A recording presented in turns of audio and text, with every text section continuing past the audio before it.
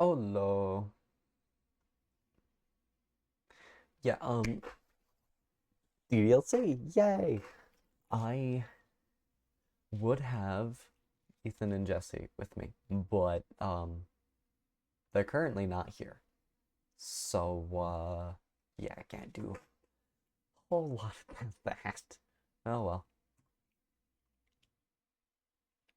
Yeah, yeah, all that stuff. 13 years of age and you consent to exposure of highly disturbing content. Yes.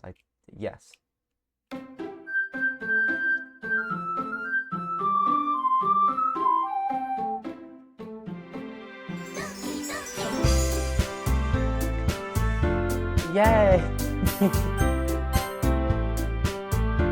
Ager. Cool. This totally won't be awful at all. Hey! See an annoying girl running toward me from the distance, waving her arms in the air like she's totally oblivious to any attention that she might draw to herself. That girl is Sayori, my neighbor and good friend since we were children. You know, the kind of friend you'd never see yourself making today. But it just kind of works out because you've known each other so long. We used to walk to school together on days like this. But starting around high school, she would oversleep more and more frequently, and I would get tired of waiting up. But if she's going to chase after me like this, I almost feel better off running away. However, I just sigh and idle in front of the crosswalk and let Sayori catch up to me. Overslept again. But I got you this time. Maybe, but only because I decided to stop and wait for you. You say that like you were thinking about ignoring me. That's mean, Wager. Well, if people stare at you for acting weird, then I don't want them to think we're a couple or something. Fine. But you did wait for me after all. I guess you don't have it in you to be mean even if you want to. If you say, Sayori. We cross the street together and make our way to school. As we draw near, the streets become increasingly speckled with other students making their daily commute. By the way, Wager, have you decided on a club to join yet? Club? I told you already, I'm really not interested in joining any clubs. I haven't been looking either. That's not true. You told me you would join a club this year. Did I? I'm sure it's possible that I did in one of our remaining conversations where I dismissively go along with whatever she's going on about. Yeah, I do that too. Sayori likes to worry a little too much about me, but I'm perfectly content just getting by on the average while spending my free time on games and anime. I was talking about how I'm worried that you won't learn how to socialize or have any skills before college. Your happiness is really important to me, you know. And I know you're happy now, but I die at the thought of you becoming a NEET. A NEET? What is that? In a few years because you're not used to the real world. Trust me, right? Don't make me keep worrying about you. Alright. I'll look at a few clubs if it makes you happy. No promises though. Will you at least promise me you'll try a little? Yeah, I guess I'll promise you that. Yay! Why do I let myself get lectured by such a carefree girl? More than that, I'm surprised I even let myself relent her.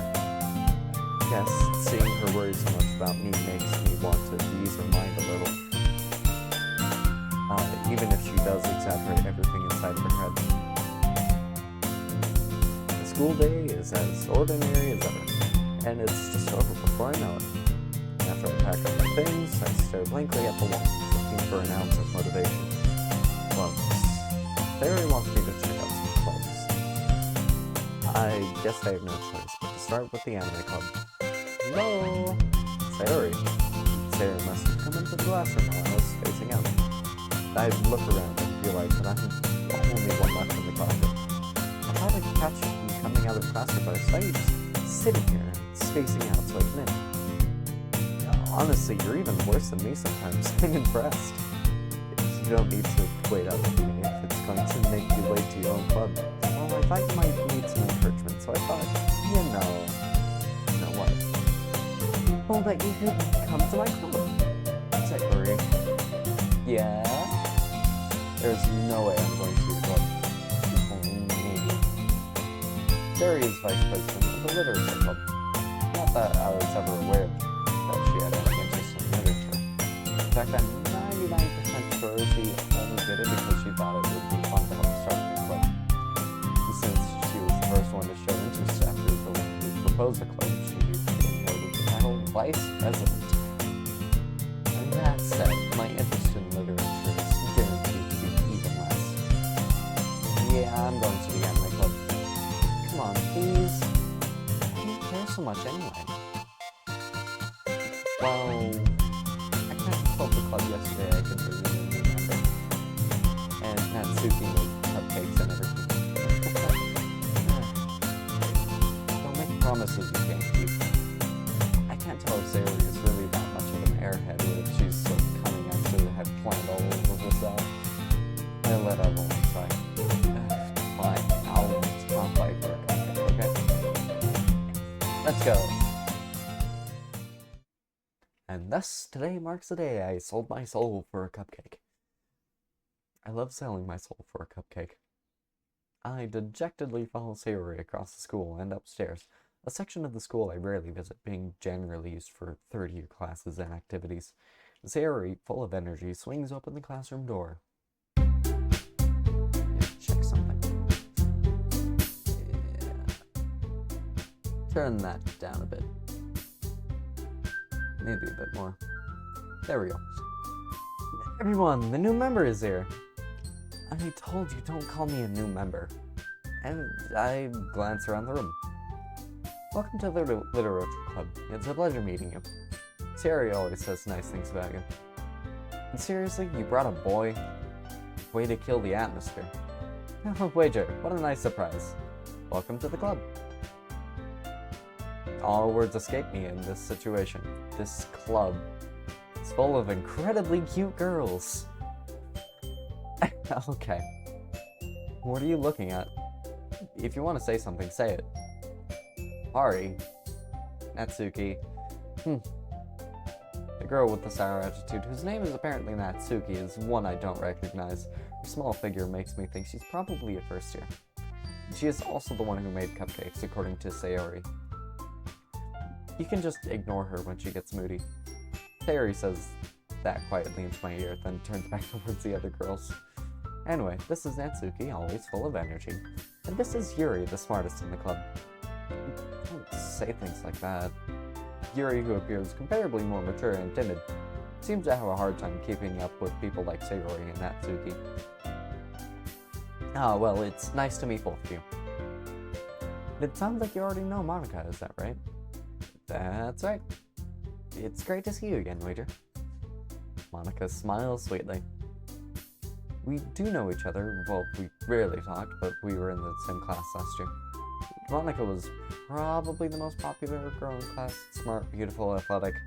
Basically completely out of my league. So having her smile at me so genuinely feels a little... You too, Monica. Come, sit down, Wager. We made room for you at the table, so you can sit next to me or Monica. I'll get the cupcakes. Hey, I made them. I'll get them. Sorry, I got a little too excited. And how about I mix some tea as well? Ooh, that'd be lovely. The girls have a few desks arranged to form a table. As Sayori mentioned, it's been widened so that there's one space next to Monica and one space next to Sayori. Natsuki and Yuri walk over to the corner of the room where Natsuki grabs a wrapped tray and Yuri opens a closet. Still feeling awkward, I take a seat next to Sayori. Natsuki proudly marches back to the table, tray in hand. Okay, are you ready? Ta-da! What? Natsuki lifts the foil off the tray to reveal a dozen white, fluffy cupcakes decorated to look like little cats. The whiskers are drawn with icing and little pieces of chocolate were used to make ears. That smile is uncomfortable. So cute! I had no idea you were so good at baking, Natsuki. Well, you know. Just hurry and take one. Sayori grabs one first, then Monica. I follow. It's delicious. Sayori talks with her mouth full and has already managed to get icing on her face. I turn the cupcake around in my fingers, looking for the best angle to take a bite. Natsuki is quiet. I can't help but notice her sneaking glances in my direction. Is she waiting for me to take a bite? I finally bite down.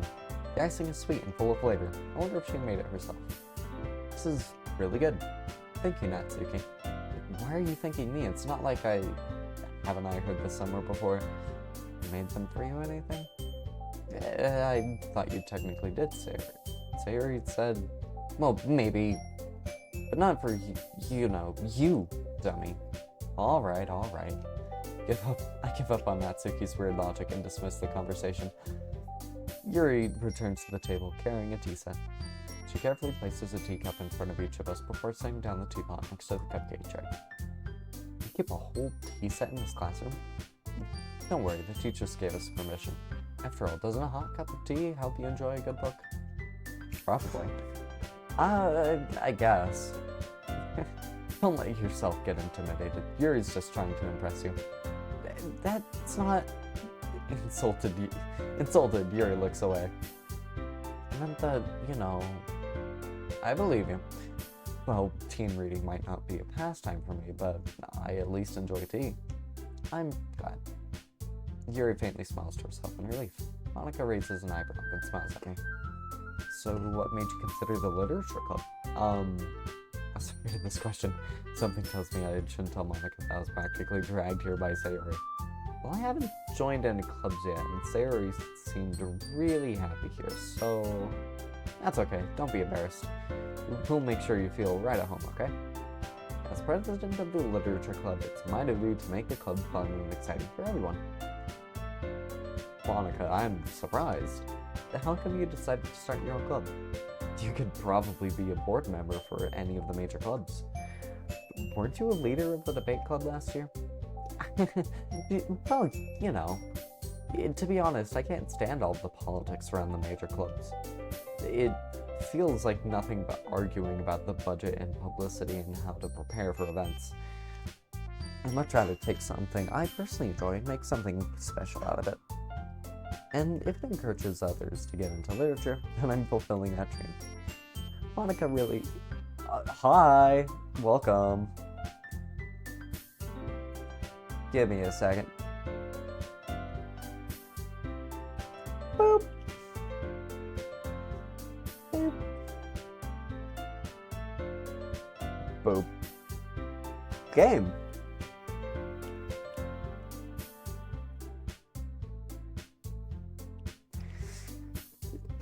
Do you want to voice anyone?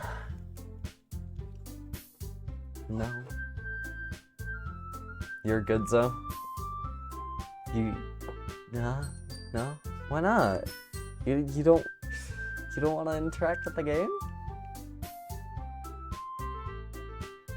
Stop being an EP boy. Be an awake boy. Get some coffee.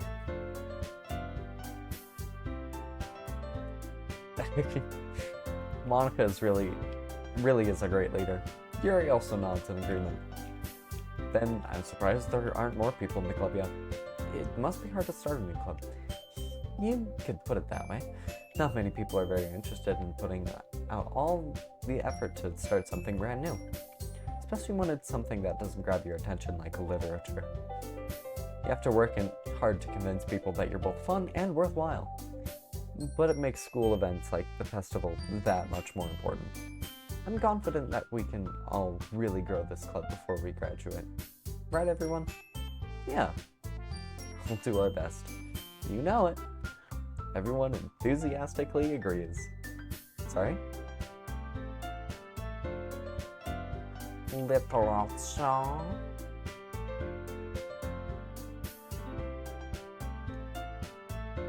I want to check something real quick.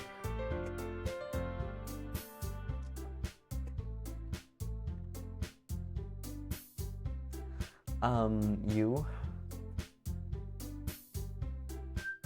Maybe.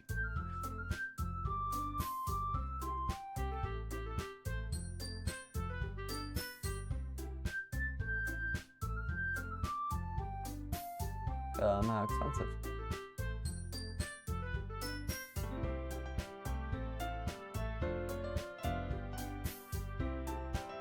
$65. Jesus.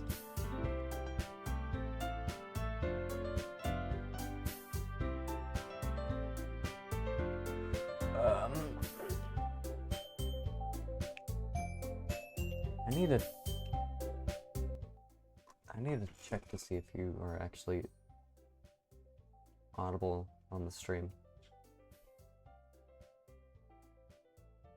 Speak, funny magic man.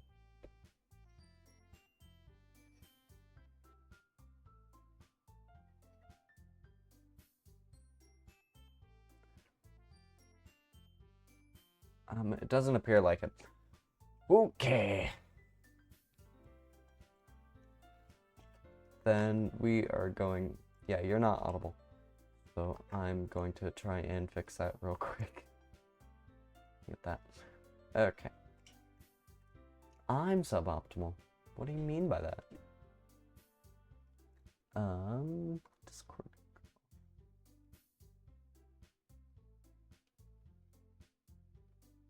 Okay, add, media categories, application audio, add source, Discord, add source. Wait, it's already in here.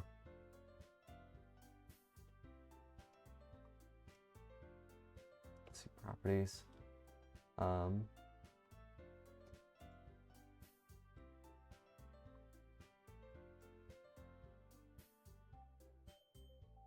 gonna try monitoring it, see if that, and probably, let's see if removing the filters does anything. Okay.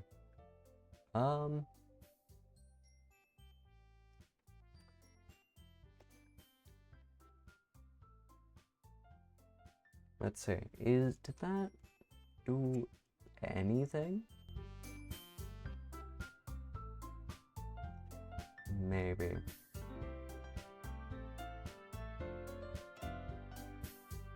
Okay. It's not.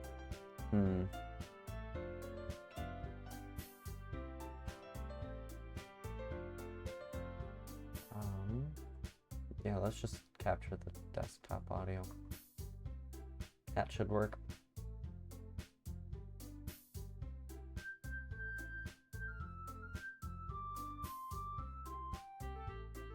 Blah blah blah.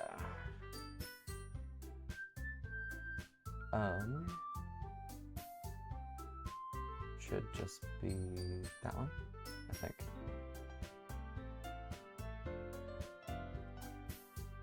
Okay, monitor and output, see if that works. Okay.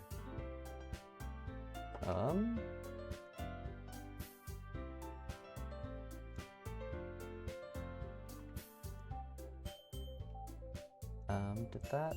No.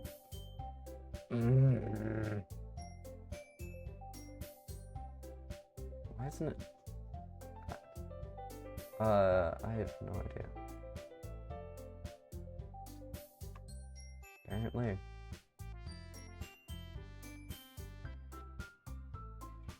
Add new source.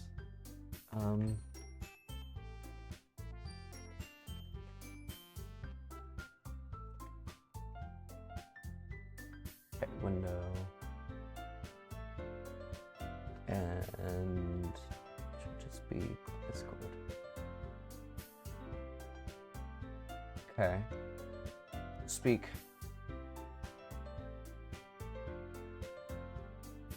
Why the fuck?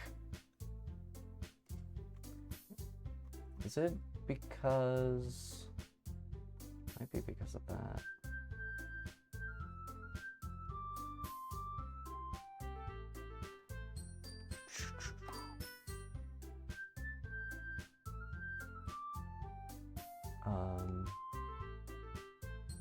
Purely just online. I don't need... Okay, settings.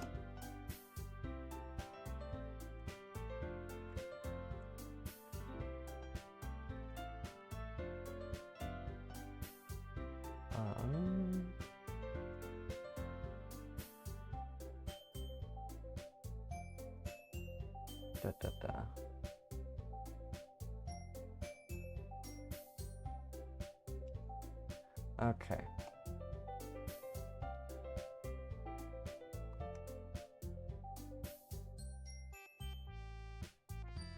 Okay, let's see if that worked. It did not. Fuck. Why the hell? Seriously, it should be working.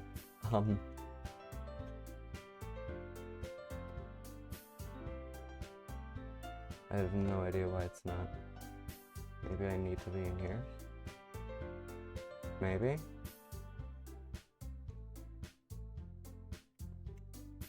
It is not.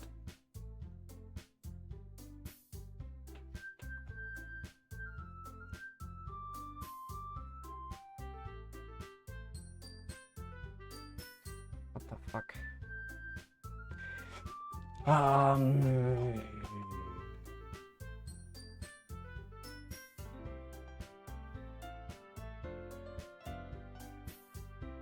Yeah, no, that's not.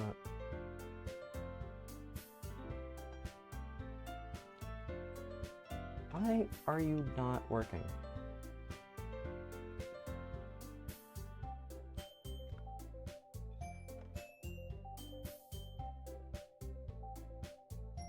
Yeah, I can, but stream can't. It's not capturing your audio.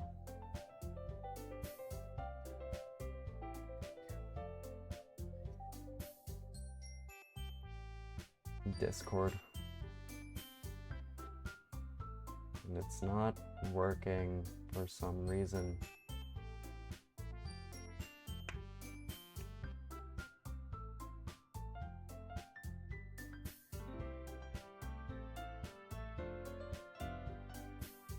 I don't think so. I'm gonna try just capturing Discord.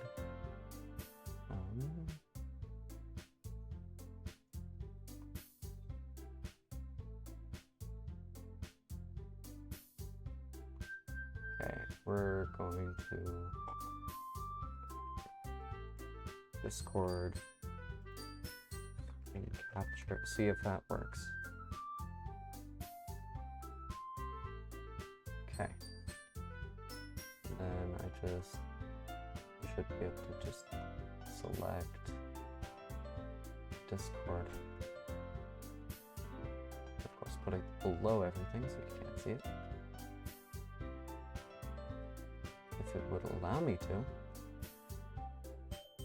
Oh, wait. Try speaking now? Yep, hippity hoppity, I've stolen your property. No, that still did nothing. Fuck me.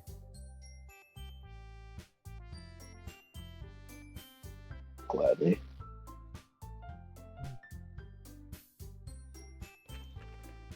Discord.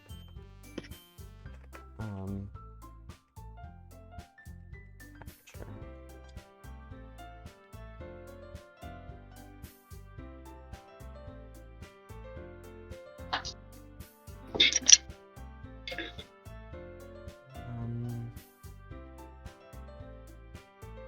What Discord?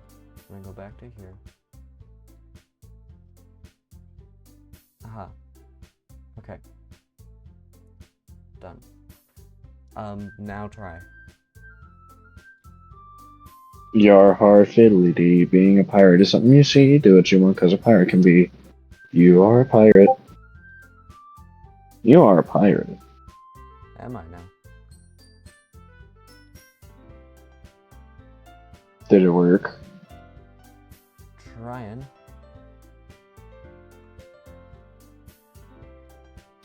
Oh my god. Let's see if that worked.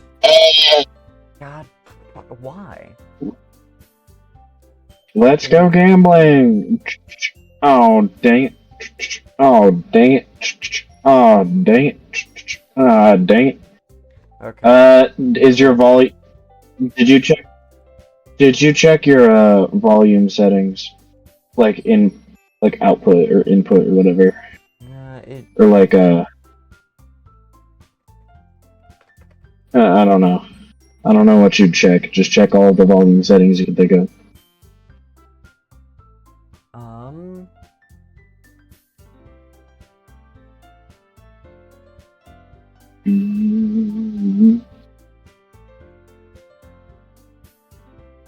Yeah,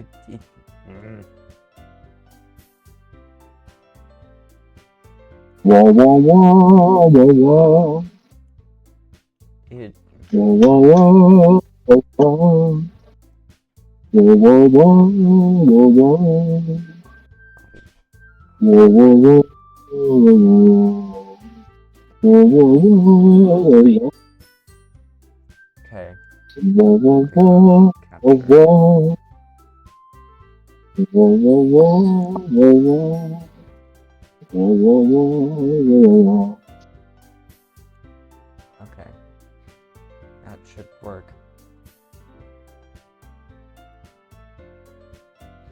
Audio output. Or should it?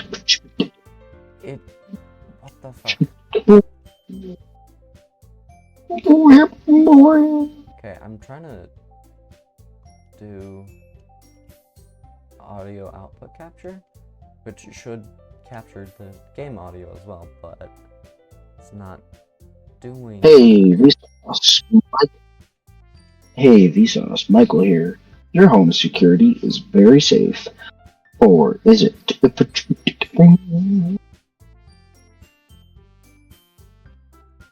Okay, let's just try Discord on my browser, because for some fucking reason. Alright.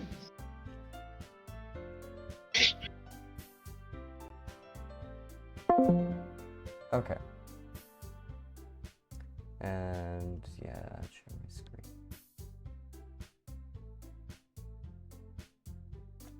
Okay.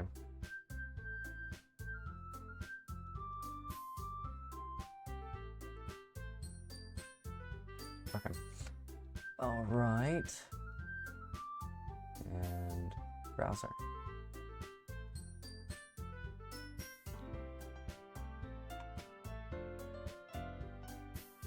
I don't know why Streamlabs is fucking me over right now.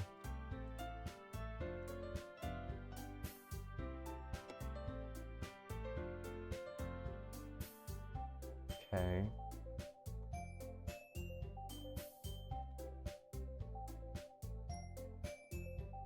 Turn output.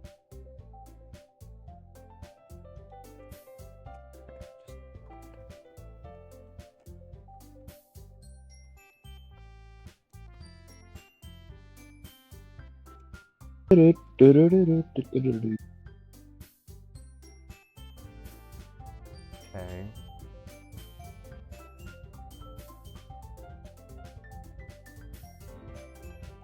Turn output.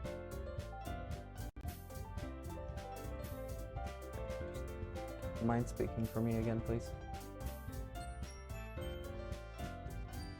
Wobble wobble wobble wobble wobble wobble wobble wobble wobble wobble wobble wobble wobble wobble. Ibbe dooby wibbe dibbe dibbe dibbo. Turn output. Yar har fiddly dee. Let me see, don't you work as Margaby? I think it's capturing you? You are a pirate. Oh, yeah, there we Wah go. wah wah wah wah. Let's just turn that Wah down, wah though. wah. Okay, finally. Fuck me. Everyone enthusiastically agrees. Such different girls, all interested in the same goal. Monica must have worked really hard just to find these three.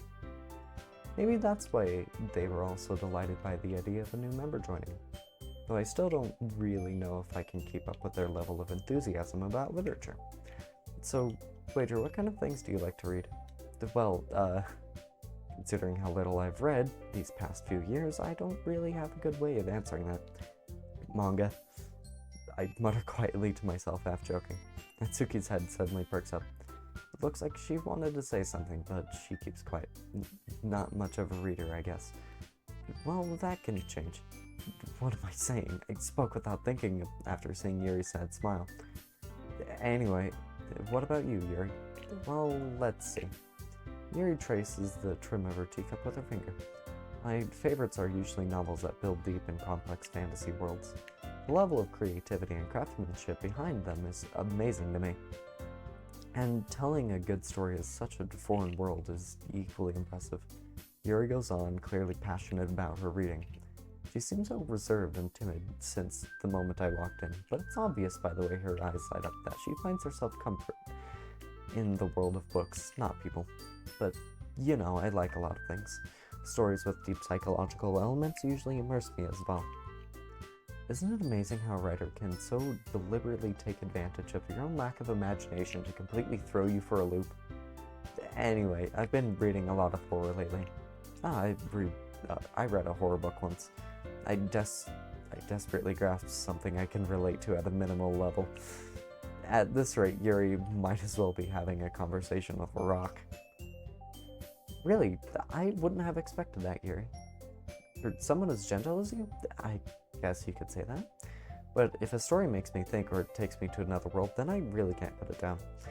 The surreal horror is often very successful at changing the way you look at the world, if only for a brief moment. Ugh, I hate horror. Oh, why is that? Well, Natsuki's eyes dart over to me for a split second. But never mind.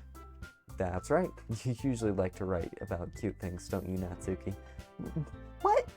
What gives you that idea? You left a piece of scrap paper behind last club meeting. It looked like you were working on a poem called... Don't say it out loud! And give that back. Fine. Your cupcakes, your poems, everything you do is just as cute as you are. Sari sidles up behind Natsuki and puts her hand on her shoulders. I'm not cute! Natsuki, you write your own poems? Well, I guess sometimes. Why do you care? I think that's impressive. Why don't you share them sometime? No. Natsuki averts her eyes. You wouldn't like them. I'm not a very confident writer yet. I understand how Natsuki feels. Sharing that level of writing takes more than just confidence. The truest form of writing is writing to oneself. You must be willing to open up to your readers, exposing your vulnerabilities and showing them even the deepest reaches of your heart. Do you have writing experience too, Yuri? Maybe if you share some of your work, you can set an example and help Natsuki feel comfortable enough to share hers. Yes, it's the same for Yuri. Oh, I wanted to read everyone's poems. We all sit in silence for a moment. Oh, okay, I have an idea, everyone.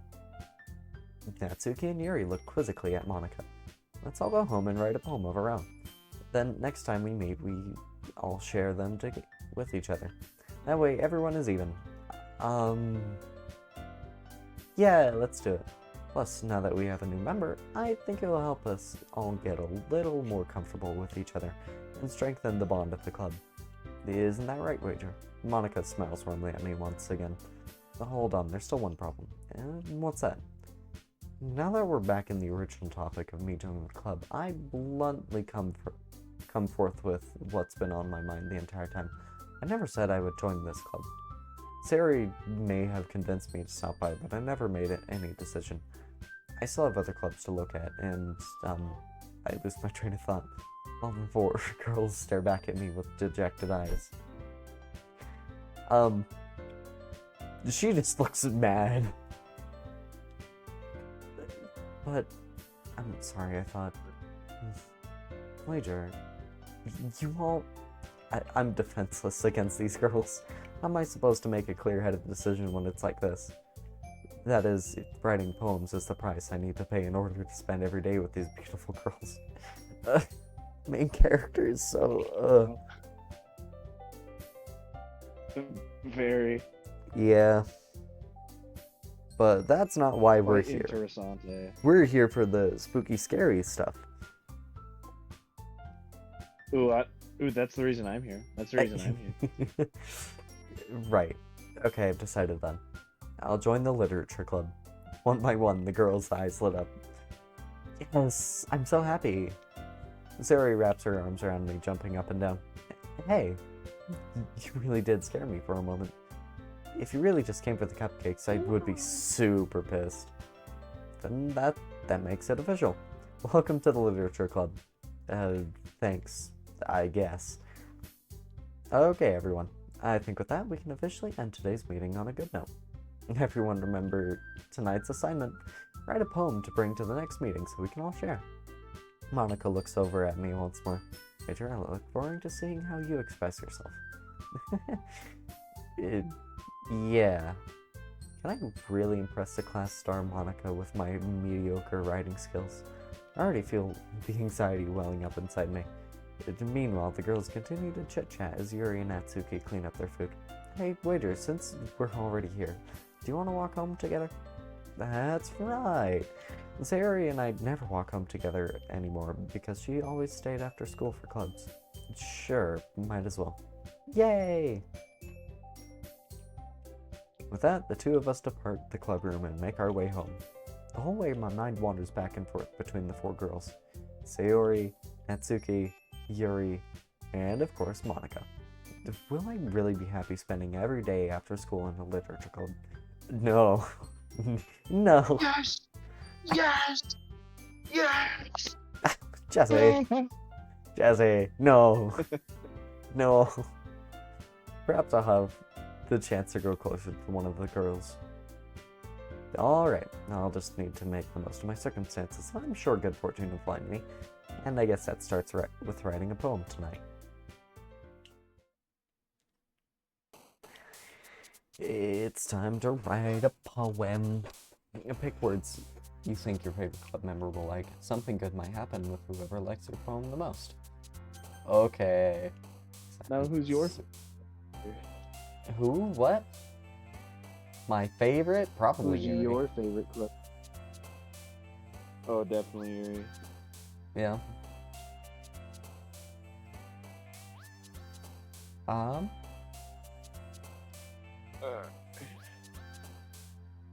Wasn't. Lipstick, captive heart, ocean.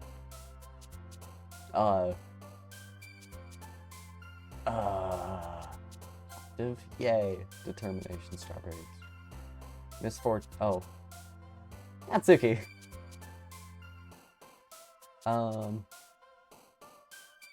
Incongruent. Meager. After image. What? Uncanny. Extra. Oh. Essence. Extra. Unrestrained. Starscape. Imagination, lollipop, death, comfort, papa, grief, pout, climax, nibble, sunset. Nipple? Pressure, bed, passion, wonderful, agonizing, vertigo, sweet, paradise, universe, eternity. I think vertigo. Heaven sent. Lust, beauty, despise, calm, analysis, dance, unrequited. Okay, I thought that would have gone for Yuri. Philosophy, melancholy.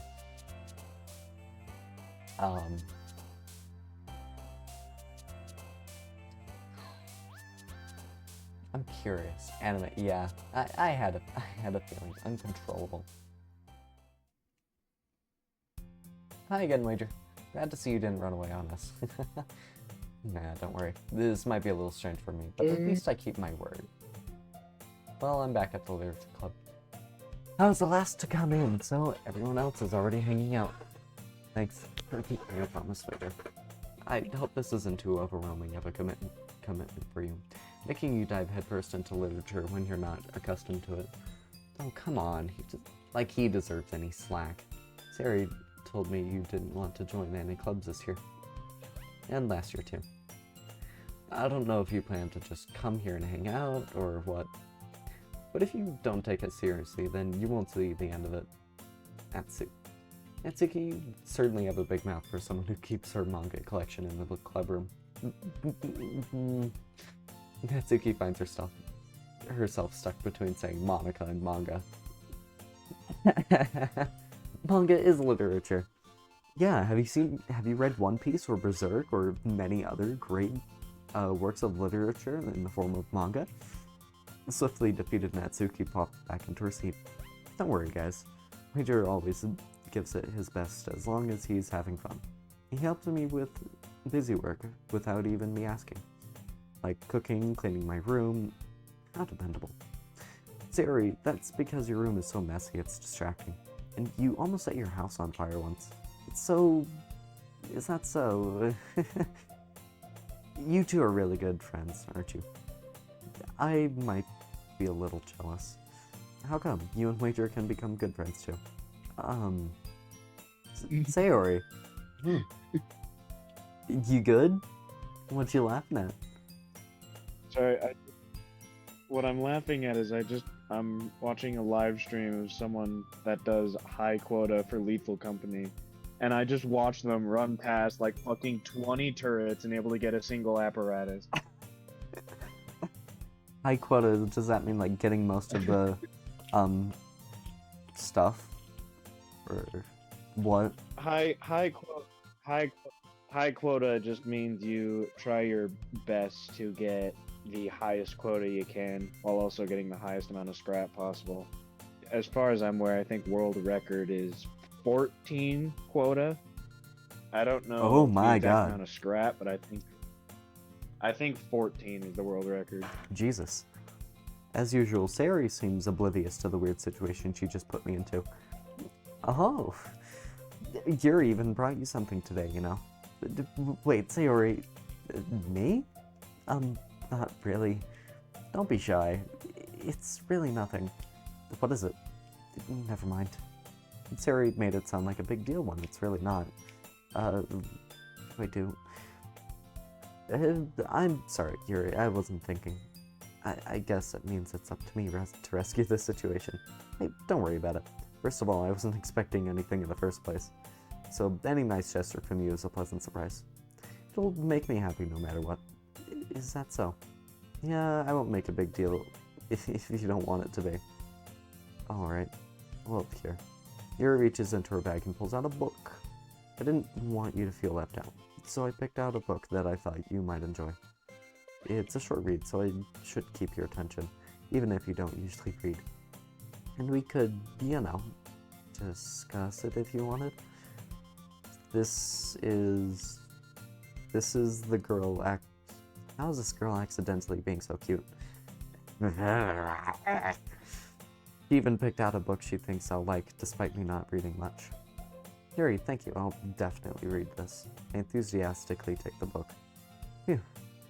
Well, you can read it at your own pace. I look forward to hearing what you think. Now that everyone's settled in, I expected Monica to kick off some scheduled activities for the club. But that doesn't seem to be the case. Sayori and Monica are having a cheery conversation in the corner. Yuri's face is already buried in a book. I can't help but notice her intense expression, like she was waiting for this chance. Meanwhile, Natsuki is rummaging around in the closet. I'm really curious to talk to Yuri a little bit more, but at the same time, I would feel bad for distracting her from reading. I catch a glimpse of the cover of her book. It looks like the same book that she lent to me. More than that, she seems to be on the first few pages. Crap. I think she noticed me looking at her. She sneaks another glance at me and her eyes meet for a split second. But that only makes her hide her face deeper in her book. Sorry, I was just spacing out. I mutter this, sensing I made her uncomfortable. Oh, it's fine. If I was focused, then I probably wouldn't have noticed in the first place. But I'm just rereading a bit of this, so... That's the book you gave me, right? Mm-hmm. I wanted to reread some of it. Not for any particular reason. Just curious, how come you have 2 copies of the same book? Well, when I stopped at the bookstore yesterday... that's not what I meant. I mean... I just happened to buy 2 of them. Ah, I see. There's something fairly obvious here that Yuri isn't telling me, but I decided to let it go. I'll definitely start reading it soon. I'm glad to hear. Once it starts to pick up, you might have a hard time putting it down. It's a very engaging and relatable story. Is that so? What's it about, anyway? Well, Yuri closes the book and scans her eyes over the back. The book is titled Portrait of Markov. There's an ominous-looking eye symbol on the front cover. Alright. I just wanted to make sure I don't accidentally give anything away. Basically, it's about this girl in high school who moves in with her long-lost younger sister. But as soon as she does so, her life gets really strange. She gets targeted by these people who escaped from a human experiment prison. And while her life is in danger, she needs to desperately choose who to trust. No matter what she does, she ends up destroying most of her relationships, and her life starts to fall apart. It's kind of dark, isn't it? Yuri made it sound like it was going to be a nice story, so that dark turn came from nowhere. Yuri gently giggles all of a sudden. Are you not a fan of that sort of thing, Wager? No, it's not that. I mean, I can definitely enjoy some kinds of stories, so don't worry. I hope so. Yeah, I totally forgot that Yuri's into those things. She's so shy and reclusive on the outside, but her mind seems to be completely different. It's just that those kinds of stories, they challenge you to look at life from a strange new perspective. When horrible things happen, not just because someone wants to be evil, but because they have their own goals or their own philosophy that they believe in. Then suddenly,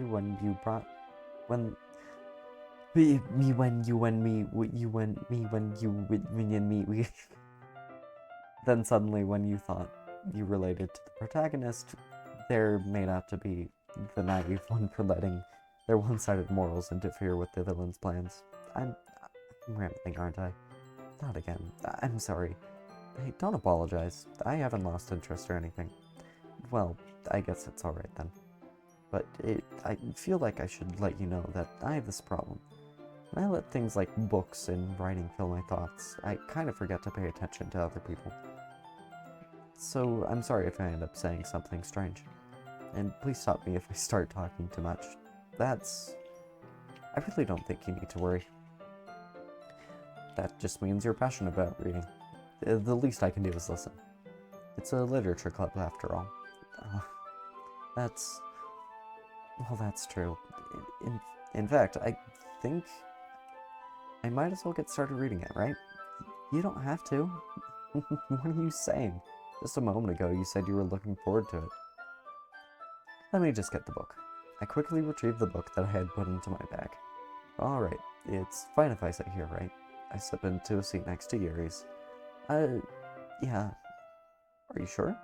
You seem a little apprehensive. I'm sorry. It's not that I don't want you to. It's just something I'm not very used to. That is reading in company with someone. I see. Well, just tell me if I end up distracting you or anything because of my hot bod.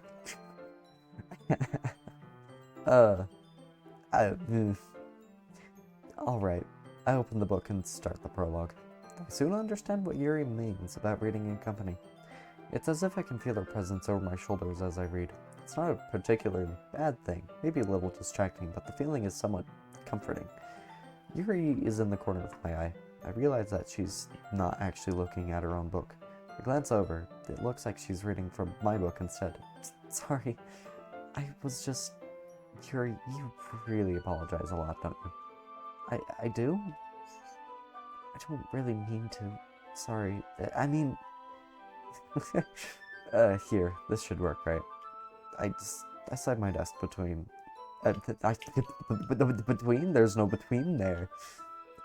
There is. It's right down here, but there's... I slide my desk until it's up against Yuri's, and then hold my book more between the two of them. I suppose...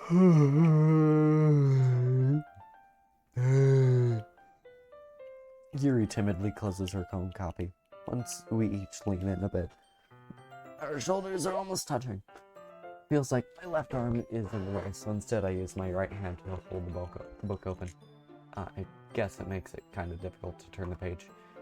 Here. Yuri takes her left arm and holds the left side of the book between her thumbs and forefinger. I do the same with my right arm, and on the right side of the book. That way, I turn a page and Yuri slides it under her thumb after it flips to her side. But in holding it like this, we're huddled even closer together than before. It's actually kind of distracting me. It's as if I can feel the warmth of Yuri's face, and she's in the corner of my vision. Are you ready? To turn the page. Sorry. I think I got a bit distracted for a second. I glance over at Yuri's face once again and our eyes meet. I don't know how I'll be able to keep up with her. That's okay. You're not as used to reading, right? I don't mind being patient if it takes you a bit longer. It's probably the least I can do. Since you've been so patient with me. Yeah, thanks. We continue reading. Yuri no longer asks me if I'm ready to turn the page. Instead, I just assume that she finishes the page before me, so I turn it by my own volition. We continue the first chapter in silence. Even so, turning each page almost feels like an intimate exchange. My thumb gently letting go of the page, letting it flutter over to her side as she catches it under her own thumb. Hey, Yuri, this might be a silly thought, but the main character kind of reminds me of you a little bit. You think so? How does she? Well, I guess she's more blunt in a lot of ways, but she also second-guesses a lot of the things that she says and does. Like, she's afraid to do something wrong. It's not like I can see in your own head or anything, but they're kind of reminiscent of some of your mannerisms. I see. Yuri remained silent for a moment. But waiter, that's probably a terrible thing to have common with her. That's so embarrassing that you think of that. Wait, I didn't mean it in a bad way or anything. Sorry, I really didn't know you were self-conscious about that sort of thing. Yes, I more meant that it's kind of cute. What are you saying all of a sudden? Okay, everyone. I think it's about time we share today's poems with each other. We might not have enough time if we wait too long. Yuri exhales, spared from finishing her thought. Is that alright, Yuri? You look kind of down. I'm sorry if you haven't been looking forward to this. It's fine. Yuri releases her hand from the book, causing it to close on top of my thumb. Alright, I guess I'll do some more reading tonight. Or would you prefer I only read it with you? I guess I don't have too much of a preference either way. In that case, I'll read a little more tonight. It'll be more fun to read with you after it picks up a bit, you know? That's good reasoning. In that case, feel free to finish the first 2 chapters in your own time. Alright. I stand up. I make a mental note of where I left off in the book, then slip it back into my bag. By the way, did you remember to write a poem last night? Yeah. My relaxation ends. I can't believe I agreed to do something so embarrassing. I couldn't really find much inspiration since I've never really done this before.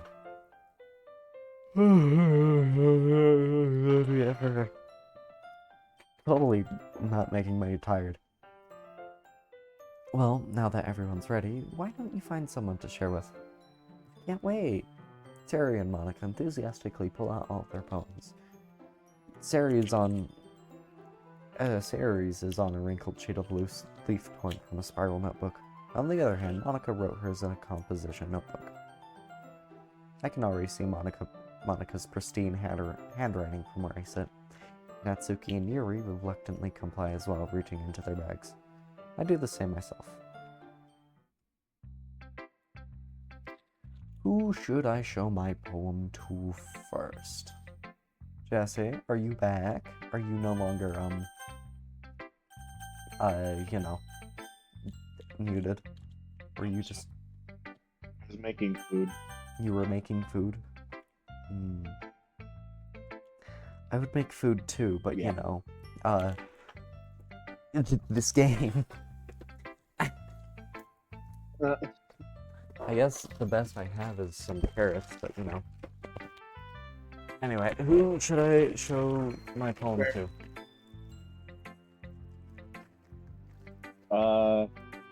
Show it to Yuri. Okay. Yuri seems most experienced, so I should start with her. I can trust her opinion, to be fair. As Yuri reads the poem, I notice her eyes lighten up. Exceptional. What was that? Did I say that out loud? Yuri first covers her mouth and ends up covering her whole face. She's going to hate me. Really didn't do anything wrong, Yuri. I guess you're right. What am I getting so nervous for? Yuri takes a breath. So, what kind of writing experience do you have? Your use of imaginary imagery and metaphors indicates you've written a lot of poetry before. Really? Wow, that's a huge compliment coming from you. This is actually my first time, really. Uh-huh? Yuri stares at me blankly, then looks at my poem again. Well, I know that. I just meant, Yuri trails off, unable to find an excuse. She traces her fingers along the words in the poem as if breaking it down more thoroughly. Yeah. Okay. This is the reason I was able to Break it down for you, Mark! Mark. What will you have after 10,000 years? This is the reason I was able to tell. It's just that there are specific writing habits that are usually typical of new writers. And having been through that myself, I kind of learned to pick up on them. I think the most notable thing I can recognize in new writers is that they try to make their style more deliberate. In other words, they tend to pick a writing style separate from the subject matter, and they form-fit the two together. The end result is that both the style and the expressiveness are weakened. Once Yuri finds her train of thought, it's as if her demeanor totally changes. Her stammering is completely gone and she sounds like an expert. Of course, that's nothing you can be blamed for. There's so many different skills and techniques that go into writing even a simple poem. Not just finding them and building them, but getting them to work together is probably the most challenging part. It might take you some time, but it all comes with practice and learning by example, and trying new things.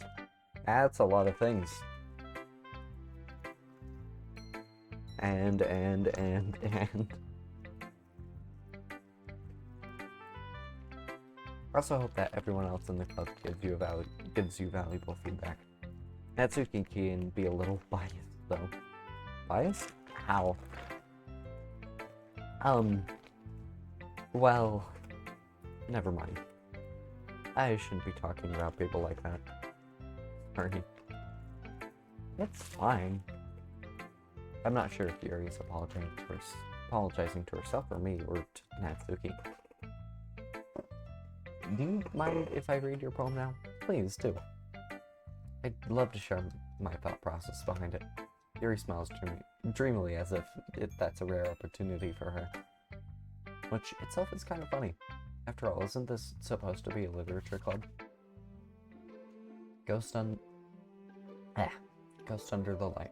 The tendrils of my hair illuminate beneath the amber glow. Amber glow. Bathing. It must be this one. The last remaining streetlight to have withstood the test of time. The last yet to be replaced by the sickening blue-green hue of the future. I bathe, calm, breathing air of presence, but living in the past. The light flickers. I flicker back. Oh. I'm sorry, I have such terrible handwriting. What? I wasn't thinking that at all. But it took you a long time to read. I just don't read script very often. I actually think your handwriting is pretty. And that's a relief. Also, I like the poem. Even though it's short, it was really descriptive. Wasn't too short? I usually write longer poems. Not at all. I'm really glad you like it. I'll be honest. Since it's our first time sharing, I wanted to write something a little more mild. Something easy to digest, I suppose.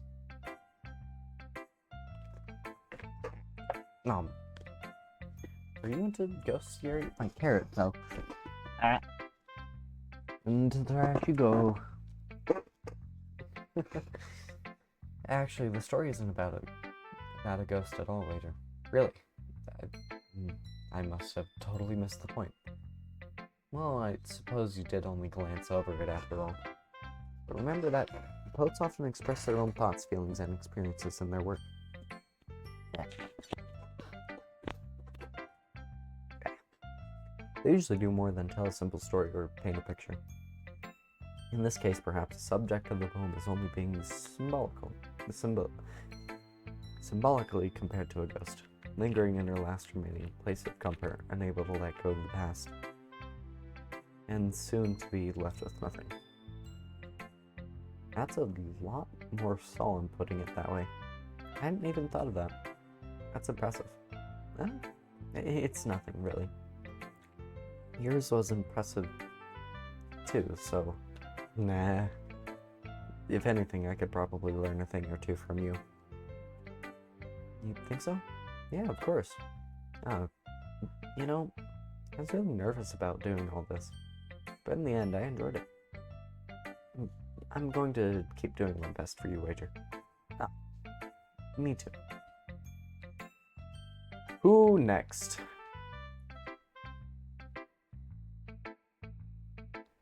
Jesse? Hello? Oh, what? Who next? Hi. Hi. I'll go to Sayori. Where? This is a good poem, Wager. Are you sure it's your first time? Of course. It's not that good. Am I the kind of guy who would be writing poems in his spare time?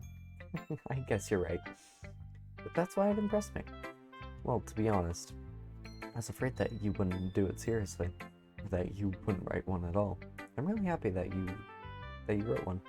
It just reminds me of how you're really a part of the club now. Not to mention the fact that I'm standing in front of you in the club room. Well, courage. Well, of course. I'm not really into it yet, but that doesn't mean I'll break my promise. See? It's like I said before, Wager. Deep down, you're not selfish at all, you know? Trying new things like this for other people, that's something that only really good people do. Thanks, Sayori. I'm not sure if Sayori sees the full picture of my motive here. Favorite? What the fuck?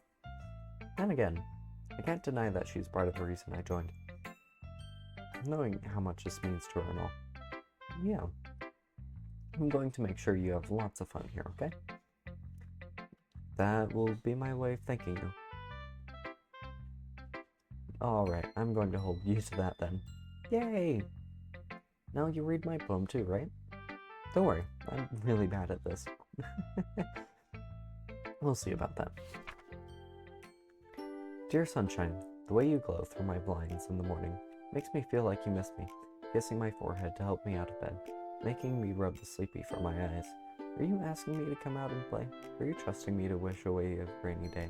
I look above, the sky is blue. It's a secret, but I trust you too. If it wasn't for you, I could sleep forever, but now I'm mad. I want breakfast. It started off real great.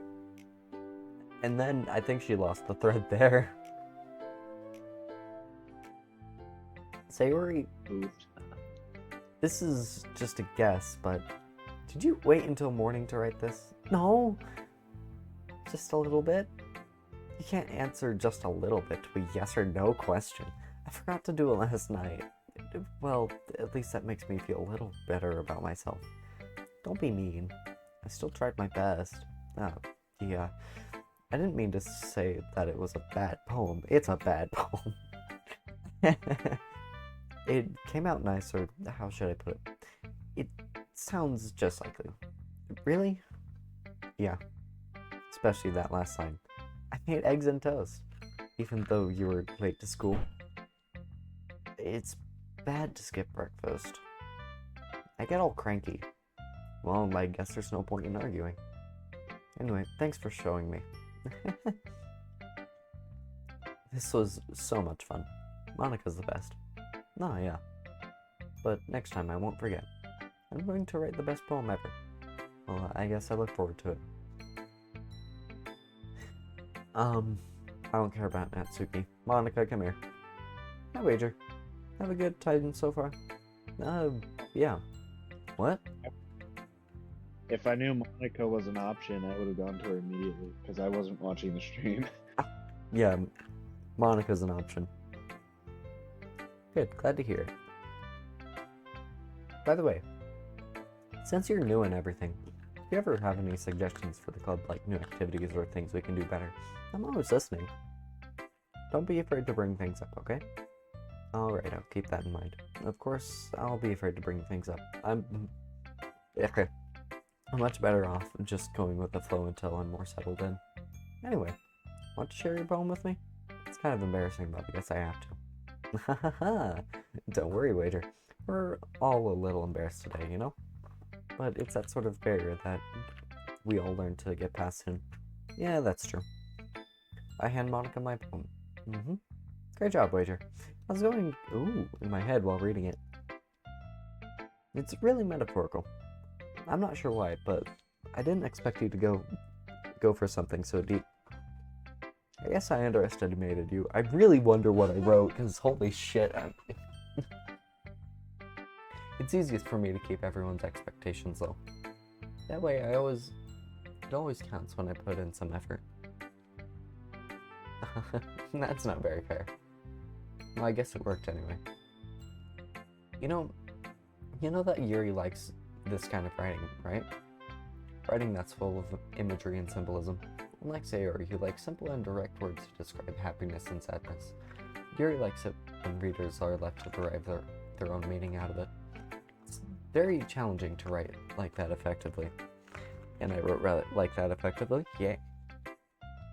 Both allowing people to get something out of it just by feel, or letting them deeply analyze all of the nuances. It can take years of practice, which I'm assuming Yuri has at this point. I never really asked though.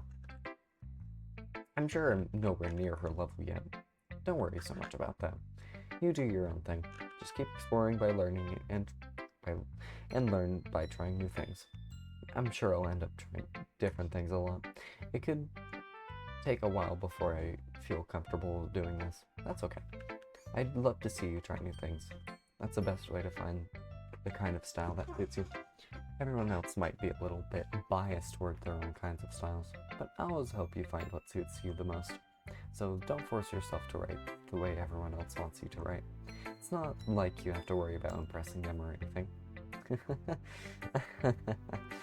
Anyway, do you want to read my poem now? Don't worry, I'm not very good. You sound pretty confident for someone who claims to not be very good. Well, that's because I have to sound confident. That doesn't mean I always feel that way, you know? I see. Well, let's read it then. Whoa. Hole in wall. It couldn't have been me. See the direction the sparkle protrudes, a noisy neighbor, an angry boyfriend? I'll never know. I wasn't home. I peer inside for a clue. No, I can't see. I reel blind like a film left out in the sun. But it's too late. My retina's already scorched with a permanent copy of the meaningless image. Just a little hole. It wasn't too right. It was too deep, stretching forever into everything. A hole of infinite choices. I realize now that I wasn't looking in, I was looking out. And he, on the other side, was looking in.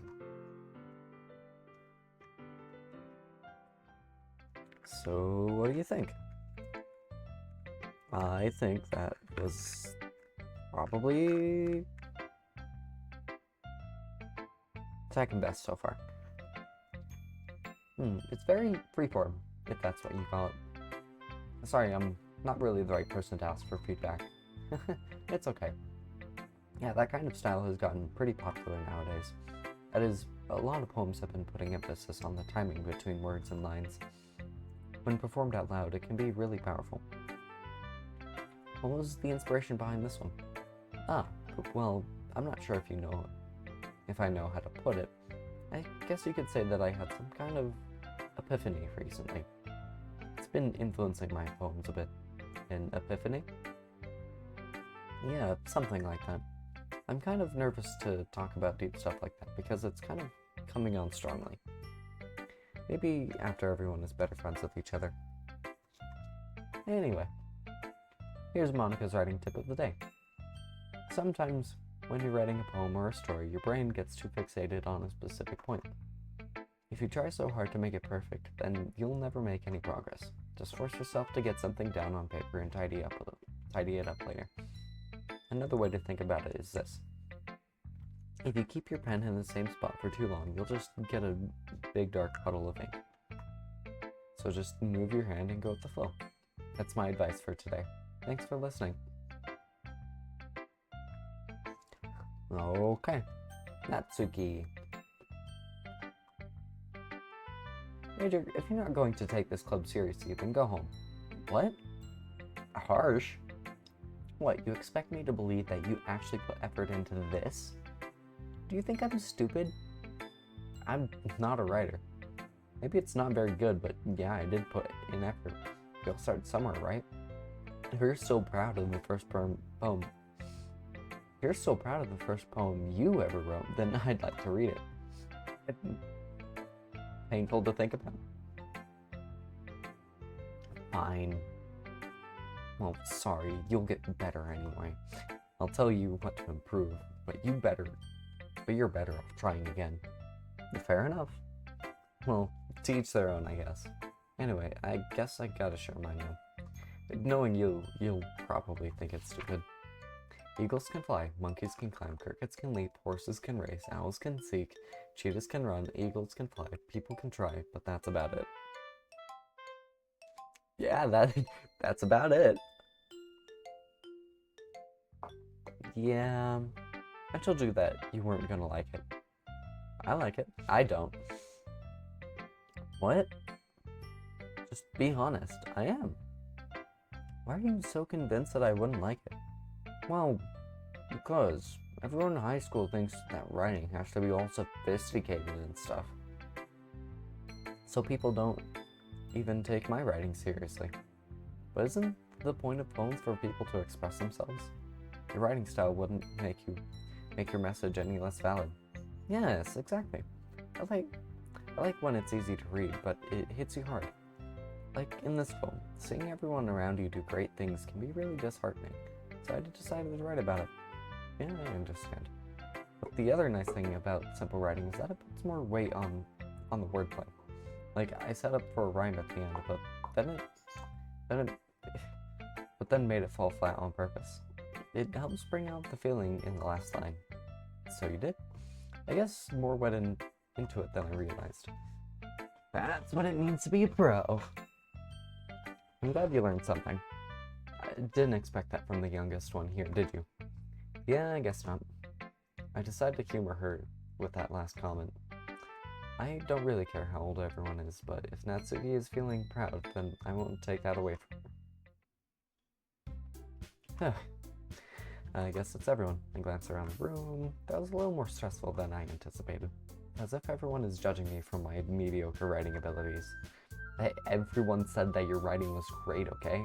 Except for Natsuki. Even if they're just being nice, there's no way my poems can stand up to theirs. This is a literature club after all. I guess that's what I ended up getting myself into. Across the room, Sayori and Monica are happily chatting. My eyes land on Yuri and Natsuki. They gingerly exchange sheets of paper, sharing their respective poems. As you read in tandem, I watch their expressions change. Natsuki's eyebrows furrow in frustration. Meanwhile, Yuri smiles sadly. What's with this language? Did you say something? Oh, it's nothing. Natsuki dismissively returns the poem to the desk with one hand. I guess you could say it's fancy. Ah, thanks. Yours is cute. Cute? Did you completely miss the symbolism or something? It's clearly about the feeling of giving up. How can that be cute? I know that. I just meant the language, I guess. I was trying to say something nice. You mean you have to try hard to come up with something nice to say? Thanks, but it really didn't come out nice at all. Well, I do have a couple suggestions. if I was looking for suggestions, I would have asked someone who actually liked it. Which people did, by the way. Sayori liked it, and Wager did too. So based on that, I'll gladly give you some suggestions of my own. First of all, excuse me. I appreciate the offer, but I've spent a long time establishing my writing style. I don't expect it to change anytime soon, unless of course I come across something particularly inspiring, which I haven't yet. And Wager liked my poem too, you know. He even told me he was impressed by it. Natsuki suddenly stands up. Oh? I didn't realize you were so invested in trying to impress our new member, Yuri. That's not what I... You're just... Yuri stands up as well. Maybe you're just jealous that Wager appreciates my advice more than he appreciated yours. Huh? How do you know he didn't appreciate my advice more? Are you that full of yourself? No. If I was full of myself, I would deliberately go out of my way to make everything I do overly cutesy. Ooh. Is everything okay? Well, you know what? I wasn't the one whose boobs magically grew a size bigger as soon as Waiter started showing up. Natsuki, that's a little... This doesn't involve you. I don't like fighting guys. Suddenly both girls turned towards me as if they just noticed I was standing there.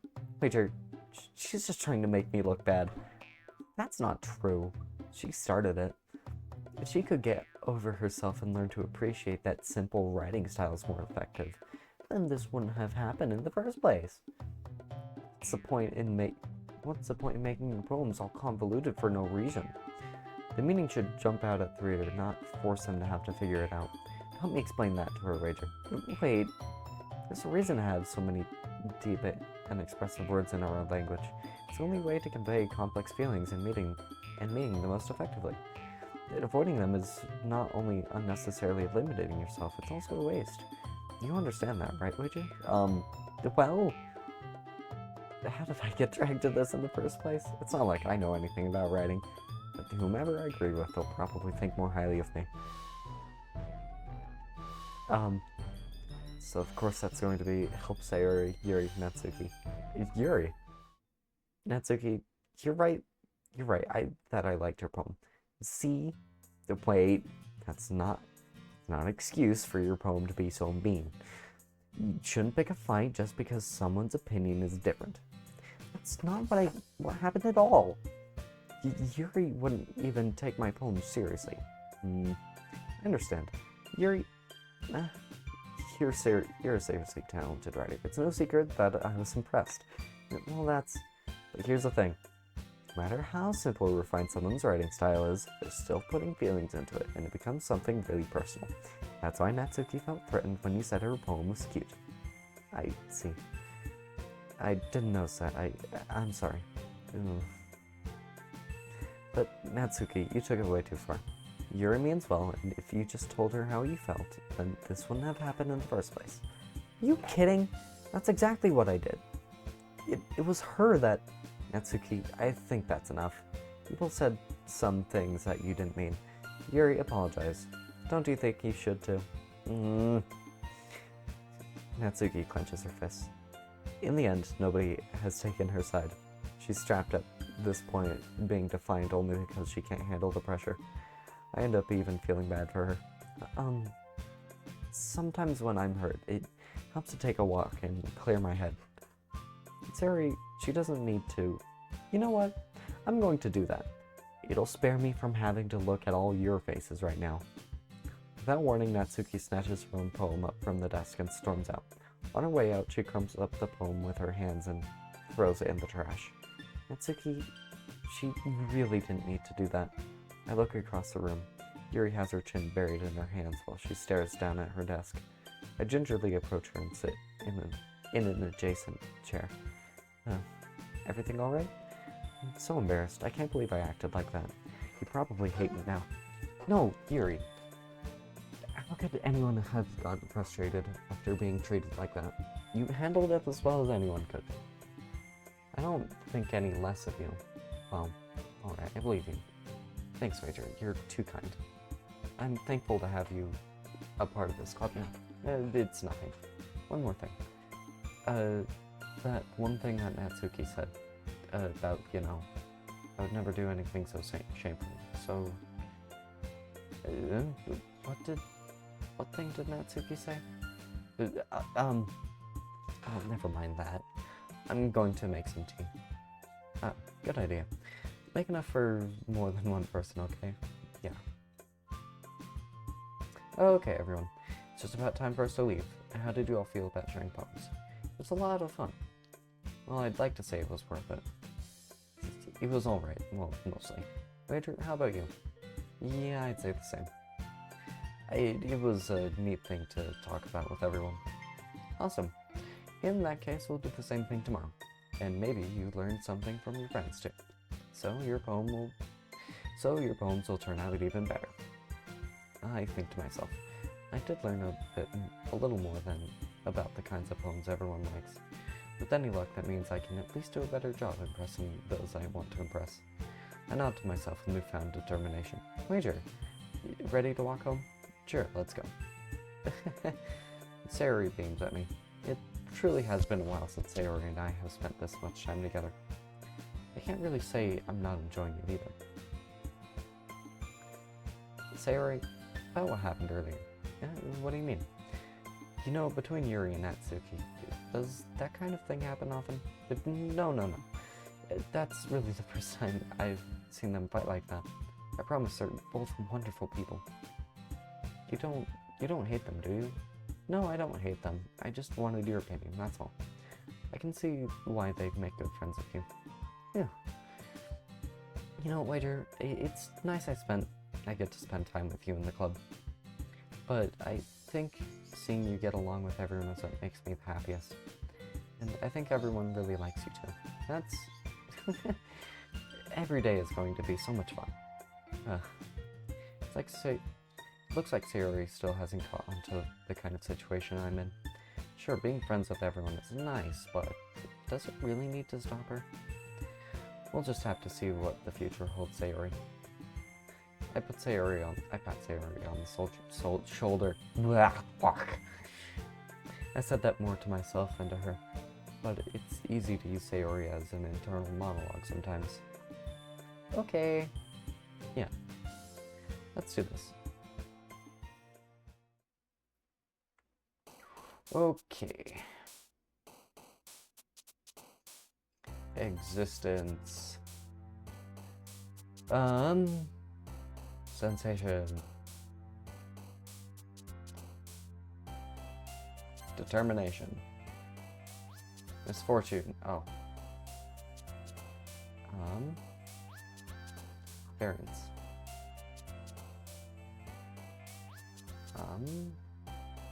Unstable.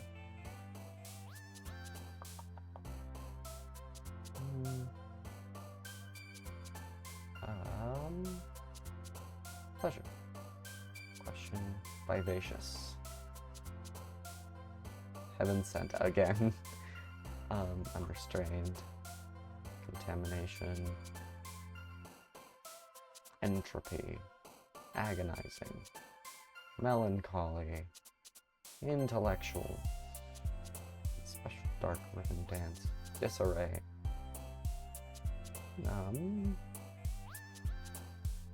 Judgment. Lightning. Disown. Pickle. Afterimage. Yay. Are you good? You're coughing. No, one of the words was judgment. Judgment.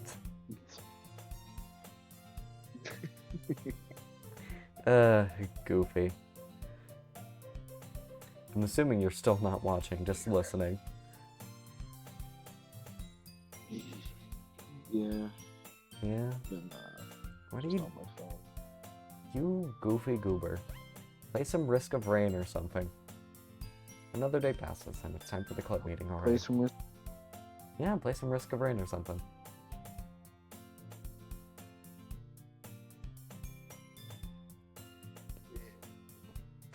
I've gotten a little more comfortable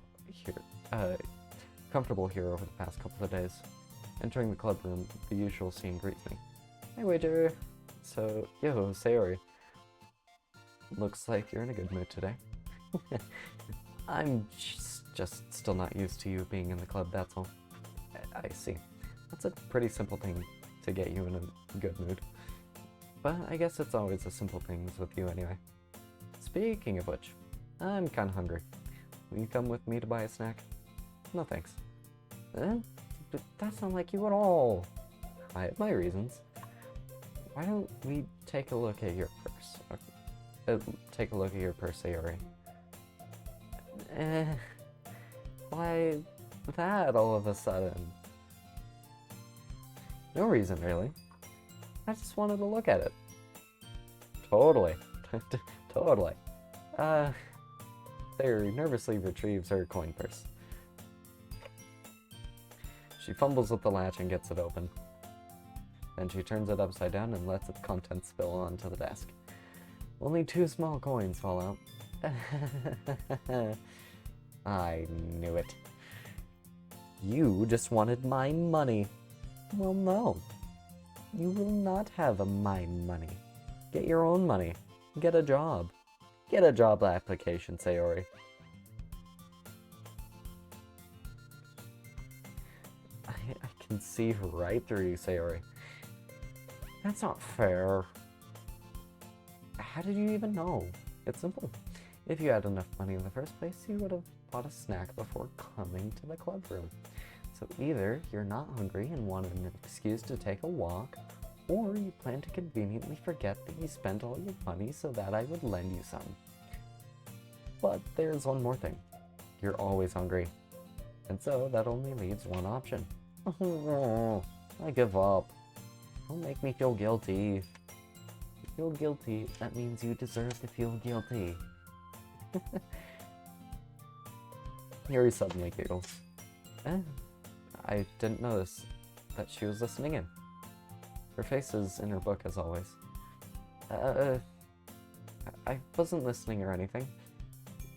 It was just something in my book. Yuri, don't wager to let me borrow some money. Don't get me involved like that, Yuri. Besides, you should only buy what you can responsibly afford. And frankly, after pulling a mischievous little stunt like that, your suffering is fair enough retribution. Did I just... I didn't mean that. I got too absorbed into my book. I really like when you speak your mind, Yuri. It doesn't happen much, but it's a fun side of you. There's no way you could think that. You were right, though. I did something bad, and now I have to accept the retribution. That. Still, coming from you, Sayori, I guess there's a little devil inside of all of us, isn't there? What the fuck did you just send?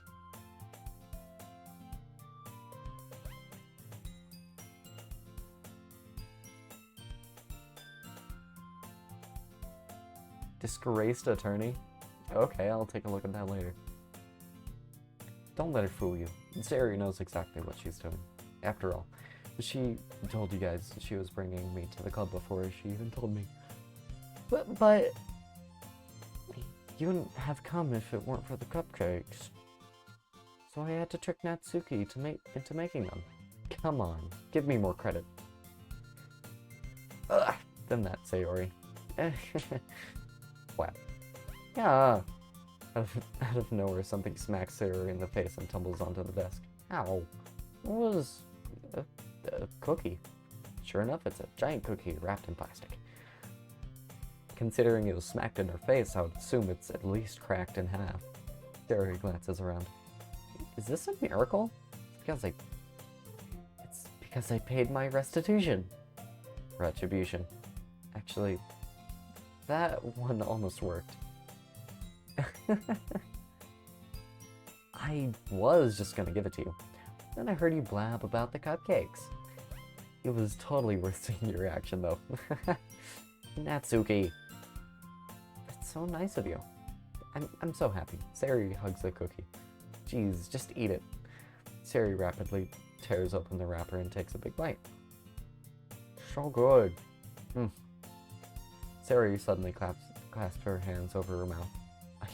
I bit my tongue. You're going through a lot over just one cookie.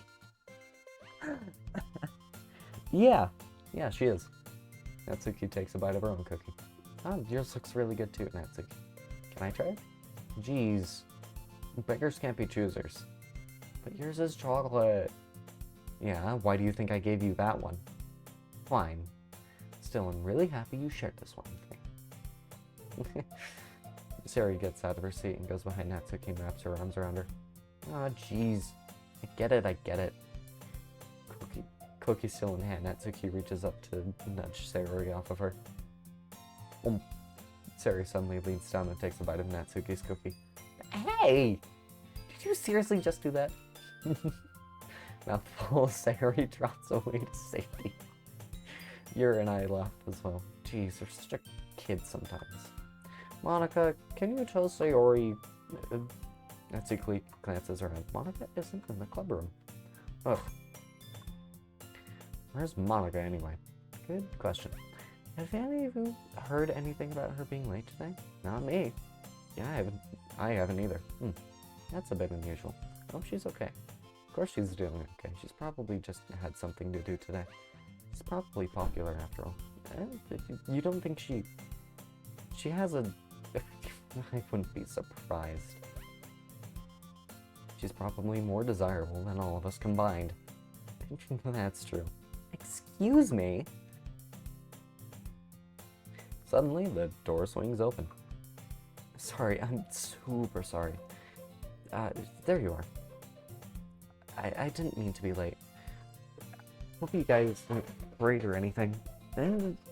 Monica chose the club over her boyfriend after all. You're so strong-willed. Boyfriend? What on earth are you talking about? Monica quizzically glances at me. Never mind that. What held you up anyway? Well, my last period today was study hall. To be honest, I kind of lost track of time. That makes no sense, though. You would have heard the bell ring at least. Must not have heard it, since I was practicing piano. Piano? I wasn't aware you played music as well, Monica. I don't really. I just kind of started recently. I've always wanted to learn piano. It's so cool! You should play something for us, Monica. Monica looks at me. Maybe once I get a little bit better, I will. Yay! That sounds cool. I also look forward to it. Is that so? In that case, I won't let you down, wager. Monica smiles sweetly. I didn't mean any pressure or anything like that. Don't worry. I've been practicing a whole lot recently. And I'd really love the chance to share once I'm ready. I see. In that case, best of luck. Thanks. So, I didn't miss anything, did I? No, not really. Just to leave out Sayori's mischievous escapade. I'm sure Natsuki will end up complaining to her anyways. It looks like everyone has already settled down.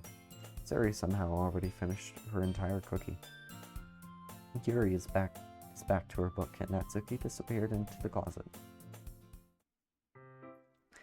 Hey, Yuri? Huh? I suddenly noticed that Yuri is reading a different book from the one we've been reading together. Sorry, I didn't mean to interrupt. No. I was kind of just waiting for you. If that's the case, why don't we go ahead and get started? Yes, let's. Actually, I have a request. Do you mind if I make some tea first? Not at all. Thanks very much. If there's one thing that can make my reading time here any better, it's a nice cup of tea.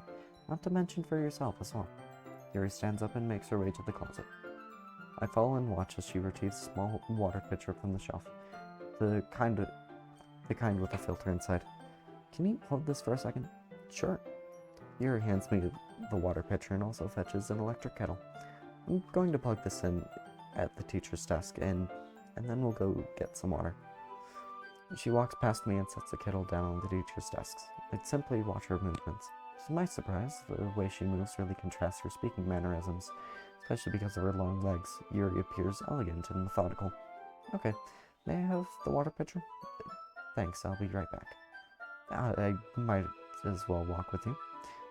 Yeah, why not? Shall we go then? Yeah, it's literally just across the room. Where are you two off to? We were just...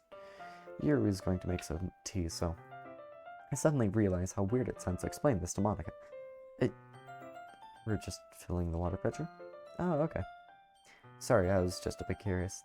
That's kind of a one-person job, isn't it? Monica, please mind your own business for once. Or do you want to tell me there's something wrong with helping involve wager and club activities? My mouth gapes. I suppose there's nothing wrong with that. Then let's go wager. Yuri quickly exits the room and I follow. Once in the hallway, she suddenly puts her forehead against the wall. I spoke without thinking. How could I say something like that, Yuri? Something about the way she said that. It made me feel so irritated. What's wrong with me? No, Yuri, I think you did the right thing.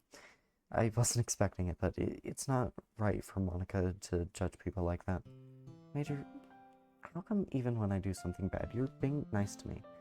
Because nothing that you do is bad, as you make it seem in your head. Nobody's perfect. We have emotions, and we can't always hide them away. But you always amplify things in your head. Your mind turns a light rain shower into a hurricane. No, wouldn't you hate me for something as terrible as that? Why would I hate you? I can't hate you for having emotions. What kind of friend would do that? Friend, you say. Yuri lifts her head. Wager, I really like being friends with you. Thanks, Yuri. I like being friends with you too. I feel kind of awkward saying something like that, but I'm doing my best to help Yuri feel better. Anyway, yeah, shall we go? Yeah. Yuri and I walk to the nearest water fountain. Once we fill up the water pitcher, we return to the classroom.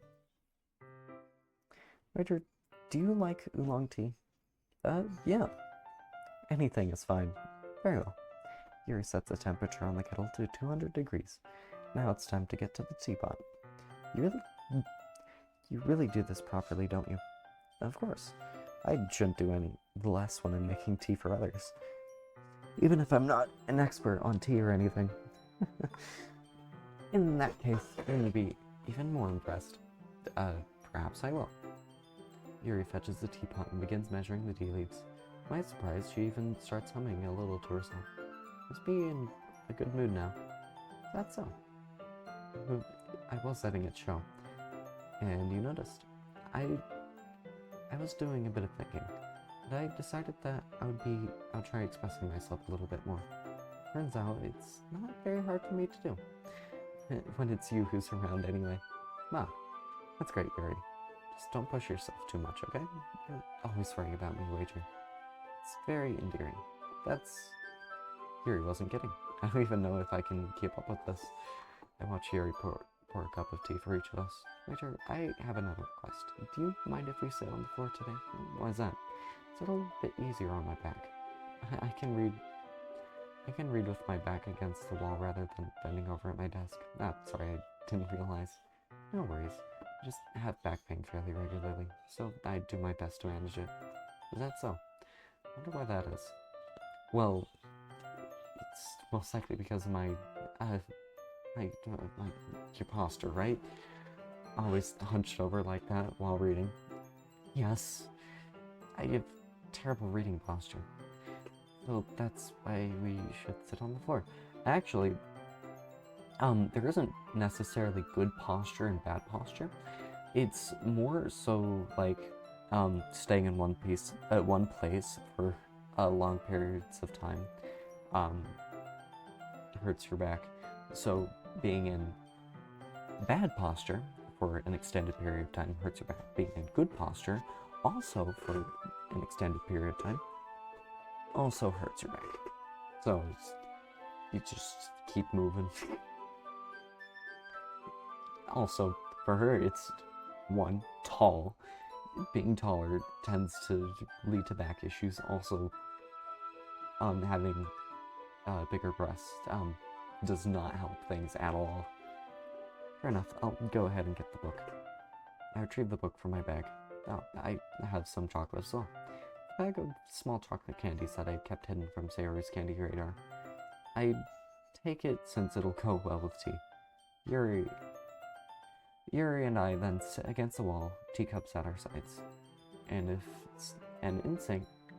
As if in sync, we assume the same reading position as last time, each holding one half of the book. Except this time, our bodies are even closer to each other. I can't see too well. Yuri slides even closer to our shoulders or touching. How am I supposed to focus on reading like this? Yuri was always kind of cute, but when she's being less apprehensive, it's almost more than I can handle. Your teacup. Yuri hands me my teacup. Holding it in my hand, that's not holding the book. I end up in a position that makes it even harder to focus. Because now I need to worry about making sure I don't accidentally touch her chest. Meanwhile, Yuri hasn't noticed a single thing. She wears her intense reading expression, and I can only presume the world around her has faded away. It is all my willpower to focus on reading. After a few minutes, I finally manage to relax a little. I put the teacup between my legs and fumble with the chocolate wrapper. Sorry, I briefly let go of the book to finish opening the wrapper. You can have as much as you want. That's okay, I won't take any. Are you sure? Well, if I touch it, then it might get smudges on the pages. Yeah, you're right. I didn't even think about that. My bad. No need to apologize. I'll hold the book, okay? Are you sure? No, of course. Yuri opens the book with both hands. She holds it so that I don't have any harder of a time reading from it. But as a result, her left arm is practically resting on top of my leg. Well, in that case, Yuri is already totally focusing on reading again. I take a chocolate candy and pop it into my mouth. Then I take another chocolate, and I hold it up to Yuri. She doesn't even look away from the book. She simply parts her lips as if this situation was completely natural. That means I can't stop her. I apprehensively place the chocolate in her mouth. Just like that, Yuri closes her lips over it. Yuri's expression suddenly breaks. Did I just... Yuri looks at me like she needs to confirm what just happened. Waiter, sorry. I guess I shouldn't have done that. That's... well... You were just helping. That's something that friends do. Right? I mean... not really in this kind of context, but... yeah. That's all it was. Yeah. Then... you don't need to stop or anything? I see. The situation has got really tense. Yuri tries to return to the book, but I can tell just by her expression that even she can't focus now. My heart is pounding. I nervously take another chocolate between my fingers. This time, Yuri's eyes meet mine. How did it even come to this? Yuri doesn't even avert her gaze. I notice her chest rising and falling to the rhythm of her breaths. Blech. Well, yeah. No, duh. She's breathing. She's breathing. I raise my arm. And, like before, Yuri parts her lips. But it's different this time. I take the chocolate and place it in her mouth. I feel her hot breath on my fingers. Okay, everyone. Yuri jolts back. It's time to share poems. Waiter, you can help Yuri put away the tea stuff, right? Yeah, of course. Okay, thanks. The spell is abruptly broken. I'll take care of the cups. Yeah. Yuri picks up the teacups from the floor. I pick up the bag of chocolates. In the end, we hastily clean up without so much as a word between us. I get the feeling this is something neither of us will have the courage to bring up. Jesse!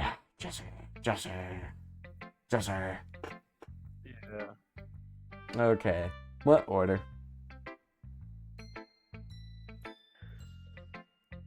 Are we able to choose all four of them? I think so. I mean, we did yesterday, so. Go, Monica. Monica. Hi again, Waiter. How's the writing going? All right, I guess. I'll take that, as long as it's not going bad. I'm happy you're applying yourself. Maybe soon you'll come up with a masterpiece. I wouldn't count on that.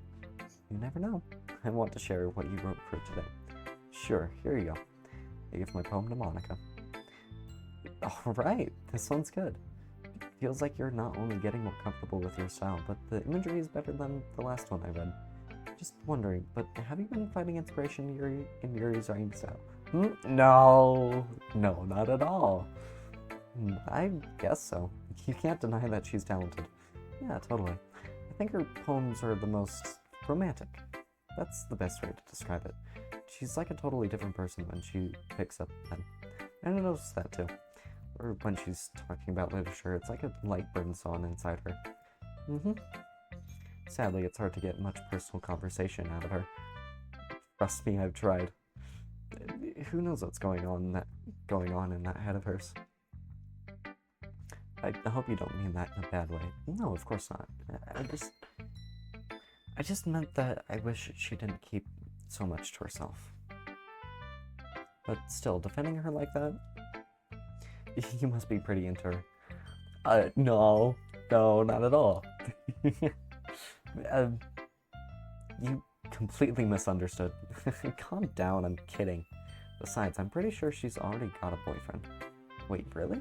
Yeah, a fictional one anyway. Monica kind of whispers that last part to me.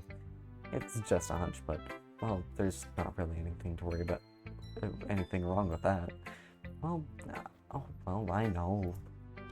I was just saying. But anyway, you want to read my poem now? I like the way this one turned out, so I hope you do too. Alright, let's take a look. Save me. The colors, they won't stop. Bright, beautiful colors, flashing, expanding, piercing, red, green, blue, an endless cacophony of meaningless noise.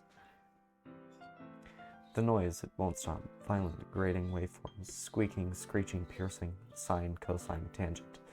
Like playing a chalkboard on a turntable. Like playing a vinyl on a pizza crust. An endless poem of meaningless. Colors, stop breaking, flashing. Red, green, blue.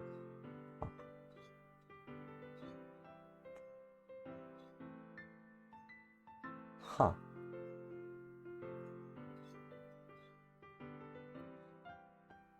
Huh. Okay, so all of these poems relate to how she's like, experiencing the game as what it is, a game, and, she's kind of disimmersed from it. This one is just describing noise and light that emanate from the computer. Red, green, blue, the three, lights that computers use. And then sine, cosine, tangent, waveforms, sounds, you know.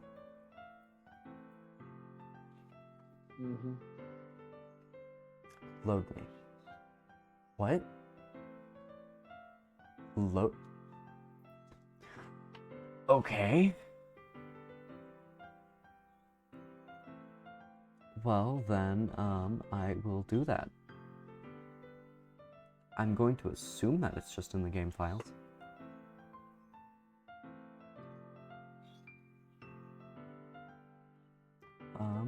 Browse local files. Copyright.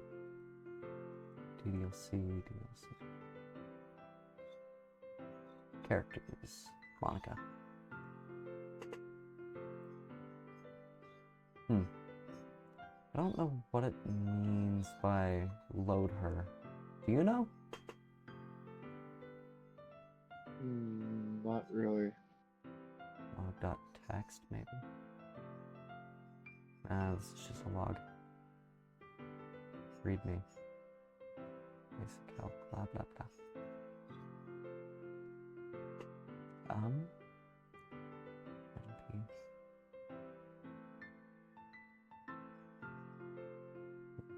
Game.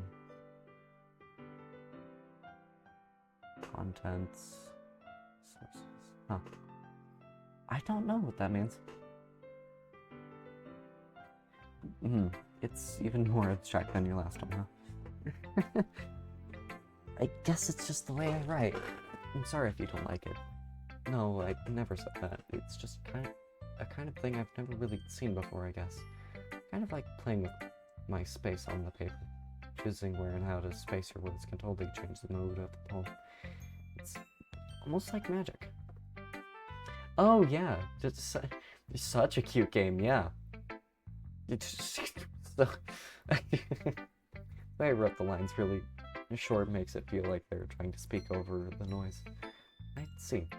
It's still hard for me to tell what it's about, though. Who's your favorite character? Yuri! Sometimes asking what a poem is about isn't the right question. A poem can be as abstract as a physical expression of a feeling, or a conversation with the reader. So putting it that way, not every poem is about something. Anyway, here's Monica's writing tip of the day. Sometimes, mine is Natsuki. What part are you on? What is this? Day 3, I think. Before all the shit goes down. Facing difficult decision. When that happens, don't forget to save your game. You never know when you might change your mind, or when something unexpected may happen. Wait, is this a tip about... Is this a tip even about writing? What am I even talking about? That's my advice for today. Thanks for listening. I should probably save. I haven't saved yet, and it's been 2 hours? A good portion of that, though, was figuring out audio issues with this goober. Yuri, hi. See what you've written for today. Yuri stares at the poem with a surprised expression on her face. Do you like it? Major, this one might even be better than yesterday's. How did you even pick up on this so quickly? Just yesterday I was telling you the kind of techniques we're practicing. Maybe that's why. You did a good job explaining. I really wanted to try giving it more imagery. Yuri visibly swallows. Even her hands appear sweaty. I'm not used to this. Used to what? I don't know. It's defined. Take your time. Yuri breathes and collects her thoughts. I know that Yuri likes to think before she speaks, so I offer that patience to her.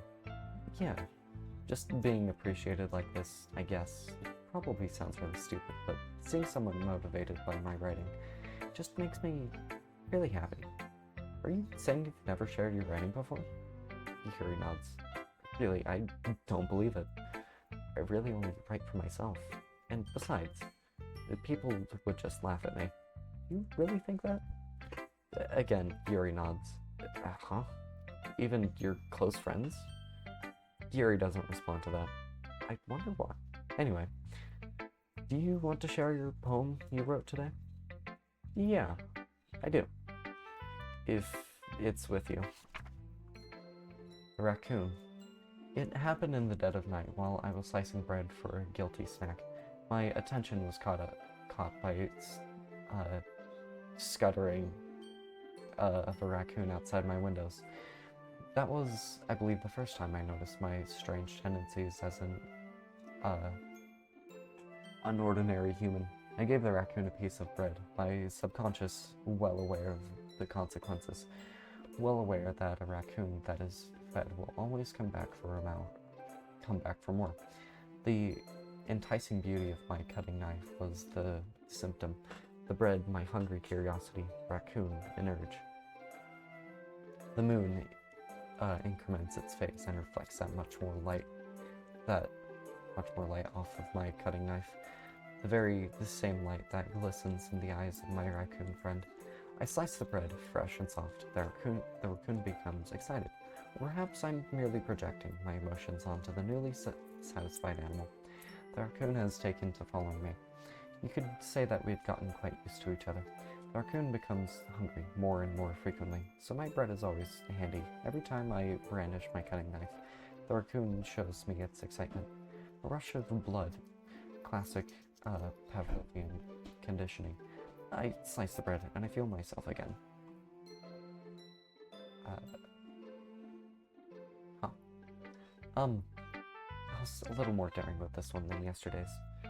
I can see that. It's a lot more metaphorical. I don't know if... Oh, shit. That's right. It's a bit closer to my preferred writing style, using the poems as a canvas to express vivid imagery and conveying emotions through them. Yeah, if I take it at face value, then I can't even figure out what it's supposed to mean. Well, I think it's something that different people can relate to in their own way. I wanted to express the way people feel for me to indulge in my more unusual hobbies. It's those sort of things I'm usually forced to keep to myself. So I sometimes enjoy writing about them. Why do you keep them to yourself? It's because you're embarrassing, and people would make fun of me. Don't you have anything like that, Witcher? Well, yeah, I guess I do. I feel like everyone has a little something like that. The best we can do is respect each other and our individualities. Even if it's difficult to sometimes, and some things make us uncomfortable. After all, if I hadn't learned to embrace my own weirdness, I would probably hate myself. I might be ranting a little bit now, but I'm glad you're a good listener. You're good at a lot of things. Writing, listening. There really aren't many people like you, Waiter. It's exaggerating a little bit. It's just how I feel. I never thought I would feel so uncomfortable sharing my writing. But now I almost feel like I look forward to it. It's just a really nice feeling. And you're to thank for that. It's nothing, really. Yuri smiles sincerely at me. For just a moment, her timidness seems to disappear. Sayori! I love reading your poems. It's like I'd never know what I'm going to get. So basically, you're saying it sucks. No, not at all. Maybe. Just a little. Yuri might have spoiled me a little bit with her poems. It's fine, it's fine. After all, I still have no idea what kinds of writing you even like. Yeah, me neither. Why don't you at least try giving it some thought? You want to write something for me? That's so sweet. Yeah, right. But you're always thinking about other people. You need to think about yourself once in a while. If you don't, you might end up getting hurt at some point. Well, I don't really know what you mean, but I'll try to keep it in mind. Well, whatever. Foreshadowing! Yay! Anyway, let's see. I guess I like happy poems. Wait, sometimes I like sad poems too. Sometimes a little bit of both? There's a word for that, right? What's the word I'm looking for? Bittersweet. Yeah. I like things that are happy and things that are sad. Happy and sad? I can't see you liking something sad, Sayori. Well, I like happy the most, but sometimes when you have a little rain cloud in your head, that sad poem can give the rain cloud a little hug and make a nice happy rainbow. Sorry, that's unexpectedly poetic, is it? Maybe I'm getting better at expressing my feelings after all. Thanks, Waiter. I should go write that down then. You can read my poem now, okay? Bottles. I pop off my scalp like a lid of a cookie jar. It's the secret place where I keep all my dreams. Little balls of sunshine all rubbing together like a bundle of kittens. I reach inside with my thumb and forefinger and pluck one out. It's warm and tingly. There's no time to waste. I put it in a bottle to keep it safe, and I put the bottle on the shelf with all the other bottles. Happy thoughts, happy thoughts, happy thoughts, in bottles, all in a row. My collection makes me lots of friends. Each bottle a starlight to make amends. Sometimes my friend feels a certain way, and down comes a bottle to save the day. Night after night, more dreams. Friend after friend, more bottles. Deeper and deeper my finger goes, like exploring a dark cave, discovering the secrets hiding in the nooks and crannies, digging and digging, scraping and scraping. I blow dust off my bottle caps. It doesn't feel like time elapsed. My empty shelf could use some more. My friends look through my locked front door, Finally, all done. I open up and in come my friends. In they come in such a hurry. Do they want my bottles that much? I practically pull them from the shelf one after the other, holding them out to each and every friend, each and every bottle. But every time I let one go, it shatters against the tile between my feet. Happy thoughts, and shards all over the floor. They were supposed to be for my friends who aren't smiling. They're all shouting, pleading, something. But all I hear is echo, echo, echo, echo, echo inside my head. That's very depressive. Are you okay? No, she's not. The holy crap, Sarah, did you really write all this? Of course I did. Didn't I tell you yesterday that I was gonna write the best poem ever? Yeah, but I didn't expect something like this coming from you. Monica taught me a whole lot. I've been really in touch with my feelings recently. I see that. It's almost kind of creepy. Creepy? Well, not exactly. Maybe because I'm so used to you being cheerful. Well, never mind. I'm thinking too hard about it. The point is, it came out good. You should be proud of it. Oh, thanks. I feel like I was meant to express myself this way. It even helps me understand my own feelings a little bit better. Writing is like magic. You've gotten pretty passionate about this, huh? I hope you keep it up. Yeah. Writing's the best. I'm going to keep myself until I die. Keep writing until I die. I read that all sorts of wrong. Don't get ahead of yourself. Series always had a habit of getting obsessed with something before dropping it no more than a week later. I wonder if this is one of those times. But seeing the passion in her eyes makes it hard for me to be pessimistic. Alright, Natsuki. Well, I can admit that it's better than the last one. It's nice to see that you're putting in some effort. That's good. But I still don't like this at all. It's trying too hard to be serious. What do you mean by that? Poems don't need to be all deep sounding to express something. It's going to just sound like you're forcing it until you really don't suck at it. Honestly, don't bother trying to write poems like this until you're on Yuri's level. Natsuki stops short all of a sudden. Don't tell me...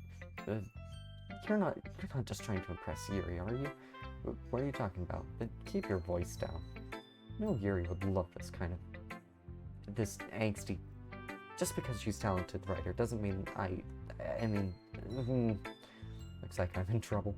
I somehow struck a nerve, though what I did is beyond me. I am so done with you. Natsuki shoves a poem I handed her back over to me. Take your stupid poem. If you wrote it for someone else, just don't show it to me. Ouch. This is what I get for letting a younger girl step into my business. Unless I was a mind reader, I was destined to be in the world of pain from the start. At least Natsuki wasn't really the girl I was trying to impress in the first place. Okay, everyone. We're all done reading each other's poems, right? I have something extra planned today, so if everyone could come sit at the front of the room. Sit at the festival? Well, sort of. Do we really have to do something for the festival? It's not like we can put together anything good in just a few days. We'll just end up embarrassing ourselves instead of getting any new members. That's a concern of mine as well.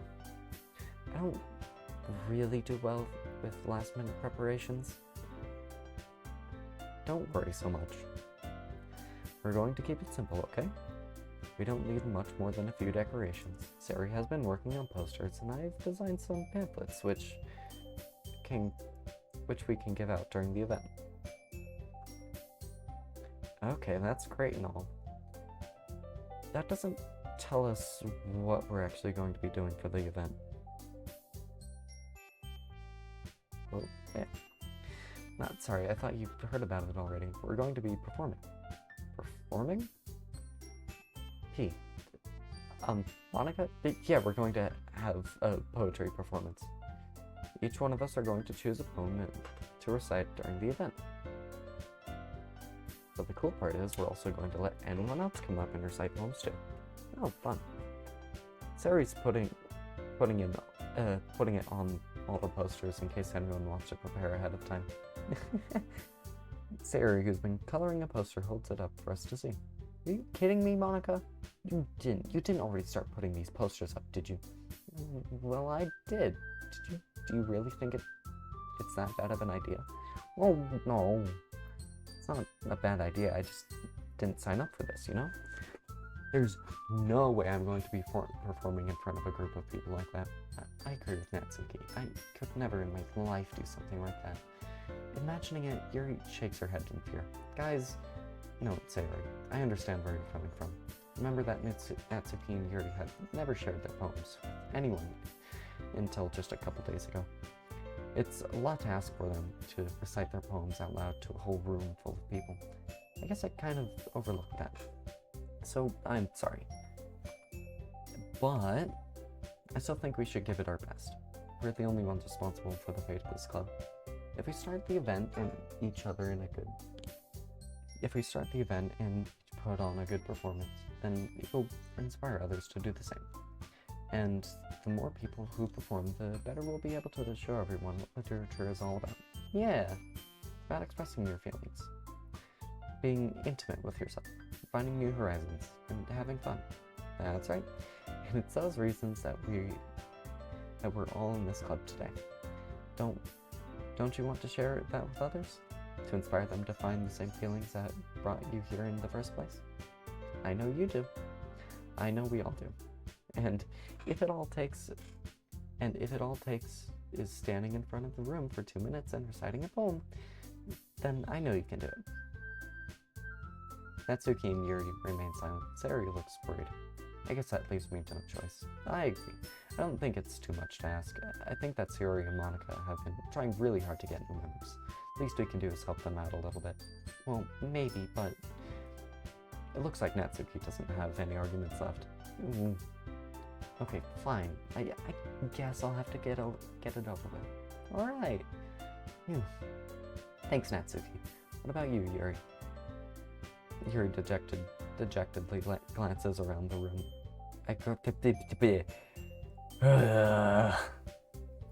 Glances around at everyone else's expectant faces.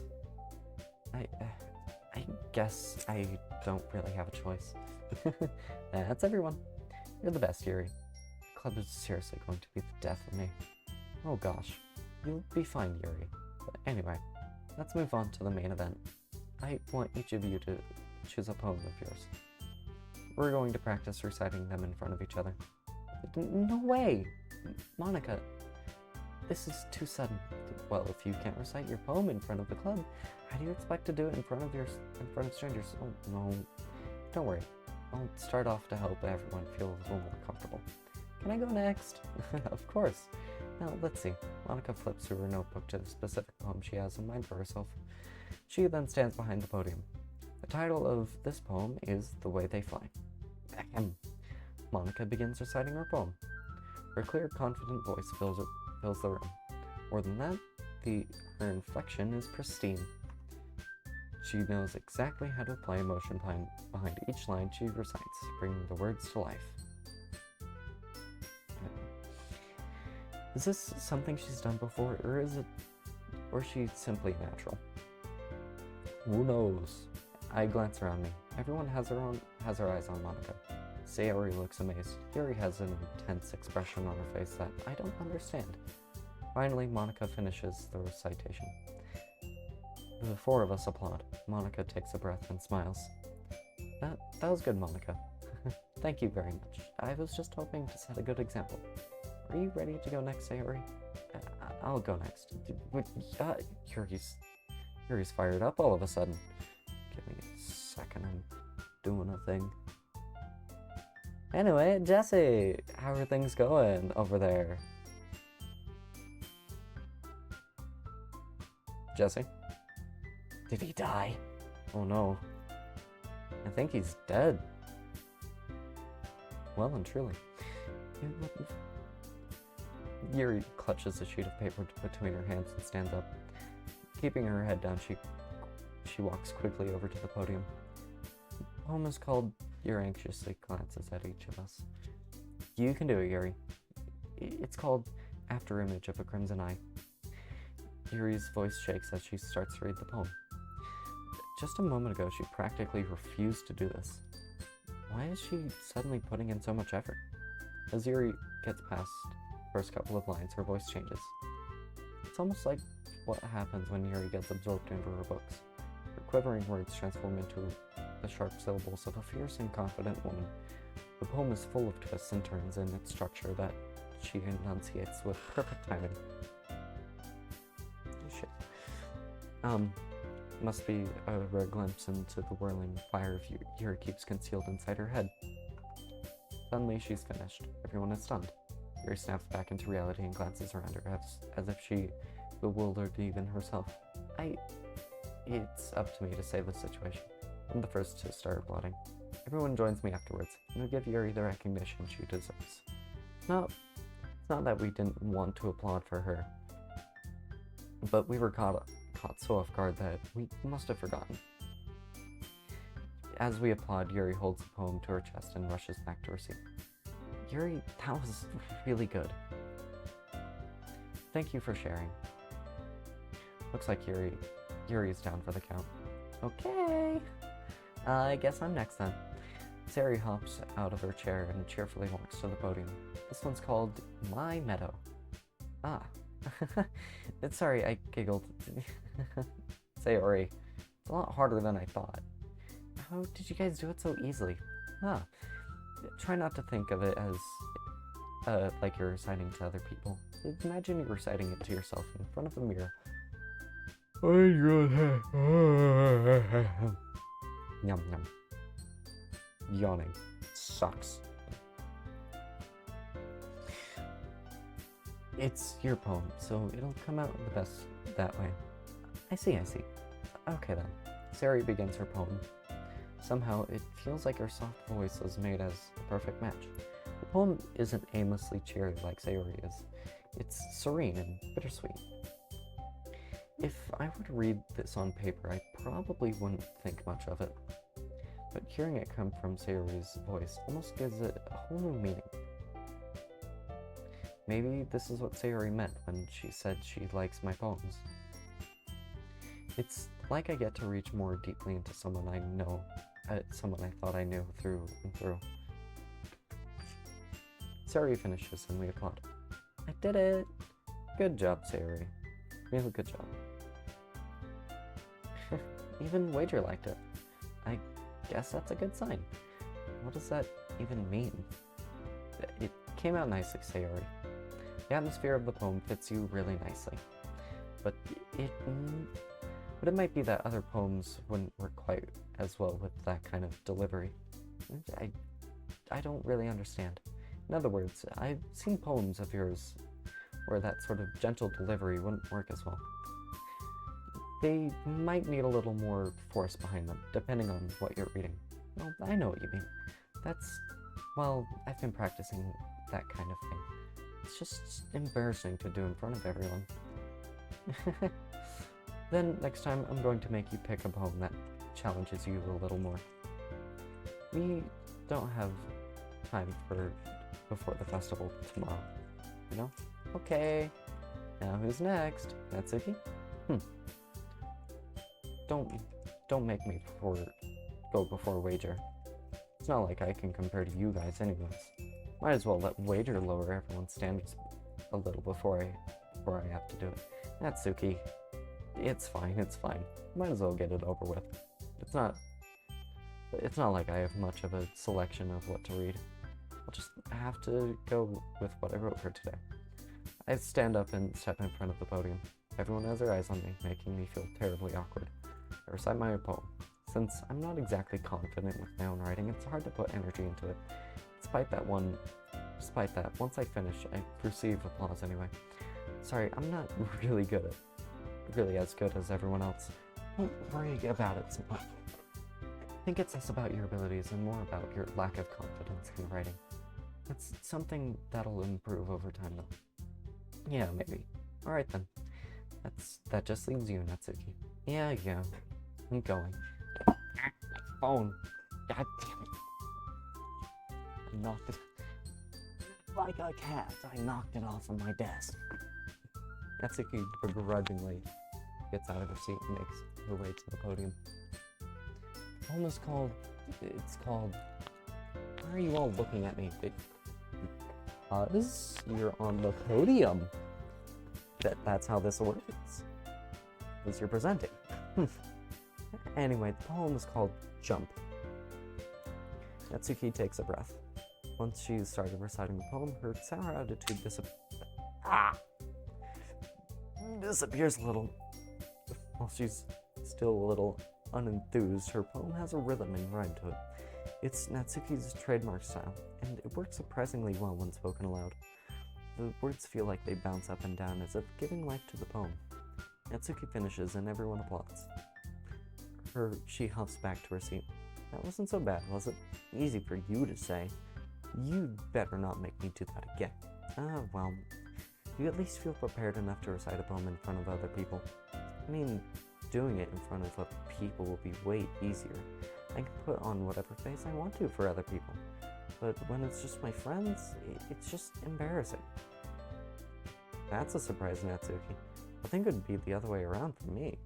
Well, that's just how it is, so... Well, I guess in that case, you won't have much to worry about for the festival. That said, I want to thank everyone for coming through. It might be hard, but I hope that you all have an idea of what it's like now. Make sure you pick up a bow and get enough practice before the festival, okay? I'll be making pamphlets, so let me know ahead of time what you'll be reciting. Geez, I should probably find some other poem to recite instead. That's fine too. It doesn't have to be your own. I'm already pleasantly surprised that you're putting in all this effort for the club. It makes me really happy. Yeah, no problem. Okay, everyone. I think that's about it for today. I know the festival is coming up, but let's try to write poems for tomorrow as well. It's been working out really nicely so far, so I'd like to continue that. As for the festival, we'll finish the planning tomorrow, and then we'll have the weekend to prepare. Monday's a big day. Can't wait. You can do this. I can do this. Alright. I stand up. There's no way I'll be able to find the same enthusiasm as Sayori and Monica, but I'll do my best to get through. If it's for the sake of the club and impressing Monica, then I'll have to do my best. Ready to go, Sayori? Yep. Look at you two always going home together like that. It's kind of adorable, isn't it? Jeez, guys, don't make such a big deal out of it. Must be a little nice, though. Well, how am I supposed to respond to that? It's okay, Wager. You don't have to say it. Whatever, let's go already. I'll go home with Savory once more. Even though it's only been a few days, a lot of things have already changed. But today, Savory is being a little quieter than usual on the way home. Hey, Savory? Sorry, I was spacing out. No wonder. I was thinking about something familiar. I like how we get to... Sayori fumbles with her words. So let's just say that one day Yuri asked to walk home with you. Huh? What would you do? What kind of question is that? Are you kind of putting me on... You're kind of putting me on the spot here. Well...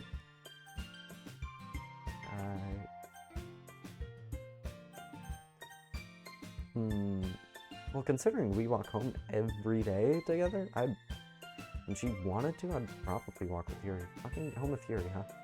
I just thought of that make my heart pound. I mean, given how hard it is for her to socialize, I'd feel off turning her down, so... Isn't she so beautiful and smart? It has nothing to do with what I just said. You admitted it. Jeez. There's not even any point in speculating something that's never going to happen. Maybe. But I just like to think about it. It's not long before you won't need me anymore, you know? Need you? Sayori, I can't figure out how you're saying things in your head right now. Sorry, everyone is different. Nobody in the club is a replacement for you. If you say so. The conversation trails off, and I'm left feeling awkward. But it was kind of her fault for trapping me in such a weird question. I just can't lie to her. but if there's something that makes her happy, I would hate to take that away from her. That's what I said, there's no point in speculating. Then again, the festival's only a few days away. Who knows what will happen in that time? Hey, Jesse.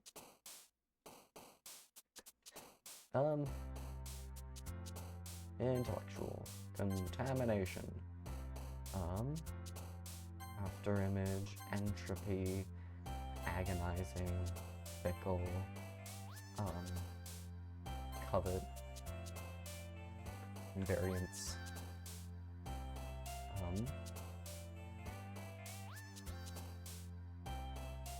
misery, oh, and vivid, aha,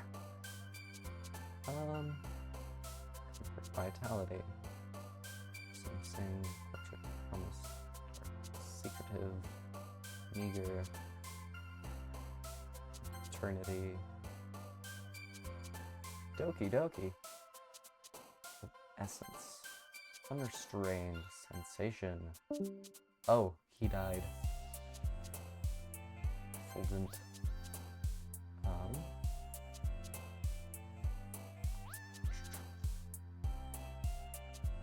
excitement, there wasn't really anything there on that last one. Oh man, I'm the last one here again. Don't worry, I just walked in too. Were you practicing piano again? Yeah. You must have a lot of determination. Starting this club and now picking up piano. Well, maybe not determination, but I guess passion. Remember, that club wouldn't be here if it wasn't for all of you. And I'm super happy that you're all willing to help out for the festival too. Oh, I can't wait for the festival. It's gonna be great. Weren't you complaining about it just yesterday, Natsuki? Well, yeah, just not talking about our part of the festival. It's the whole day of school where we get to play and eat all kinds of delicious food. You sound a bit like Sayori all of a sudden. Monica, do they usually have fried squid? Squid? That's a pretty specific thing to look forward to. Oh, come on. You saying you don't like squid? You of all people.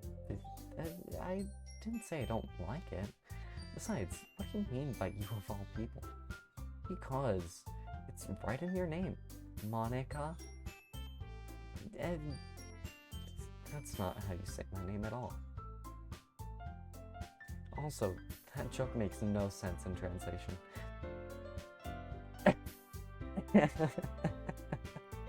Oh my god. That is funny as hell. Never mind. Because, okay, so in universe, it's in they're speaking in Japanese. But for the sake of gameplay, it's translated to English. Let's just focus on your own event for now, okay? Fine. Your reactions aren't as fun as Yuri's or Sayori's anyway. Excuse me? Where is Sayori anyway? Oh, there you are. Sayori is sitting at a desk in the corner of a room looking down at nothing. I walk over to her. Hey, it's Sayori. I wave a hand in front of her face. Hey, you're spacing out again. Ah! Sorry. Don't mind me. You can go talk to everyone else. Huh? Is everything alright? Of course. Why wouldn't it be? It just feels like you're a little off. Sorry for assuming things. Jeez, you worry too much about me. I'm fine, see? Sari shows me a big smile. Don't let me distract you from having fun with everyone. Well, alright, if you say so. I worriedly glance at Sayori before turning back towards everyone else. But the conversation is already dispersed, with everyone back at their usual activities. Maybe I should ask Monica if she's noticed anything about Sayori recently. Since they've been preparing for the festival, they must be spending a lot of time together. I timidly approach Monica, who's shuffling through some papers at her desk. Waiter, what's up? Hey, this might sound a little strange, but have you noticed anything up with Sayori recently? Anything up with her? In what way do you mean? Maybe I'm reading into it a little bit too much, but she seems a bit downcast today. Oh, you think so? I can't say I've noticed anything about her. Monica peers across the room at Sayori, who's idly dragging a rubber eraser up and down her desk. Maybe there's something on her mind. But I'm surprised I'm not the one asking you, Wager. You certainly know her a lot better than I do. Yeah, but she's never really like this. She'd always talk to me about things that bothered her. But this time when I asked her, she was really dismissive. Sorry, I know it's not your problem. I just wanted to ask if you knew anything, so I'll drop it now. No, it's important to me too. I mean, I'm also friends with her. I also care about the well-being of my club members, so, maybe I'll try talking to her myself. Are you sure about that? She seemed like she wanted to be left alone. Are you sure? Maybe she just has a hard time bringing it up with the person of interest. Person of interest? What do you mean by that? I'm saying that maybe the thing on her mind is you, Wager. Me? How on earth would you come to that conclusion? Well, I probably shouldn't say too much, but Sayori talks about you more than anyone else, She's been so much happier ever since you've joined the club. It's like an extra light has turned on inside of her. What? No way. Sayori is always like that. She's always been so full of sunshine. It's not any different now than it always has been. You're so funny, Wager. Have you thought that maybe you always see her as so cheerful because that's just how she is when she's around you? I said too much. I'm sorry, what do I know anyway? I didn't mean to jump to conclusions, so you should just forget what I said. I'll try to talk to her, so try not to think about it for now. Alright. Monica smiles meaningfully. I know she said to forget about it, but I already know I won't be able to get her words out of my head. Monica stands up at her desk and walks across the room to where Sayori is sitting. I watch her kneel down next to Sayori and gently talk to her. But she keeps her voice so quiet that I can't hear from her. I sigh and sit myself down.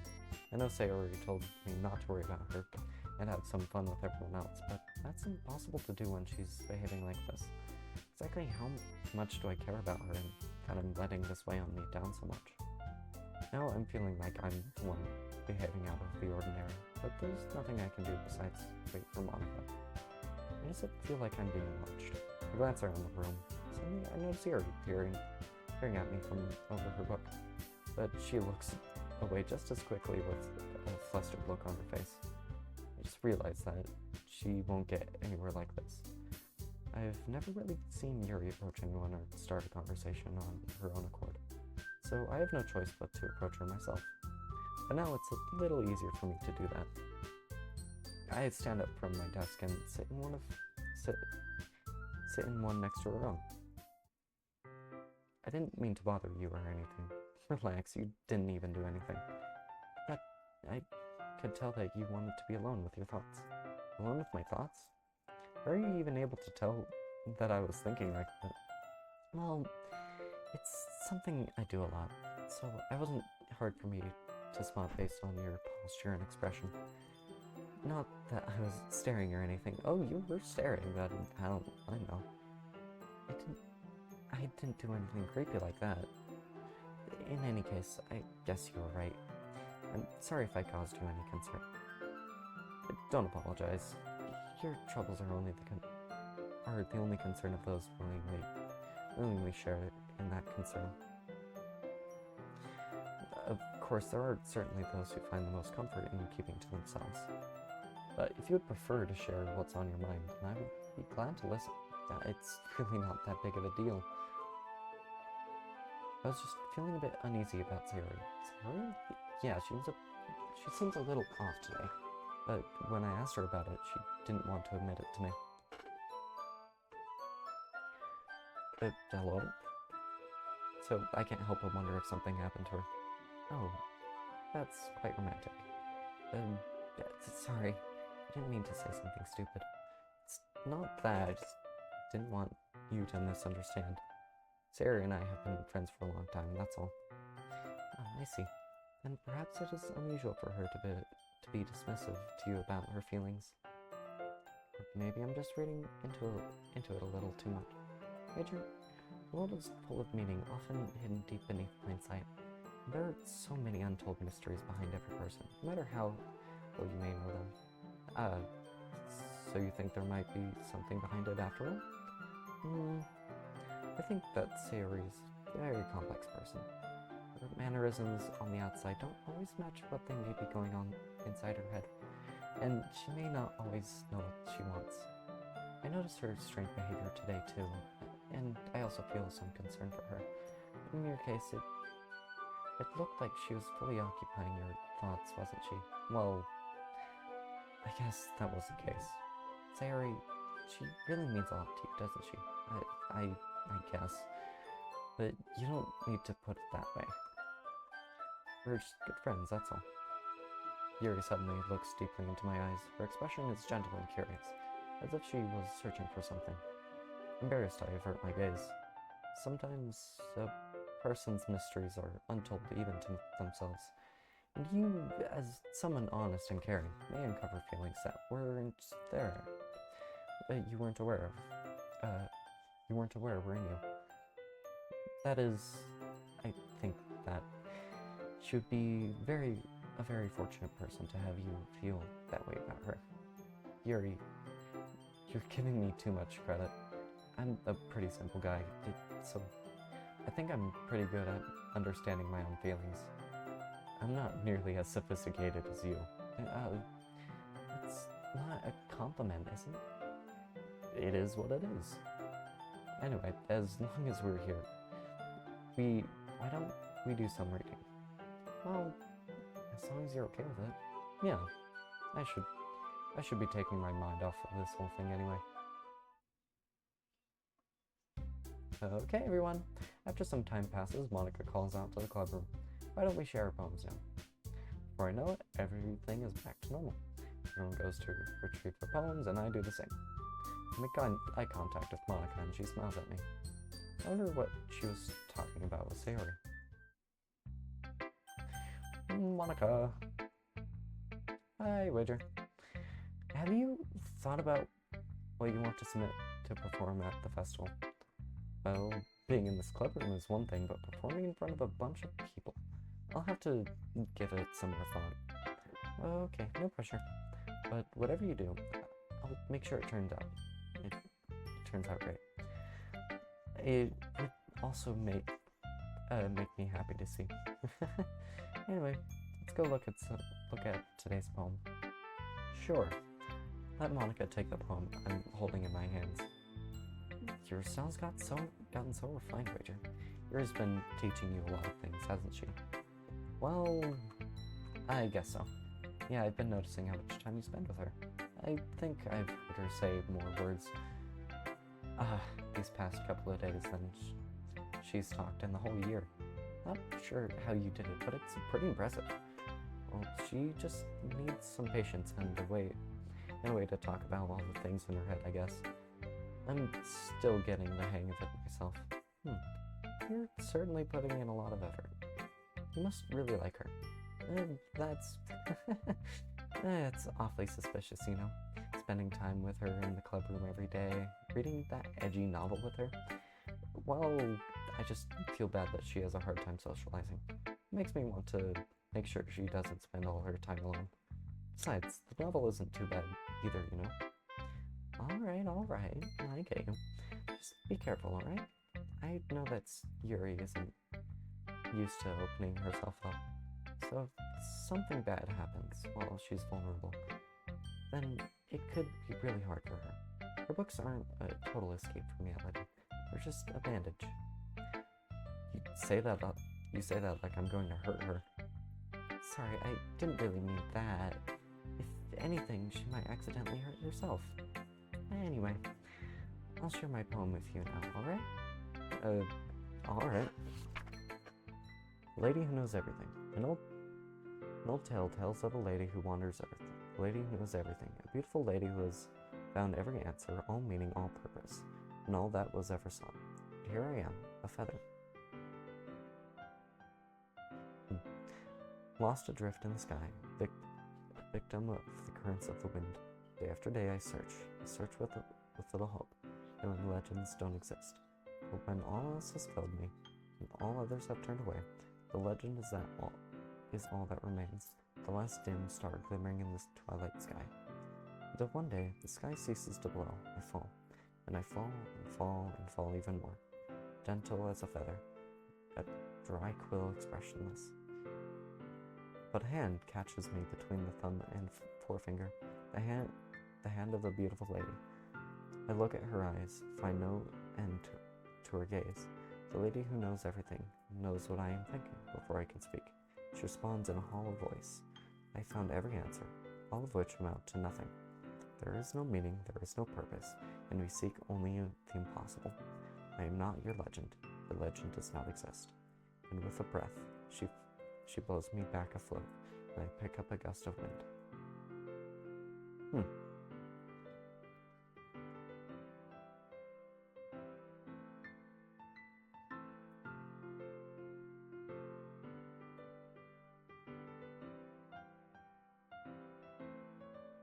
This feels like this is directed to the main character of the game.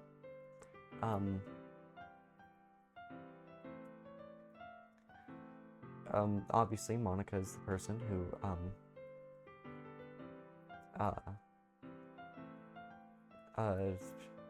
the lady who knows everything. But, so,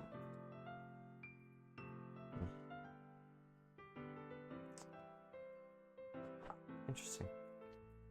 You know, I feel like learning and looking for answers are the sorts of things that give life meaning.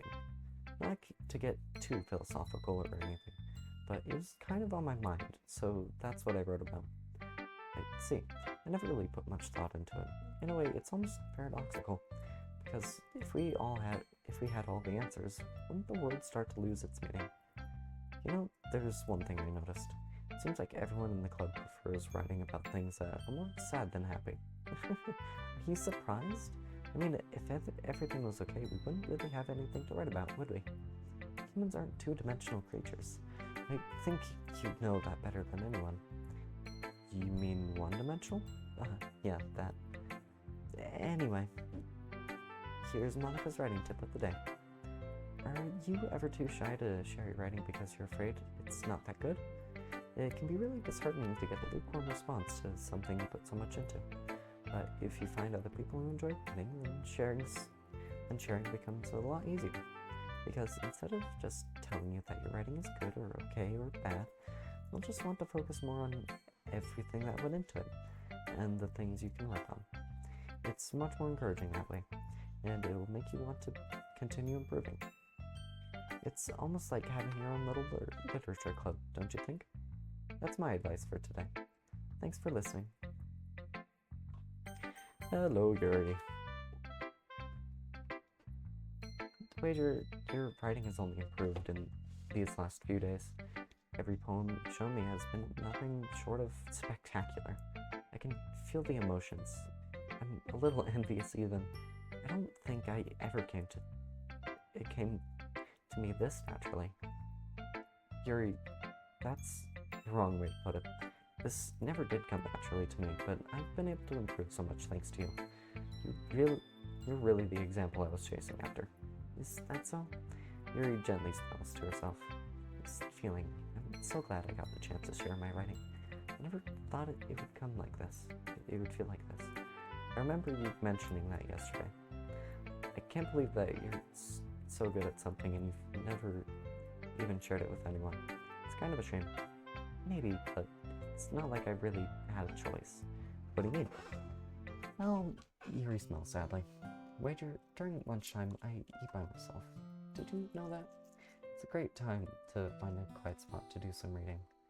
In fact, I always have some books with me. You could say I really enjoy reading. Well, that's one way to put it anyway. But books are so full of amazing and inspiring people. People you want to fall in love with, or people you just know would make a really good friend. Cheerful people who always put a smile on your face, or deep thinkers and problem solvers who discover the mysteries of life. So when you look at it that way, yeah, I'm surrounded by friends every day, you know? Those friends don't laugh at me. They don't tease me for spacing out all the time. They don't make fun of my body type, and they don't hate me for acting like a know-it-all. People say that about you? Not a know-it-all, wager. It's the opposite. I don't know anything. I don't know how to talk to people. I don't know how to make people see me as normal. I don't even know how to make myself happy. I have all these feelings, and all I can do with them is read and write. And it wasn't until now that I started sharing it with you that I really understood what was missing all this time. But I haven't really done anything. That's wrong. Just being patient and respectful, that's really important to me. I know I'm a difficult person, Wager. Not really. You haven't been that difficult. I speak too slowly, I second-guess myself all the time. I read too deeply into things. But every time, you always treated me like anyone else. It's so rare that I feel comfortable with myself when I talk to others. But that's why... sorry. That's why every time I talk to you, I just feel really happy. I see. Well, I treat you how you deserve to be treated, Yuri. And if other people don't see it that way, then screw them. I mean, I joined this club hoping I would make friends. And I would say I've had at least one success, wouldn't you? If you put it that way, yeah. We really are friends now, aren't we? Yuri puts her head into her hands. But this time she's smiling as she does it. Do you want to show me your poem? Yeah, I do. Let me get it for you. Ghost under the light, Part 2. The tendrils of my hair illuminate beneath the amber glow, bathing. In the distance, a blue-green light flickers. A lone figure crosses its path. A silhouette, obstructing the eerie glow. My heart pounds as the silhouette glows. Closer, closer. I open my umbrella, casting shadows to shield me from visibility. But I am too late. He steps into the streetlight. I gasp and drop my umbrella. The light flickers. My heart pounds. He raises his arm. Time stops. The only indication of movement is the amber light flickering against his outstretched arm. The flickering light is in rhythm with the pounding of my heart, teasing me for succumbing to this forbidden emotion. Have you ever heard of a ghost feeling a warmth before? Giving up on understanding. I laugh. Understanding is overrated. I touch his hand. The flickering stops. Ghosts are blue-green. My heart is amber.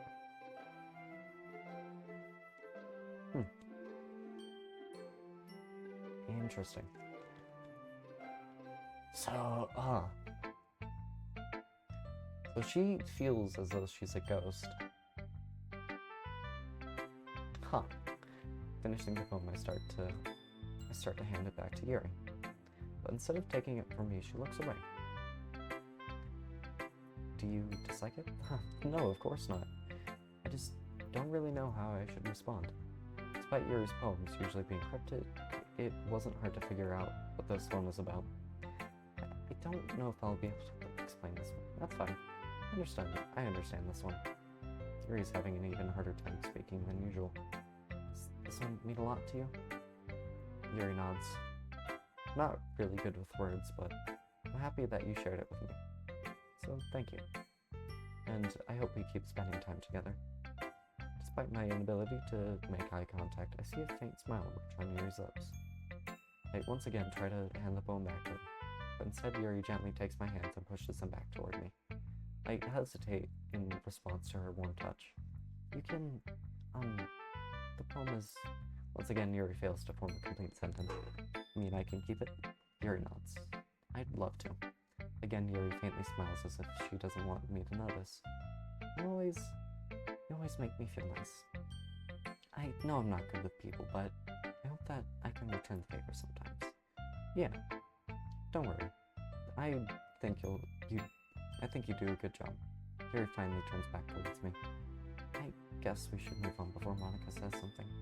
But I'm sure we can talk again later. Yeah, I'm sure we will. With that, Yuri timidly smiles at me, and I return to my seat so I can put her poem away.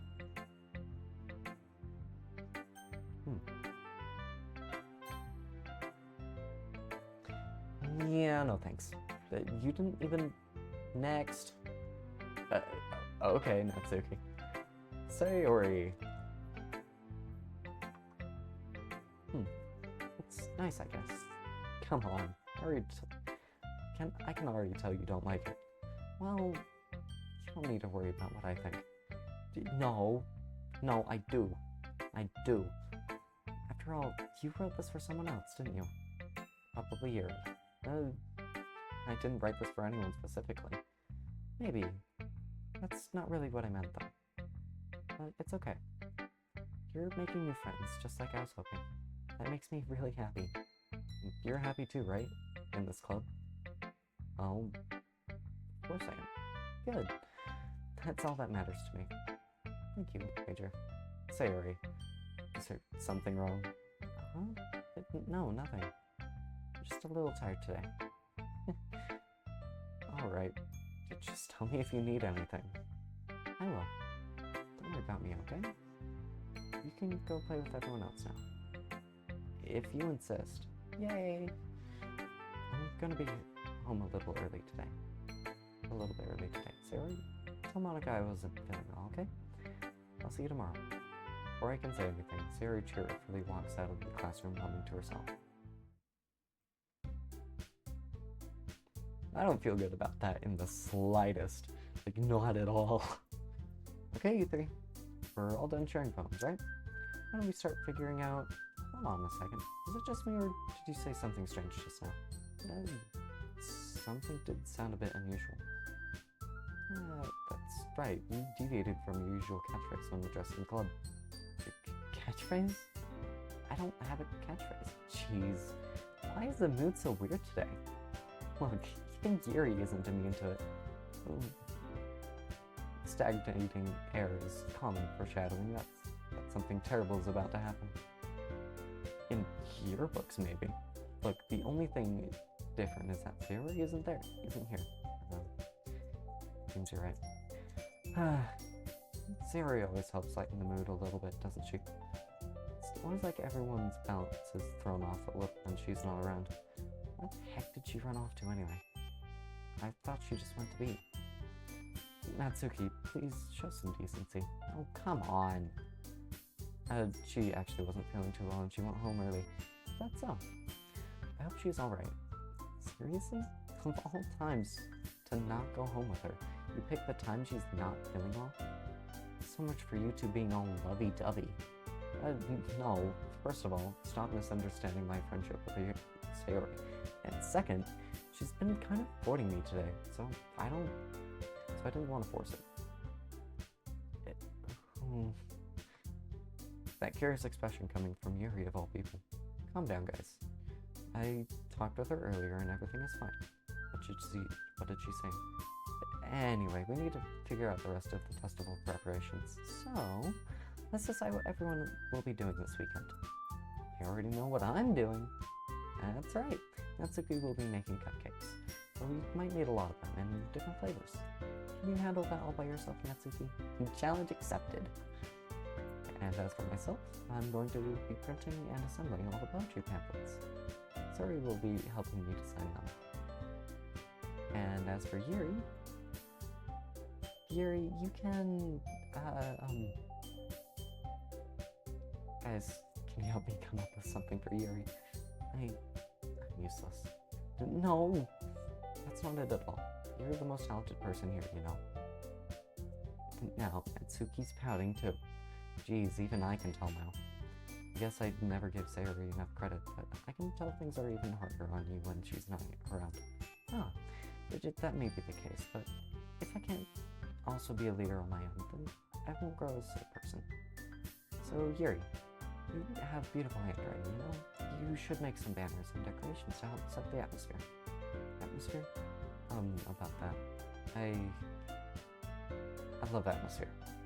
Yuri's expression suddenly changes as she stares at her desk in focus and starts nodding to herself. Your mind is already racing, I see. That's great. You'll be a wonderful help, Yuri. But anyway, that just leaves you, Rager. The one who is truly useless. Don't say that. In fact, both Natsuki and Yuri have some pretty heavy tasks to handle. It would probably go a long way to give one of a hand. You could always help me out as well. I would really appreciate. I'd be really appreciative of that. Is Monica suggesting I spend the weekend with one of my club members? How on earth are they going to respond to a suggestion like that?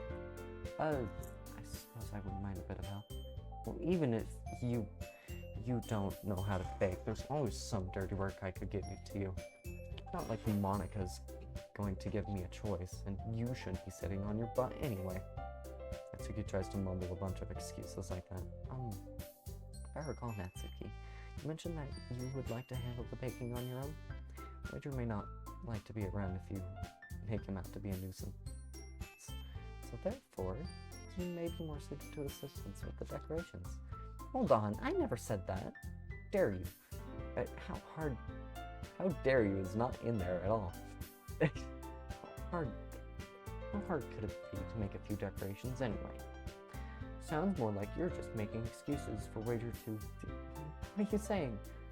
It will be extremely meticulous work. And baking isn't? Just what do you think? Guys, let's just settle down for a moment. In the end, I think it's up to Wager to decide how he'd like to contribute. Besides, he hasn't really gotten a chance to spend any time with me yet, you know? So I'm sure he's interested in... You literally just said... I'm surprised as well. Sorry. I was just saying, though. Jeez. Can we just settle this already? Yeah. Wager, you're okay with this, right? In the end, it's up to you. Of course. Very well. In that case, everyone looks straight at me. Of course, I'm going with... Yuri. Well, I'll probably be the most useful helping out Yuri. Me? Are you serious? Why would you... Natsuki, I can already tell you're about to say something mean. No, I was just saying... So, you'll be helping Yuri then, Wager? Yeah. That's what I'm going to do. I'm glad. I have a bad habit of overthinking these sorts of things. So, I think your assistance will be very useful. It's great to hear. Natsuki, will you be able to handle the baking yourself? I mean, yeah. I already said I would be fine. Okay. Everyone can tell that Natsuki is feeling a little sour. So, is that everything we needed to go over? Yeah, that should be about it. Are you guys excited? Well, excited may not be the right word, but I suppose I'm looking forward to it a little bit. Do you feel the same way, Wager? Me? I guess you could say I'm interested to see how it'll turn out. That's good enough for me. What about you, Natsuki? Natsuki? What? Why is everyone yelling at me? I didn't even do anything. No, that's not what I meant at all. Yuri anxiously glances between everyone in the room. I'm sorry for this. I don't really know why Wager picked me. And also, your cupcakes are the best cupcakes I've ever had. They go really well with my tea. And nothing that I do for the event will compare to that, so I get it. I'm kind of surprised though. Why? Well, I'm the one acting immature. They already know that. You're trying to cheer me up all of a sudden. I know I'm not very good at it.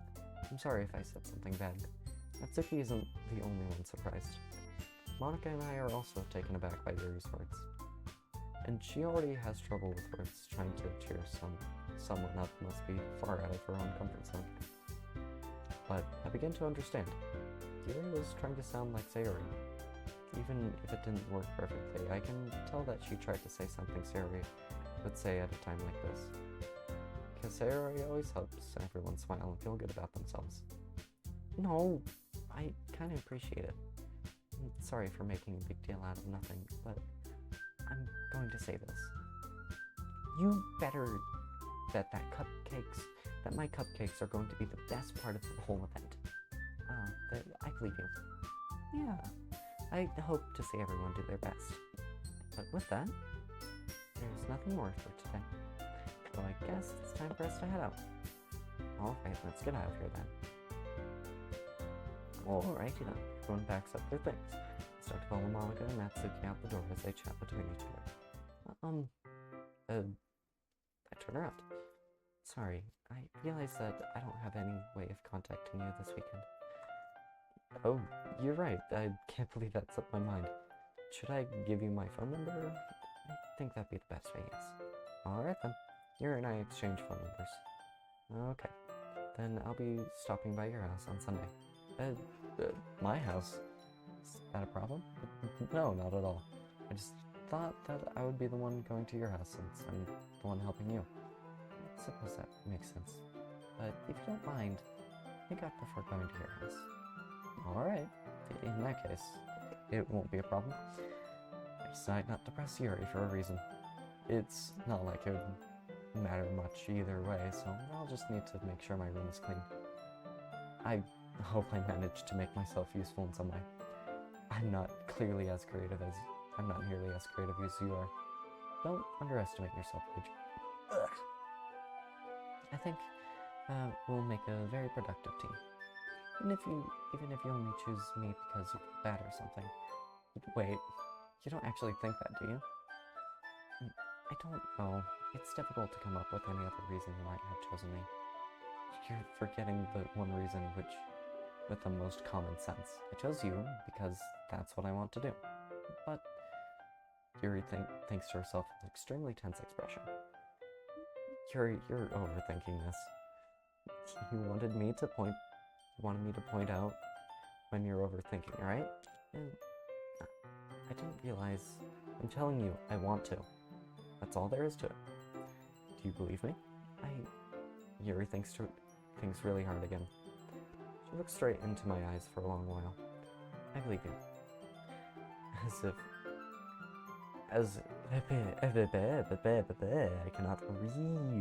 I cannot read. I've been reading for too long.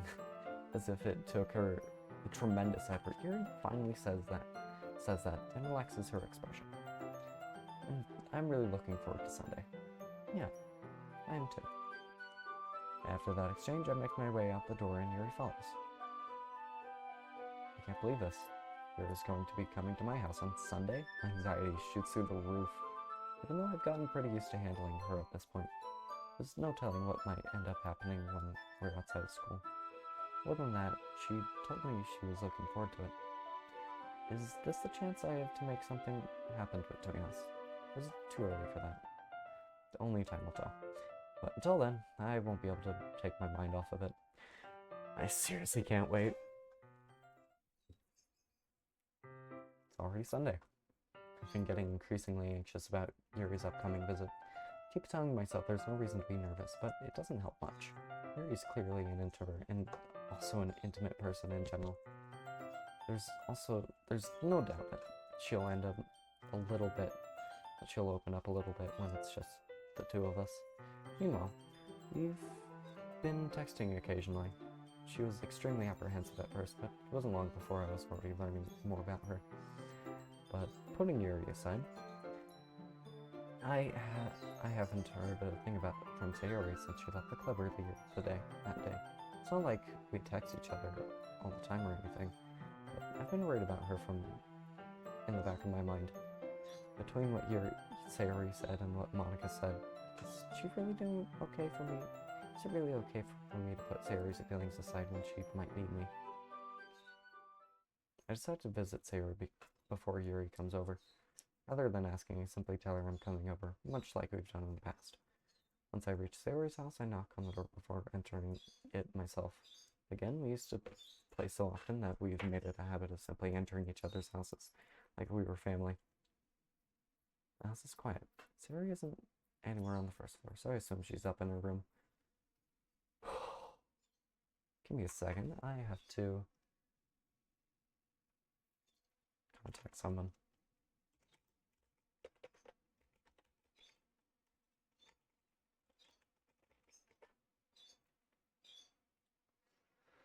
It's always strange. It's always strange of her not to run down and greet me. I head up to a room where I finally find her. Sayori? Hi, Wager. I sit down in her room. Sari forces a smile, but it's easy to tell that she's different. There's a minute of silence between us. You haven't come over like this in a long time, have you? I guess you're right. It has been a long time. Not much has really changed, has it? Sari's room is as messy as it always has been. I also recognize the same stuffed animals and wall decorations that she's had for years now. If you came over more often, it wouldn't be such a mess. It's because I end up cleaning it for you. How come suddenly wanted to come over today? You supposed to see Yuri today? Yeah, but wait, how did you know that? Sari had already left by the time we decided that last meeting. Monica told me. It's only natural for her here to keep me informed about the festival preparations, right? Oh, that's true. But what about you? Aren't you going to be helping Monica today? Of course. But I'm just helping her online. We didn't plan to meet up or anything. So it's just me and Yuri then. Yep. There's more silence between us. Sari stares in a random direction. Everything about her behavior is really uncharacteristic. Finally get to the point. I just wanted to see how you were doing. After you left on Friday, when something's wrong, you can't hide it from me. I know you too well. So, Sari smiles and shakes her head. It's no good, Waiter. Why can't it just be like it's always been? This is all my fault. If I didn't get so weak and accidentally express my feelings, if I didn't make that stupid mistake, then you wouldn't have been worried about me at all. You wouldn't have come here. You wouldn't have even been thinking about me right now. But this is just my punishment, isn't it? Getting punished for being so selfish. I think that's why the world decided to have you come over today. It just wants to torture me. Sayori. I grabbed Sayori by the shoulders. What on earth are you saying? Are you listening to yourself right now? I know something happened to you. There's no other explanation for you to be like this, so tell me already. Until I know, I won't be able to stop thinking about it. Sayori gives me an empty smile. Really put me in a trap, Waiter. But you're wrong. Nothing happened to me. I've always been like this. You're just seeing it for the first time. Seeing what? What are you talking about, Sayori? You're really just going to make me say it, aren't you, Wager? I guess I have no choice this time. Thing is, I've had really bad depression my whole life. Did you know that? Why do you think I'm late to school every day? Because most days I can't even find a good reason to get out of bed. What reason is there to do anything when I only know how worthless I am? Why go to school? Why eat? Why make friends? Why make other people put their energy and caring to waste by having them spend it on me? That's just what it feels like. And that's why I just want to make everyone happy, without anyone worrying about me. I'm in shock. I can't even figure out how to respond. How is it possible that Suri kept this from me the entire time that I've known her? Did she really want so badly for me to just not think about her? Like, Suri, why is it that you've never told me about this? It almost feels like I've been betrayed as your close friend. Because if I knew, I would have done everything I could to support you, even if there's only so much I could do. I would have tried a little bit harder to make every day a little bit better for you. That's why I'm your friend. All you had to do was tell me. You don't understand it all, Rachel. Why do you think I didn't tell you? Because if I told you, then you would have to waste effort caring about me instead of doing important things. I don't want to be cared about. It's bittersweet when people try to care about me. It feels nice sometimes, but it also feels like a bat being swung against my head. That's why I wanted so badly for you to make friends with everyone else. Helping everyone be happy together is the best thing for me. No, you're wrong. You're wrong. You're wrong. Then I discovered something else too.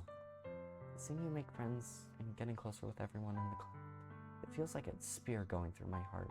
So that's why I decided the world just wants to torture me. Every path leads to nothing but hurt. You're right that I don't understand, but I don't understand your feelings. I don't understand your feelings at all, Sayori. But I don't need to understand. Whatever it takes for me to help you stop hurting, that's what I'll do. No, Wager. There's nothing. Nothing at all. The only thing that could have helped is if everything could be like it always was. I was selfish. Finally showed you the horrible person I am. Tears streaked down Sayori's face. I need to join the literature club because I was selfish. And I was punished by my heart hurting in a way that I couldn't understand. And now you came here and I made you hurt too. Just weak and selfish. That's all I am. And that's why I'm going to accept these punishments, because I deserve every last one. Without thinking, I grabbed Sayori's shoulders. This time, I pulled her into a tight embrace. Waiter. Sayori, I don't care if you feel selfish. I'm really happy that you convinced me to join the club. Seeing you every day makes it worthwhile enough. If I make friends with everyone else, then it's just a bonus. But please, never underestimate how much I care about you. I wouldn't have it any other way. Waiter. Sayori isn't hugging me back, despite my arms being wrapped around her. Sayori's arms remain at her sides. She starts sobbing next to my ear. No, don't do this to me. Please don't do this. Waiter, Sayori barely managed to speak between her sobs. I don't know if I'm doing the right thing, but all I want is for her to know that I care. If you have it in you to call yourself selfish, then you have to let me be selfish too. No matter what it takes, I'll figure out what needs to change. I'll make these feelings go away. If there's anything that you need me to do, then you better tell me. I'll get mad if you don't. I don't know. Gently, Sayori finally puts her arms around me in return. I don't know anything. It's all really scary. I don't understand any of my feelings, Wager. The only time I'm not feeling nothing is when I'm feeling pain. But your hugs are so warm, and that's really scary too. Sayori lets me go. As she does so, I let her go as well. The festival's tomorrow. Yeah. It's going to be fun, right? Yeah. How would you like for me to spend it all with you? It's what I want, I promise. I think that'd be nice then. Yeah. Sayori wipes her eyes. If I could spend the whole day here, I would. All days. This has to be the one where I have other plans. Maybe I should cancel. No, don't. Please don't. If you did that, then I really couldn't forgive you. But it's almost time for Yuri to meet me at my house. At the very least, do you want to come along and help out? It'd be fun. To my surprise, Sayori shakes her head. Sorry, I don't know if that would be very good for me today. You understand, right? It's kind of hard for me to fully understand. But I'm trying my hardest. It's okay. Don't worry about me too much. I'll see you tomorrow, okay? Alright. I look forward to it. I say goodbye to Sayori and exit her house. On the way home, I find myself feeling uneasy. It's hard for me to keep thinking about it when Yuri is about to come over too. I think Sayori's right.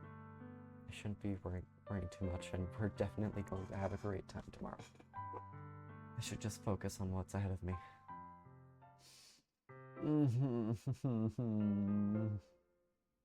I do not feel good about that at all.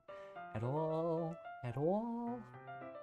As I approach my house, I see something that makes me feel a moment of panic. Yuri? Thank goodness. You're a little early. I'm worried I wasn't home yet. Were you waiting for me for a long time? No, I just got here. But I started to get really nervous when nobody answered the doorbell. You always could have texted me. If I had known, I would have reassured you and heard more on my way home. suppose that's true. I didn't think of that for some reason. It should be common sense to do that, but I decided to ignore it. Just don't worry about that. I just hit my leg on the desk. Anyway, let's go inside. I see you brought a lot of stuff with you. That's right. And did you manage to find everything I asked you to buy as well? Yeah, pretty much. At least I hope I got everything right. I'm sure it will be fine. I take Yuri to my room. First thing she does is glance around curiously, which makes me feel anxious. It's so clean. I cleaned it before you came over, so it's very considerate of you. No, I would be really embarrassed for my room to be a mess while you were here. Well, I do enjoy cleaning. I would have gladly helped you clean. That'd be even more embarrassing. Wait, don't look in there. I snatched Yuri's wrist, which was in the process of opening a desk drawer of mine. I'm sorry. I wasn't thinking for some reason. I was just spacing out. It's fine. I let go of Yuri's wrist. She put both of her hands firmly... She puts both of her hands firmly in her lap, as if making sure she's keeping track of them. So, should we get started? Yes. I have a few things planned that you can help with. Decorations and other atmospheric enhancements. Atmospheric enhancements? You know, mood lighting, aromatherapy candles. Oh, wow, I didn't know you had planned on taking it that far. Of course. I wanted to help take our guests to a faraway place. Although many will stop by just out of curiosity. For cupcakes, I guess. I'm determined to provide an experience that will leave them wanting more. That's great. It's easy to forget that you're a pretty intense person. Intense? I guess that's the best way to put it. Is that a bad thing? No, not at all. It's something that I like about you, actually. Is that so? That makes me feel relieved. And kind of happy. Yeah, no need to be anxious. You can relax a little. Relax. Brought some things for relaxation. I was going to use them during the poetry event. Oh, yeah, like what? Let's see. Yuri rummages through her bag. She pulls out a few candles and a wooden cylinder-shaped object. I did something on the way here, so I happen to have these in my bag. I plan to cover the windows in black paper and use the candles to light the room. I think that would be amazing, don't you? Yeah, that'd be really neat. What's the wooden thing, though? Oh, it's a diffuser for essential oils. How familiar are you with aromatherapy? Not familiar at all. Oh, is that so? It's one of my favorite contributions to a positive atmosphere. Depending on the oils or herbs you choose, you can change the mood of the air itself. You can even feel it permeate through your body. Relaxation, positive energy, romance, reflection. It's almost like magic. Yuri takes the cylinder and pushes the switch on the bottom. In just a moment, a thin ray of vapor begins to spout.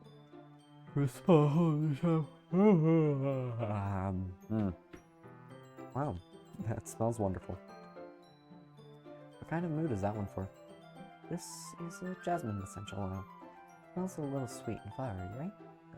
Yeah, that's a good way to describe it. I chose jasmine for the event because it provides more than relaxation. Jasmine enhances your emotions and helps you feel them flow through your body. You feel warmer and your heart pounds more heavily. Don't you think that would be perfect for sharing our poems? It does sound suitable. But you seem to know a lot about this, so I'll trust your opinion with anything. Yuri smiles gently, clearly enjoying herself.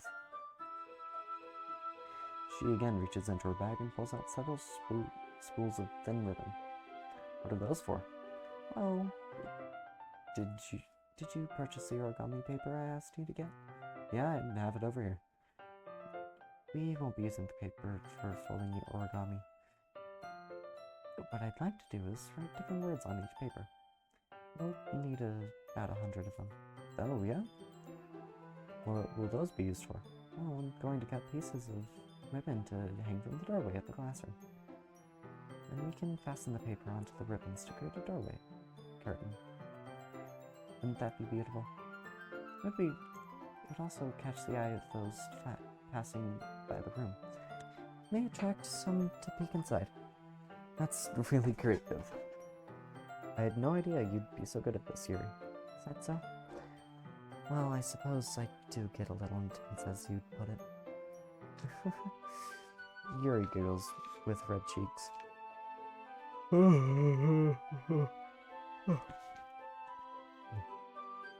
Reading makes me tired. Is it just me, or is she more relaxed when it's just the two of us? Or maybe it's the excitement she feels from sharing something that she enjoys. Here's a marker wager. You can write any characters you want. I'll help you once I finish cutting the ribbons. Oh, alright. Sitting on the floor together, the two of us get to work. I carefully draw a different character on each paper, doing my best to manage my bad handwriting. Yuri unravels a long strand of red ribbon to her desired length. Give me a sec. Okay. Then she reaches into her bag once more and pulls out a pocket knife. Oh. The knife is strangely beautiful. The silver handle has an intricate pattern of waves etched into it. The blade itself is gently tinted blue. It's no ordinary pocket knife. Looks really fancy. Oh. Well, embarrassed, Yuri looks away. What is it? You're going to think it's weird. Yuri, whatever it is, I have no reason to judge. 'Tis each their own, you know? You promise you won't be weirded out. Yeah, I promise. Alright. The thing is, I'm kind of into knives. They're just so pretty. I can't help it. I don't know what it is. Combination of craftsmanship and feeling of danger, maybe? What am I saying? Please don't think I'm weird for this. You're laughing at me. No, I'm not laughing at you. It's just funny how nervous you got about sharing. It's interesting that you've interesting to be into, I guess. I think it kind of suits you. Suits me? Yeah, it's kind of intense. Besides, it's a really cool looking knife. I can't deny that. It is, isn't it? Yuri relaxes her expression once more. Would you like to hold it? Oh, fuck. Yuri carefully hands me the knife with the handle facing me. I take it and turn it around in my hands. It feels heavy and extremely solid. Where do you even get a knife like this? Curious of its sharpness, I feel the point of the knife with my index finger. Ow! Major, why did you do that? I didn't expect it to be that sharp. I barely touched it at all. It's my fault. I should have warned you. This knife is extremely sharp. It can cut through skin like it's paper. Oh no. A small drop of blood trickles down the side of my finger. Yuri takes my hand and gives the wound a closer look. She stares at it, and noticeably fidgets. If you're squeamish, I'll go wash it off now. Without warning, Yuri puts my finger in her mouth and licks the wound. I feel her tongue curl around my finger. Startled, I instinctively pull back my hand. Oh, please forgive me. I wasn't thinking. Yuri lowers her head, her face burning up. Yuri, it's the most embarrassing thing I've ever done. Why did I do something like that? I'm sorry. Sure, it was a little weird, but it took me by surprise, but I guess she's just trying to help, right? Yuri, I think you're overreacting a little. She doesn't lift her head. What if she doesn't recover from this for the rest of the afternoon? Oh, you know what? This might be a stupid thing to do, but I do it anyway. Take Yuri's hand and lick her index finger in return. Lighter, did you really just do that? Now we're even. Yuri looks at me like I did something wrong. I knew that would be a bad idea. If not for the sweet aroma of the jasmine oil, the air would be extremely heavy right now. You're so weird, Wager. Yuri giggles shyly. Yuri calling me weird? I have no response to that. Where do you keep your bandages? I don't think I need one, actually. It was a tiny cut. Look, it already stopped bleeding. I see. That's relieving. The tension is quickly lifted. We each resume our respective activities. I watch Yuri's knife cut through the ribbon like it's nothing but air. Meanwhile, I continue to make progress on the paper. After finished attaching the paper to the ribbons, we lay them all out side by side. It's better than I expected, and it will be very effective as a door curtain. It looks great. Good thinking coming up with this, Yuri. Thanks. It's just something I saw online, really. Are you ready to move on to the next task? Yeah, let's do it. What do you have in mind? I'd like to create a banner. That's why I asked you to buy the paint tablets. Ah, that's right. One of the items Yuri asked me to buy was a kit of watercolor paint tablets. We need about 6 cups of water to put each of the tablets in. Do you mind fetching those for us? Of course not. 6 cups of water. I'll be right back in a minute. Thank you very much. Oh, and just a little bit of water is okay. If you feel the cup's up too much, it'll be too diluted. Taking Yuri's advice, I decided to use small plastic bathroom cups rather than full-size glasses, putting them on a plate to catch any paint that drips, then bring it back into my room. Yuri? Yes? I come in to see Yuri, quickly unrolling her sleeve, pulling it back over her arm. Nothing. Your face is a little red. Is it too hot in here or anything? No, not at all. There's nothing wrong, so let's mix the paint. Yuri hurriedly dismisses me and takes it upon herself to unwrap the tablets, dropping them into the cups. So I thought we would do something simple that would look very nice. I'd like to paint a gradient across the banner, starting with the colors for sunrise, then daytime, then sunset, then nighttime. Once it dries, I'll write an inspirational quote across the banner. We can hang it on the wall behind the podium of the front of the classroom. Ah, neat. What are you going to write? Well, it will be more fun to surprise you. Yuri smiles at me. If you say so. After rolling out the banner, Yuri and I kneel on opposite sides, and we don't get in the way of each other. Yuri uses a brush and adds a few dots of different colors across the banner to serve as a color guide when we paint. This kind of reminds me of elementary school. Painting on a banner with watercolors feels a lot like art class projects we had back then. It's relaxing. No, I'm sorry if this feels too childish. No, I didn't mean that at all. It's kind of fun, you know? Yeah, it is fun. I'm glad you feel that way too. Yuri stopped painting for a moment, thinking to herself. Me, I don't need to go out and do crazy things to have fun. In fact, I usually don't even want to. I just like when I can spend time with one other person. Even if it's something simple like reading it, doesn't even matter if we don't talk much. Just having a friend next to you makes things feel a little bit nicer. I think that's all it takes for me to be happy. Is that so?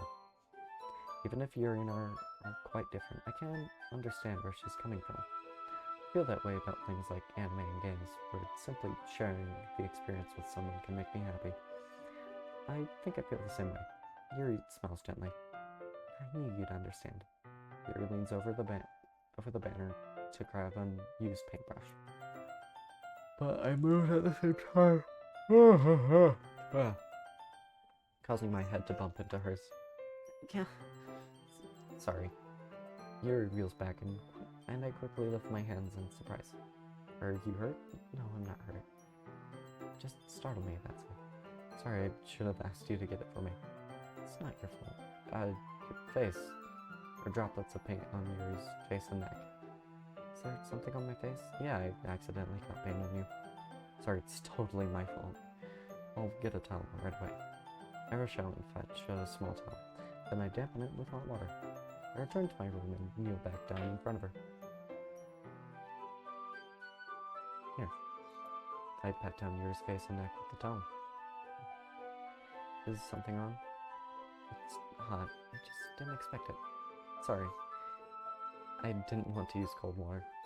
Having finished, I start to retract my hand. But Yuri suddenly holds my wrist. Wait. Just for a little longer. It's really nice. I keep my hand still against Yuri's neck. She looks into my eyes. It's an intense expression that I recognize from when she reads her books. Almost as if she's lost in a daze, enveloped by her own thoughts. She breathes gently, half through slightly parted lips. What's happening? Is the aroma of jasmine oil giving me this dizzy feeling? Yuri's gentle fingers wrap around my wrist, send a tingling sensation to my arm. Suddenly, the face seems to be much closer to mine than I was just a moment ago. Yuri slowly pulls away. Sorry, I've been feeling a little lightheaded today. I didn't mean to space out. It's fine. The moment is over as soon as it began. Yuri picks up her brush again, but her movements seem clumsier, like she's unable to focus.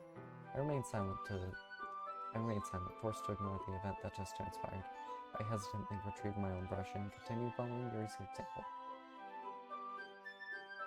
That should do it. I finished filling the night sky with dots that look like stars. Looking at the banner as a whole, it's very pretty and natural looking. I think it came out better than I expected. I'm really happy with the results. Yeah, me too. Are you going to add the lettering now? Not yet. It needs to dry first. That's true, but won't that take a while? Well, perhaps it would be best to leave it here, then have you bring it in the morning. I can do the lettering in the classroom before our event starts. Is that okay? That's totally fine. Wonderful. In that case, I don't think there's anything more for us to do here. You say that like you're glad it's over. Was I wrong to assume that you were at least enjoying yourself a little bit? Oh, no, it's not that. I'm just glad that we managed to get everything done. I see. I am too. I was a little concerned about time. I need to start making dinner soon. So you don't have any time left? I was secretly hoping we would have extra time to finish the work. Yuri thinks to herself. It could be too irresponsible of me to wait much longer. I'm sorry. I was hoping there would be more time as well. Probably my fault. Sorry for being such a slow worker. Oh wait, that was me. No, it's not your fault at all. And the important thing is that we got everything done, right? Yeah. So, I shouldn't be disappointed or anything. Gathering all her things, Yuri seems to look a little downcast. I understand why. It sounded like she rarely gets the opportunity to spend time with friends in a relaxed environment. That doesn't mean this is the last time it can happen. Once Yuri packs up, I walk her out the front door. Thank you very much for having me today. No problem, I'm glad I was able to help.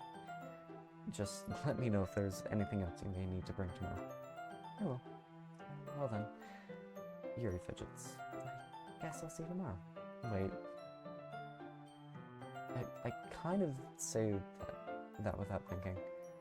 About today, it's fine that we didn't have as much time as we wanted, because we can do this again. Whenever you want, you can come over, we can go out somewhere. I forgot. You don't like going out much. As I stumble over my words, Yuri simply smiles bashfully. Anyway, you know what I'm trying to say, so. You're very thoughtful, Wei-chan. Yuri takes a step closer to me, then briefly squeezes my hand. I kind of feel like that about you. Well, how am I supposed to respond to that? But I don't even get a chance to as Yuri suddenly pulls back. Sayori. Hi, Waiter. Sayori. Just now we weren't. It's okay, Waiter. I just stopped by to say hi. Well, it's nice to see you. I'm sorry, but I'm already on my way to leave. Oh, really? That's too bad. I'm sorry, but but we'll all be together at the festival tomorrow, so that's fine, right? Of course. Sarah beams. Yeah, so I'll see you tomorrow. Clearly embarrassed, Yuri hurries off. Sari waves goodbye after her. Sari, I thought you didn't want to come over today. Well, I tried staying in my room, but my imagination was being really mean to me, so I had to come here to see it for myself. See what? What are you talking about? You know, how much fun you were having with Yuri, and how close you got to her. It makes me really happy. You've made such good friends. It's all that matters to me. And tears start to fall down Sayori's face. It's all that matters to me. Am I feeling this way, true? I'm supposed to be happy for you. Why does it feel like my heart is splitting in half? It hurts so much. Everything hurts so much. This would be so much better if I could just disappear. Sayori, don't say that. It's true, Wager. If I wasn't here, then you wouldn't have to waste your sympathy on me. You wouldn't have to put up with me being selfish. Monica was right. I should just... Monica? Monica was right about what? Sayori, what I said before is true. I'm not going to let this continue. Caring about you, like this, isn't the burden your mind is making it out to be. It's something that makes me happy.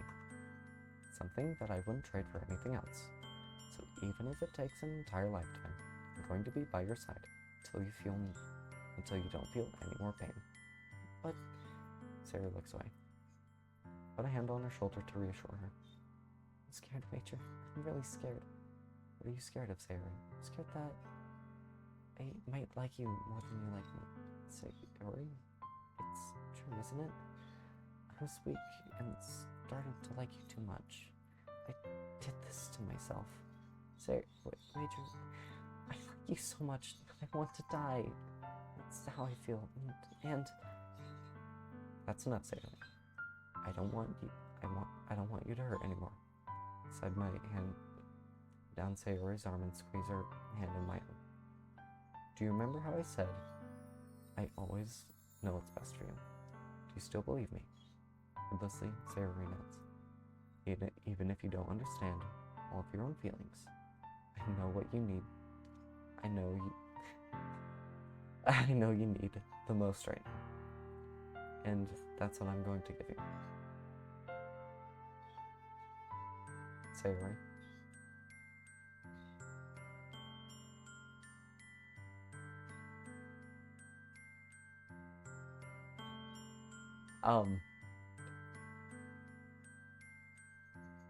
Will always be my dearest friend. When you need most is for things to be like they've always been. Monica told me the truth. She told me how much happier you seemed after I joined the club. I know you're struggling with some really difficult feelings right now, but please trust me that I know what's best and what will make you happy in the end. I promise. I'll help get things back to the way they were. I see. Sari forces a smile through an incredibly pained expression. Is this what it feels like to get stabbed in the chest? I should write a poem about this. Sari, it's okay. This is just my punishment, remember? For being so selfish. So please don't worry about these stupid feelings. I know you're right. You knew this whole time. I'm sorry. I'm yawning in the emotional state. I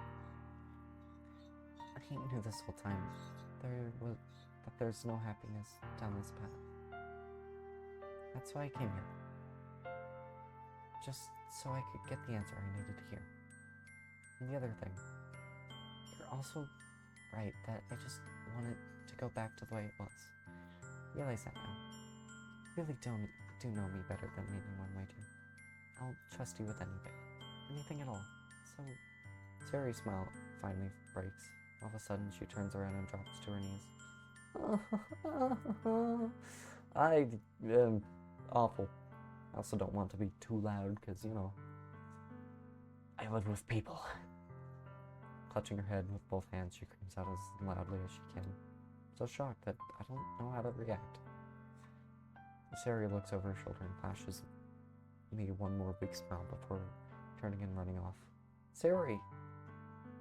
I'm left helplessly standing in front of my house.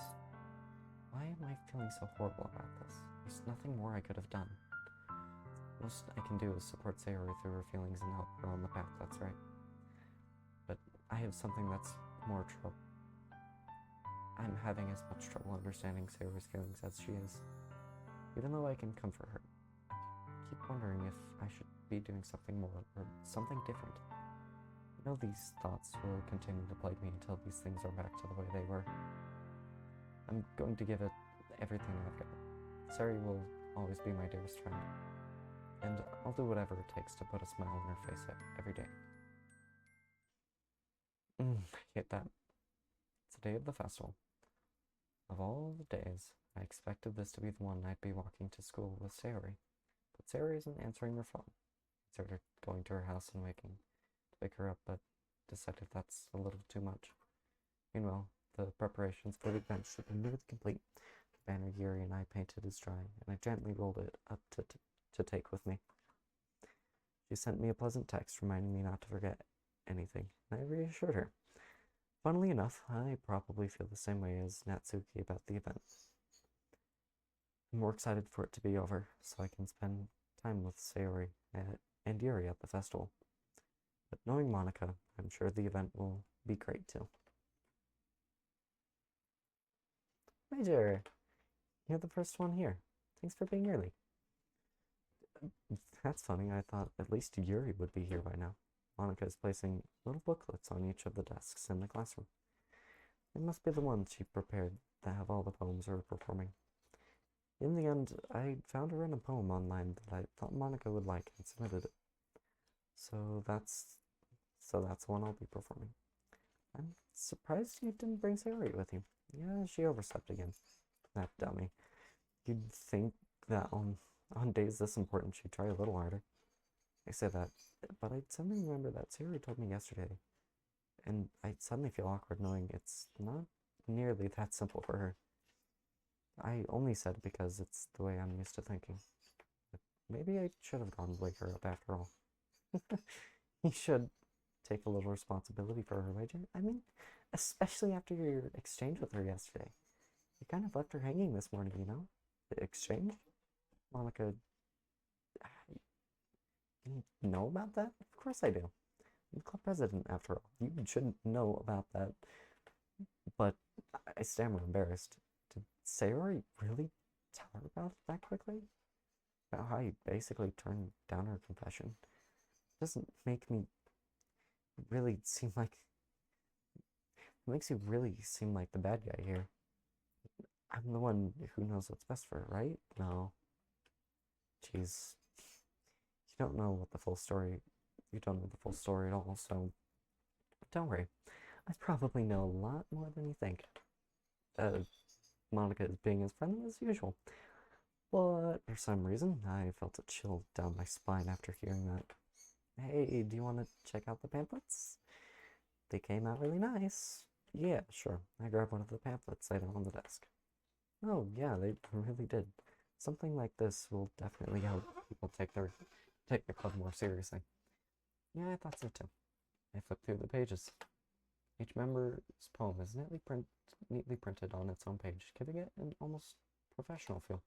I recognized Natsuki's and Yuri's poems from the ones they performed during our practice. What's this? I flipped to Sayori's poem. It's different from the one she practiced. It's one that I haven't read before.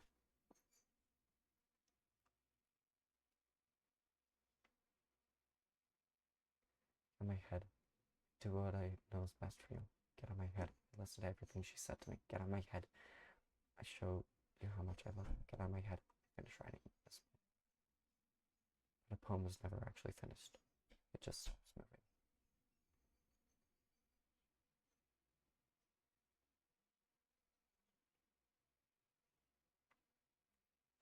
I do not like that. What is this? Reading the poem, I get a pit in my stomach. Richard, what's wrong? Nothing. This poem feels completely different from everything else Sayori's written. But more than that, I changed my mind. I'm going to go get Sayori, so, Well, alright. Try not to take too long, okay? Quickly leave the classroom. Don't strain yourself. Monica calls out after me. I quicken my pace. I was like thinking, I should have tried to be a little harder for Sayori. It's it's a it's not a big deal. At least wait for her or help her wake up. Even the simple gesture of walking her to school makes me really happy. Besides, I told her yesterday that things will be the same as they always have been. That's all she needs, and what I want to give her. I reach Sayori's house and knock on the door. I don't expect an answer. Since she's not picking up her phone either. Like yesterday, I opened the door and let myself in. Sayori. She really is a heavy sleeper. I swallow. Can't believe I ended up doing this after all. Waking her up in her house. Isn't that more like something a boyfriend would do? In any case, it just feels right. Outside Sayori's room, I knock on her door. Sayori? Wake up, dummy. There's no response. I really didn't want to have to enter a room like this. It's kind of a breach of privacy, but she really leaves me no choice. Gently open the door. Say,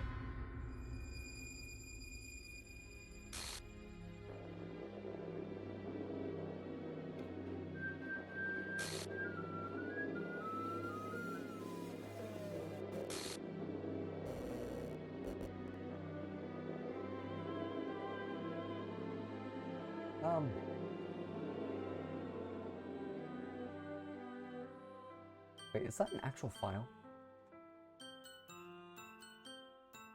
Give me a second. Let me browse my local files, because I want to look at that. Okay. Game.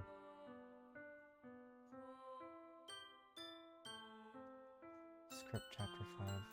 .rpy line 307. See trace back text for details. Cache. No packages, no. Saves.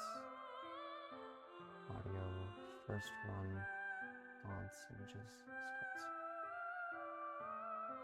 What the hell? What the hell? Is this a nightmare? It has to be. This isn't real. There's no way this can be real. Harry wouldn't do this. Everything was normal up until a few days ago. I can't believe it.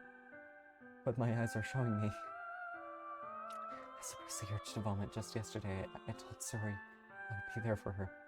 I told her I know it's best, and that everything will be okay. Then why would she do this? How could I be so helpless? What did I do wrong? Turning down her confession. It has to be something that what pushed her over the edge. Her agonizing scream still echoes in my ears. Why did I do that to her when she needed me the most? Why was I so selfish? This is my fault. My swarming thoughts keep telling me everything I could have done to prevent this. I just spent more time with her, walked her to school, and gave her what I know she wanted out of a relationship. Then I could have prevented this. I know I could have prevented this. Screw the literature club. Screw the festival. I just lost my best friend, someone I grew up with, and she's gone forever now. Nothing I can do to bring her back. This isn't some game where I can reset and try something different. I had only one chance. I wasn't careful enough, and I'll carry this guilt with me until I die. Nothing in my life is more than hers, but I still can do what she needed from me. And now, I can never take it back. Never, never, never, never, never.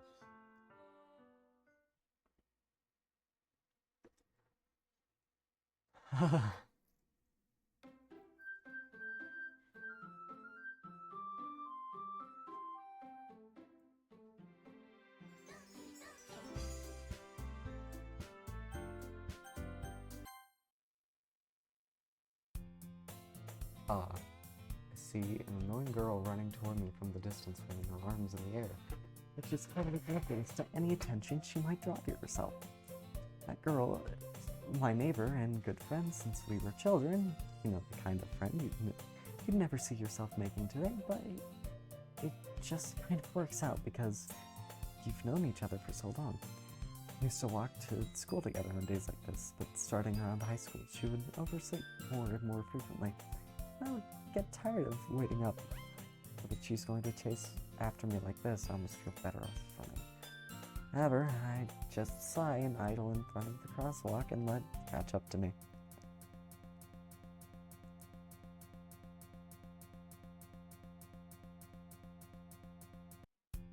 It's an ordinary school day like any other. Mornings are usually the worst. I'm surrounded by couples and friend groups walking to school together. Meanwhile, I've always walked to school alone. I always tell myself it's about time I meet some girls or something like that, but I have no motivation to join any clubs. I'm perfectly content as getting by on the average while spending my free time on games and anime. There's always the anime club, but it's not like there would be any girls in it anyway. The school day is as ordinary as ever. It's over before I know it. After I pack up my things, I stare blankly at the wall, looking for an ounce of motivation. Clubs.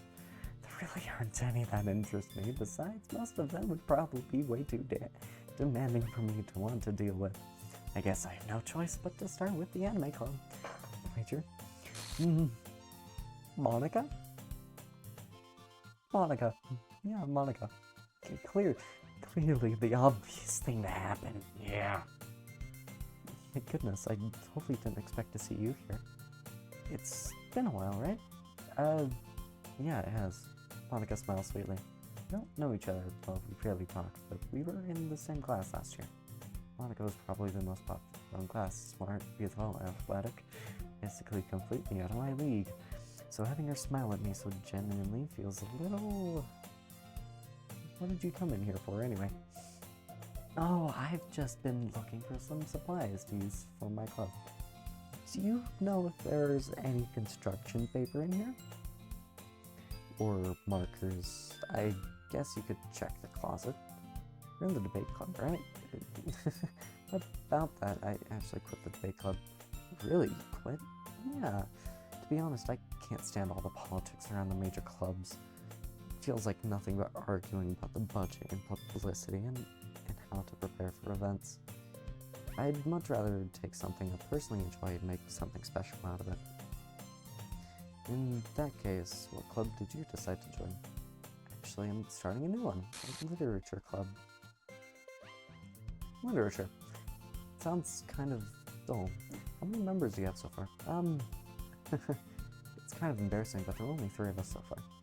It's really hard to find new members for something that sounds so boring. Well, I can see that. But it's really not boring at all, you know? Literature can be anything, reading, writing, poetry. I mean, one of my members even keeps her manga collection in the club room. Wait, really? Yeah, it's funny, right? She always insists that manga is literature club too. I mean, she's not wrong, I guess. And besides, some member, right? Did Monica say she... Hey, Wager, by any chance, are you still looking for a club to join? I mean, I guess so, but in that case, is there any chance you would do me a big favor? I won't ask you to join, but if you could at least visit the club, it would make me really happy. Please? Well, I guess I have no reason to refuse. Besides, how can I refuse someone like Monica? Sure, I guess I could check it out. Oh, awesome. You're really sweet, Wager. You know that? Uh-huh. It's nothing, really. Shall we go then? I'll look forward to the materials another time. You're more important. Thus, today marks the day I sold my soul to Monica and her irresistible smile.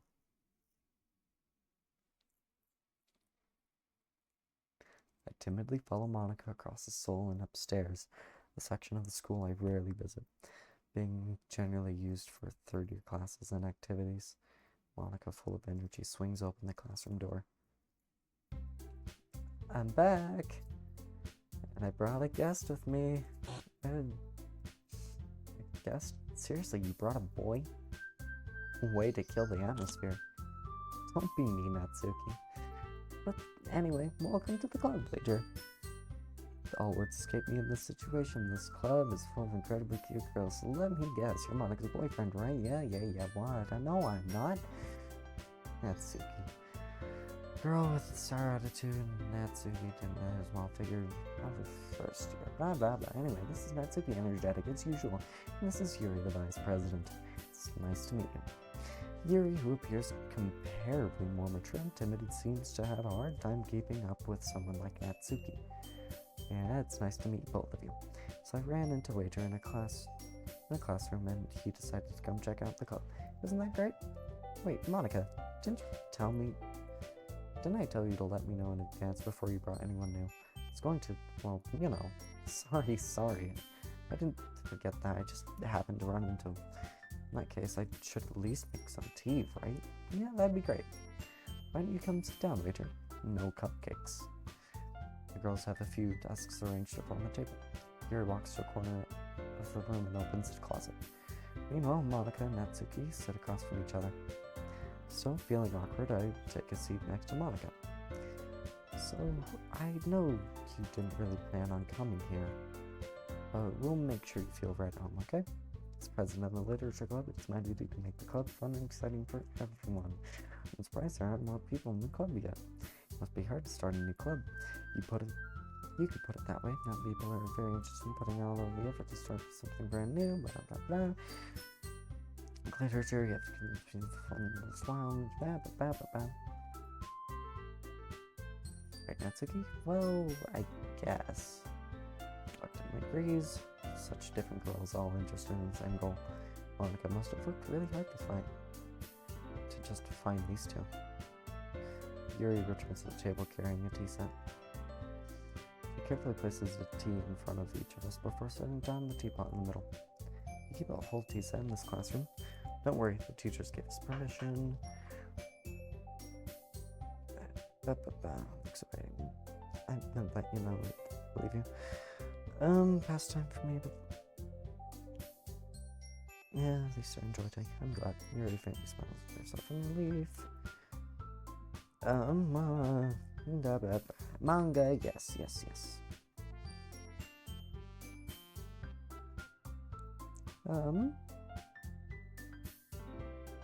Yeah, just skipping through a bunch of it. Since, you know, didn't expect that from you, Yuri. Well, Natsuki's eyes don't. Never mind. It's right, you usually write down and keep things, don't you, Natsuki? What gives you that idea? You left a piece of scrap paper behind last club meeting. And a poem called Don't Say It Out Loud.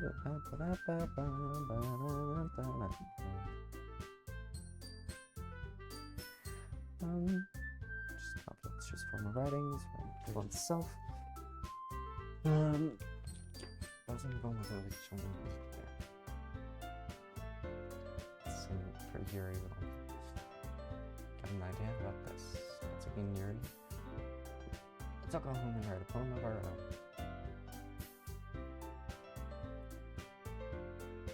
After all, I need to admit. Oh, she's the vice president. My best nurture the club as well as its members. Besides, now that we have a new member, it seems like a good step for us to take. Do you agree as well, Wager? Hold on, there's still one problem. What's that? Now that we've reached the most important topic, I bluntly come forth with what's been on my mind the entire time. I never said I would join the club. But, sorry. What? Girls exchange class.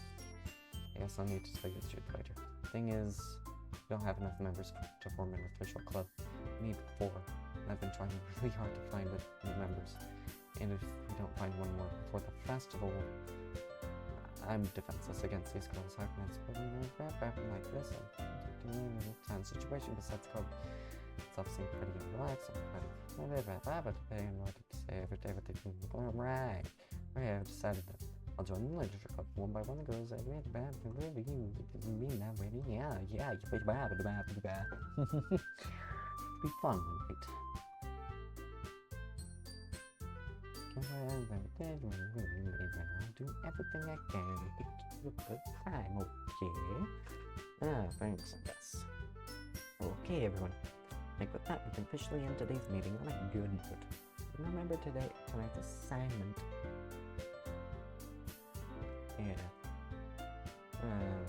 Assignment of chit-chat is Yuri cleans up the tea set.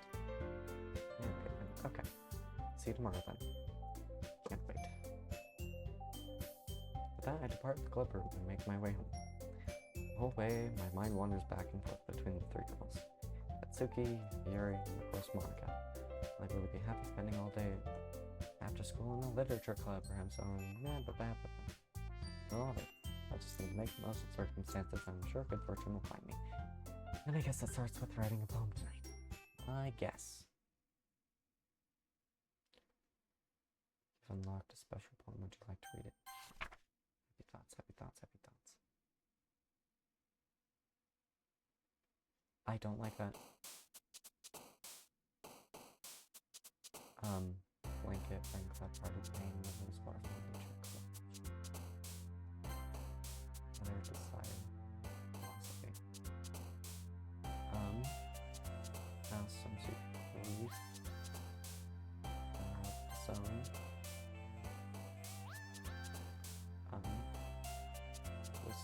No. Infallible. Uncanny. Judgment. Vivacious. Festive.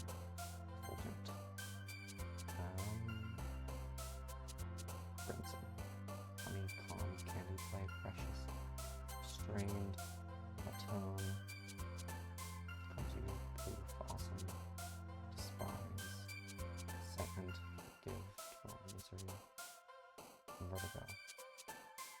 Quieted. Journey after image. Cut. Food. Intellectual. Hi again, Wager. Glad to see you didn't run away on us. No, don't worry. This might be a little strange for me, but at least I kept my word. I'm back at the literature club. That was the last to come, so everyone else is already hanging out. Thanks for keeping your promise, Wager. I hope this isn't too overwhelming of a commitment for you, making you dive headfirst into literature on you. What the fuck? Oh, come on, like he deserves any psych. You already had to be jackpotting Monica. I don't know if you have a plan to just come here and hang out or what. But if you don't take us seriously, then you won't see the end of it. Thanks, certain. Hi, Monica. Do you seriously have to cover up the text box? Not for someone who keeps between saying Monica and manga. I'm sorry, Rachel. We'll make sure. I had some anyway. Now that you're in club and all, perhaps you might picking up a book to read. Yes, sure. But yeah. I've already read most of this. Are you sure? I'll just feel my mood about it. So know that I should help you get started on something that you might like. I didn't want you to feel left out, so I picked out a book that you might enjoy. So keep your attention. Yeah, better. Well, this is huge. Blah. You've seen most of this already. Ooh. Been settled in and I expect Monica to carry off some scheduled activities for the club. That doesn't seem to be the case. Yuri's face is already buried in the book. I can help her nudge her into waiting for this chance. Atsuki is rummaging around in the closet. Really curious to talk to Yuri a little bit more. At the same time, I feel bad for distracting her from reading. The book looks fun to me.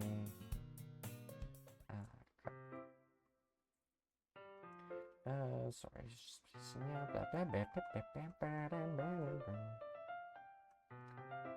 yeah, we've read most of this, so we can just speed through a lot of it.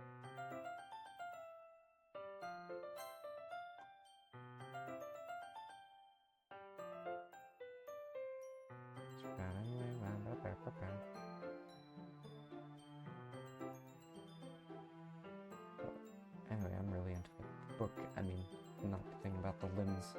It's kind of dark, isn't it? Yuri made it sound like it's going to be a nice story, so that dark turn came out of nowhere. Missed that. You not a fan of that sort of thing, Wager? No, it's not that. I mean, I can definitely enjoy it. Never in my life would I have thought you would play this. Rora? Well, why? Why would this be a surprise to you? I mean, especially during Spooky Month, I just kind of have to. Have you seen this game? Based off of what you said. Best of all, you said 3 hours, not 3 hours late. You're 4 hours late. I think, Twitch did stop. Yeah, so it says 3 hours, but it's actually 4 hours and 6 minutes. So yay. Kind of stories. So don't worry. I hope so. Yeah, I totally forgot that Yuri is into those things.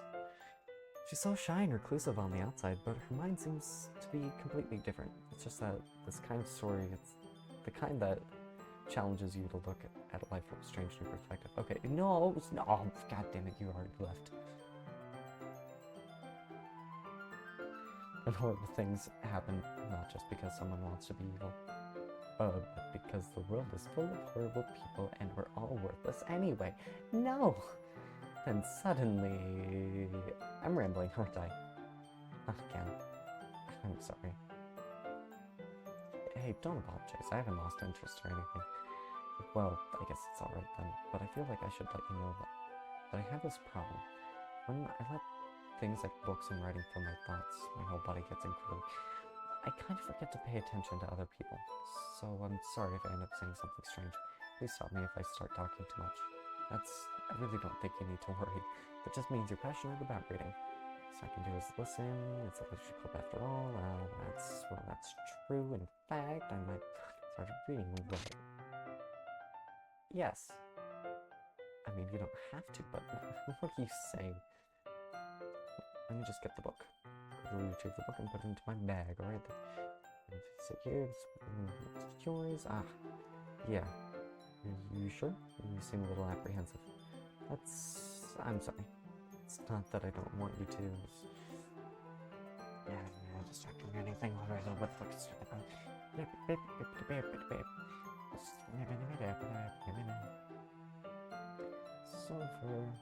Sorry, what was that? You really apologize a lot, don't you? Too? I mean,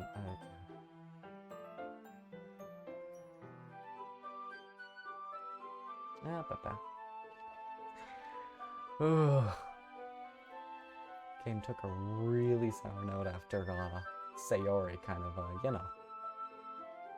Yeah.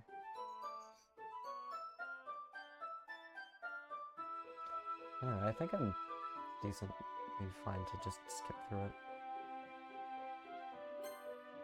Yeah, I'll just turn on auto.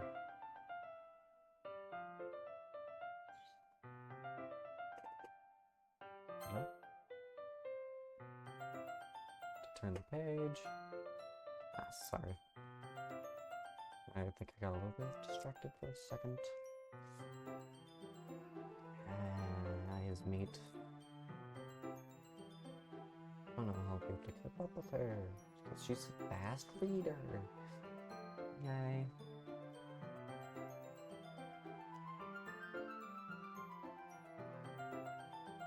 Ugh, lovely. Well, this is going.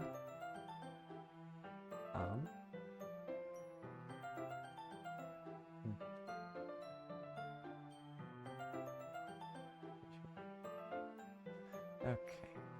I wanted to...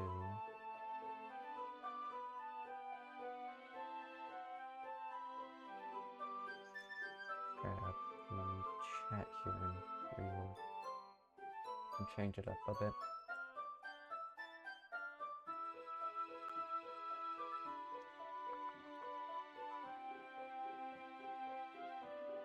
That's your settings.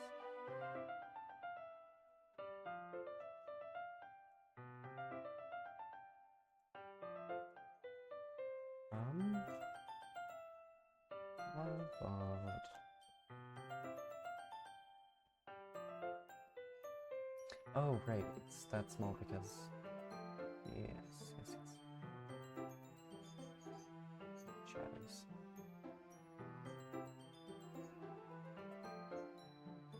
Let's see.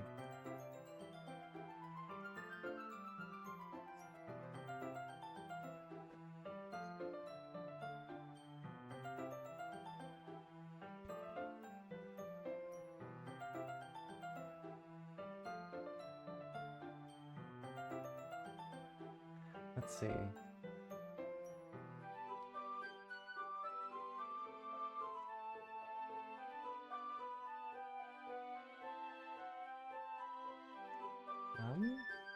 Didn't even get that far yet. Nothing creepy has happened so far yet. Right?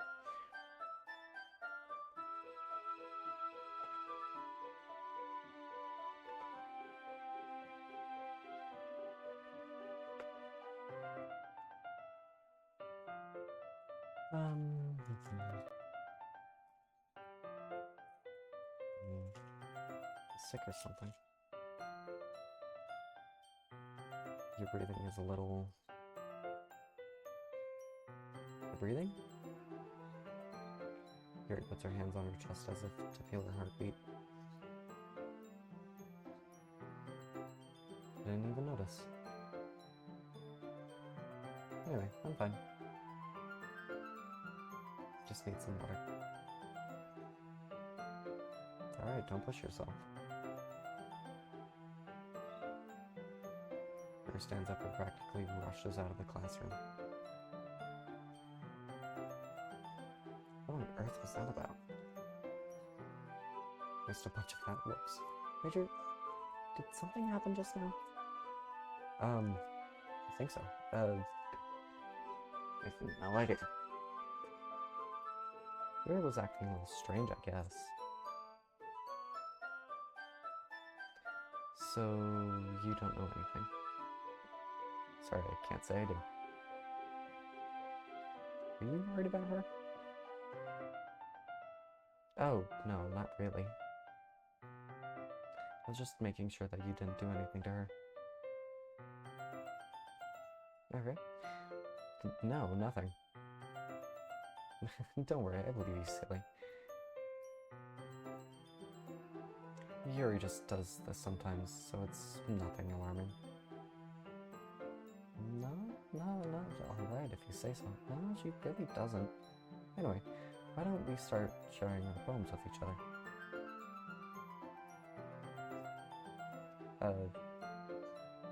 Shouldn't we wait for Yuri? Well, she might be a while, so I just figured we'd start without her. We'd get started without her. I see what you did. I see what you did, Monica. Is that okay? Yeah, I was just asking. I stand up. Make a mental note of where I left off in the book, then slip it back into my bag.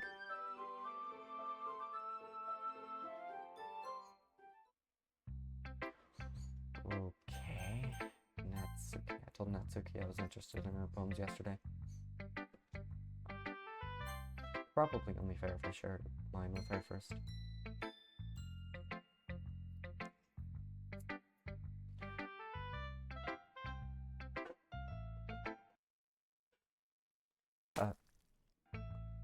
Wager, if you're not going to take this club seriously, then go home.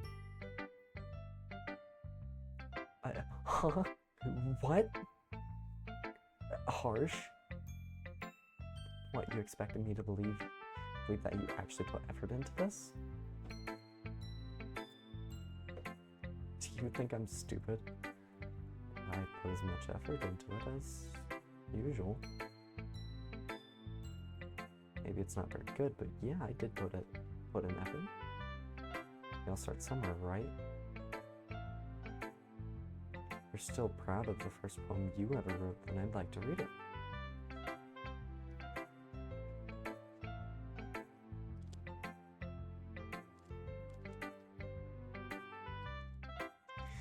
Yeah.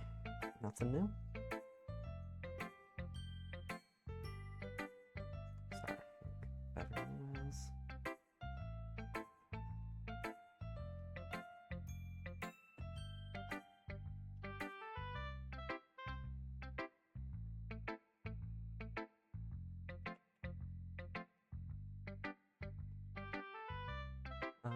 Gotta share mine now.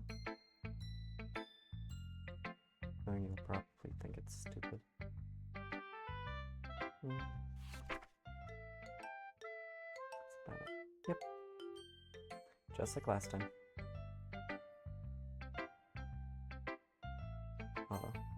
Skip. Monica. Hi, waiter. Having a good time so far? Oh, yeah, I guess. Yeah. Good, glad to hear it. By the way, since you're new and everything, if you ever have any suggestions for the club, like new activities or things we can do better, I'm always listening. Don't be afraid to bring things up, okay? Alright, I'll keep that in mind. Of course, I'll be afraid to bring things up. I'm much better off going with the flow until I'm more settled in. Anyway, want to share your poem with me? It's kind of embarrassing, but I guess I have to. Don't worry, waiter. We're all a little embarrassed today, you know? But it's that sort of barrier that we'll all learn to get past soon. Yeah, that's true. I hand Monica my poem. Great job, waiter. Oh, I was going ooh in my head while reading it. It was really metaphorical. Something so deep, I guess. It's easy for you to keep everyone expectations low. Effort about my balance. It's very fair. Yes. Symbolism.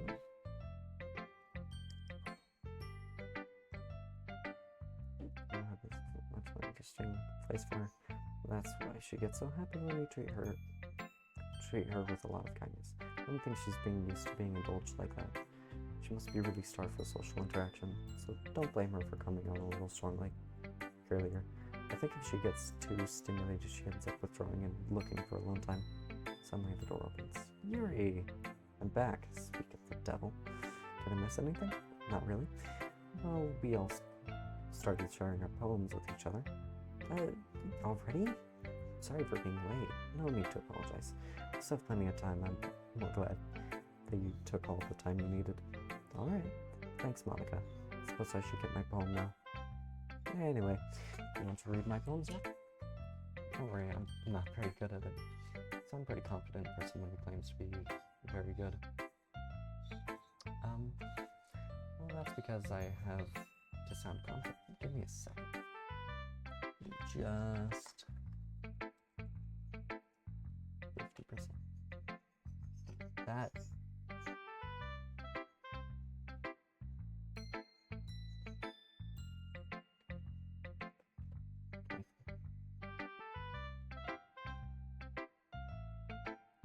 There.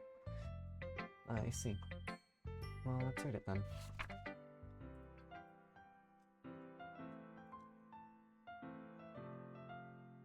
Oh. No longer see color. He wasn't looking at me. Confused, I frantically glanced at my surroundings. My burned eyes can no longer see color. Are there others in this room? Are they talking, or are they simply poems on flat sheets of paper? The sound of frantic scrawling playing tricks in my ears. The room begins to crinkle, closing in on me. The air I breathe dissipates before it reaches my lungs. I panic. I think there must be a way out. It's right there. He's right there. Slowing my fears, I brandish my pen.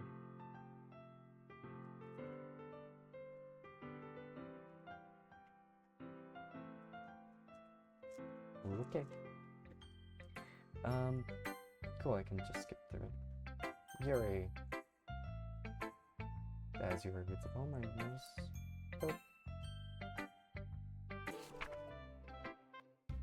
Phew. I guess that's everyone. I glance around the room. It was a little more stressful than I anticipated. It's as if everyone is judging me for my music or writing abilities, even if they're just being nice.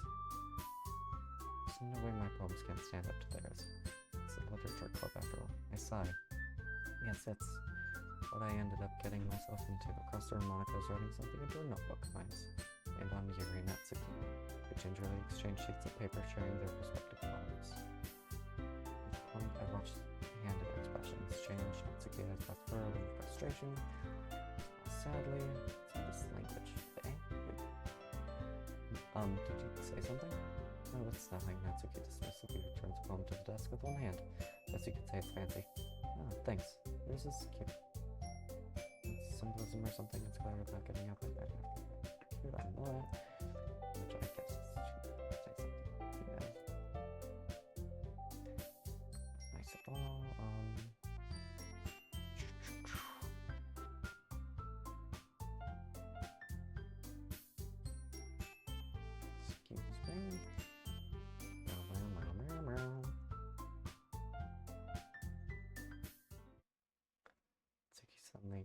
stands up. Oh, I didn't realize you were some invested in trying to impress your new member. You. That's not what I bet.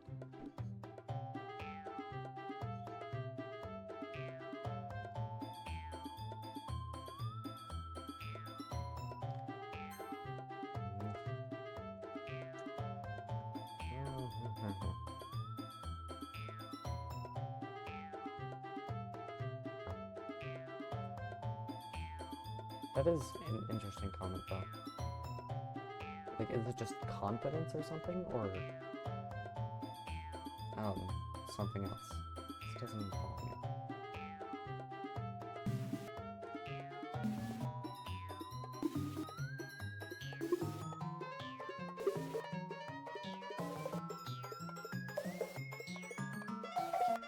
Look who's talking, you edgy bitch. You wanna be edgy bitch. Oh, edgy. Sorry that my lifestyle is too much for someone your mental age to comprehend.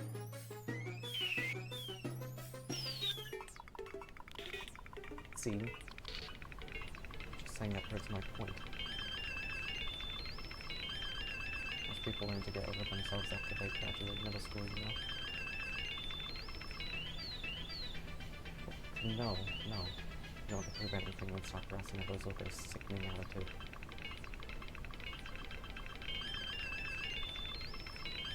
You think you can now counterbalance your toxic personality just by dressing and acting cute?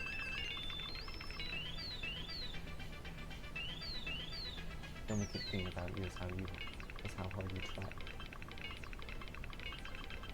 Well, be careful or you might cut yourself on that edge, Yuri. Oh, my bad, you already do, don't you? Did you just accuse me of cutting myself? What the fuck is wrong with your head?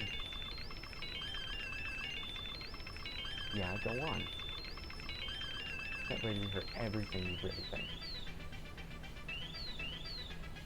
I'm sure he'll be head over heels for you after this. Suddenly Yuri turns towards me as if she just noticed I was standing here. Wait here. She's just trying to make me look bad. That's not true. She started it.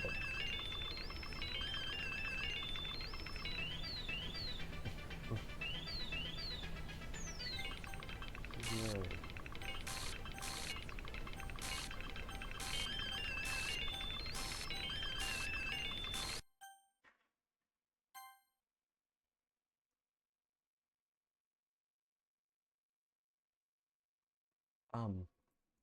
Hey, waiter, why don't we step outside for a little bit, okay? Sorry about that. They really shouldn't have tried to get you involved. It's probably better for us to stay out. We'll go back inside once they're done yelling. So, some president I am, right? I can't even confront my own club members properly. I just wish I was able to be a little more assertive sometimes. But I'd never have it in me to put my foot down against others. You understand, right? Anyway, if this makes you want to spend less time with the others, then that's fine. Yeah, I'd be happy to spend time with you instead. Suddenly Natsuki runs out of the classroom. She quickly runs away. Oh dear. Well, it looks like they're done. I didn't mean it. I didn't mean it. I didn't mean it. Yuri is rocking back and forth in her desk with her palms on her forehead. Yuri? I didn't mean it. I believe you. I have no idea what Yuri might have said to Natsuki. Or did. Dear, please don't hate me. Please. Not like this. There's something wrong with me today. It's fine, Yuri. We know you didn't mean it. Besides, I'm sure Natsuki will forget all about it by tomorrow. Completely. Anyway, the meeting is over, so you can go home now if you want. Yuri looks at me as if she wants to say something, but she keeps glancing at Monica. You can go first, Monica. I'd like to stay here a little bit longer. I'm the president, so I should be the last one out. I'll wait for you to be done. Well, I'm the vice president, so please let me take that responsibility today. It kind of sounds like you want me around for some for something, Yuri. It's not that. It's not that. I didn't get much of a chance to discuss my book with later. I would just be embarrassing with you listening. I guess I don't really have a choice, do I? Sorry for causing trouble. I really appreciate you understand. Consent. Uncontrollable. Disoriented. Incapable. Unquieted. Stable. Vitality. Arabella. Unashamed of despise. Stick to philosophy. Captive. Tenacious. Extra work. Oh, damn. Covet. Unrestrained. Frightening. Contamination. Determination. Incongruent. Melancholy. Mending. Another day passes, and it's time for the club meeting already. Yay. Gotten a little more comfortable here over the past couple of days. Entering the club room, the usual scene greets me. Welcome back, Wager. Hi, Yuri. I'm not sure if it's me or if it's Yuri's expression, but the weight of yesterday's quarrel still hangs in the air a little. Yuri glances over her shoulders, looking around the room. Natsuki is reading a manga at a desk. Surprisingly, Monica isn't here yet. Suddenly, Yuri takes my arm and pulls me to the corner of the room. About yesterday, I really need to apologize. Nothing like that has ever happened before, and something just came over me, I guess. I wasn't acting mentally sound. Please don't think we're usually like this. Not just me, but Natsuki as well. Yuri, I'm happy that you were considerate and apologized. You don't have to worry too much. Even though I've only been here a couple days, I could tell that something was off yesterday. Maybe we were just a little extra sensitive because it was our first time sharing poems. But whatever it was, it didn't make me think any less of you. I had decided that there's no way you can be a bad person. And now that you're apologizing, I know you really didn't mean it. Waiter, don't say those kind of things so frankly. They make me a little too happy. I'm really glad that you're such an understanding person. And I'm really glad that you joined this club. Everything is a little bit brighter with you around, and sorry, what am I saying right now? Hey, have you guys seen Monica? No, I haven't. I was also kind of wondering where she was. Man, Yuri, I'm guessing you haven't either? Yuri's clearly taken aback by how calmly Natsuki is addressing her. No, I haven't. Jeez, this isn't like her at all. I know it's stupid, but I can't help but worry a little bit. What? Why are you looking at me like that? Natsuki, about yesterday, I just wanted to apologize. I promise I didn't mean any of the things I said. I'll do my best to stay under control from now on. So, Yuri, what the heck are you talking about? Did you do something yesterday? Jeez. Whatever's on your mind, I'm sure it was nothing. I don't even remember anything bad happening. You're the kind of person who worries too much about the little things, aren't you? But Silkcloth, Blindsight, Lifeline, and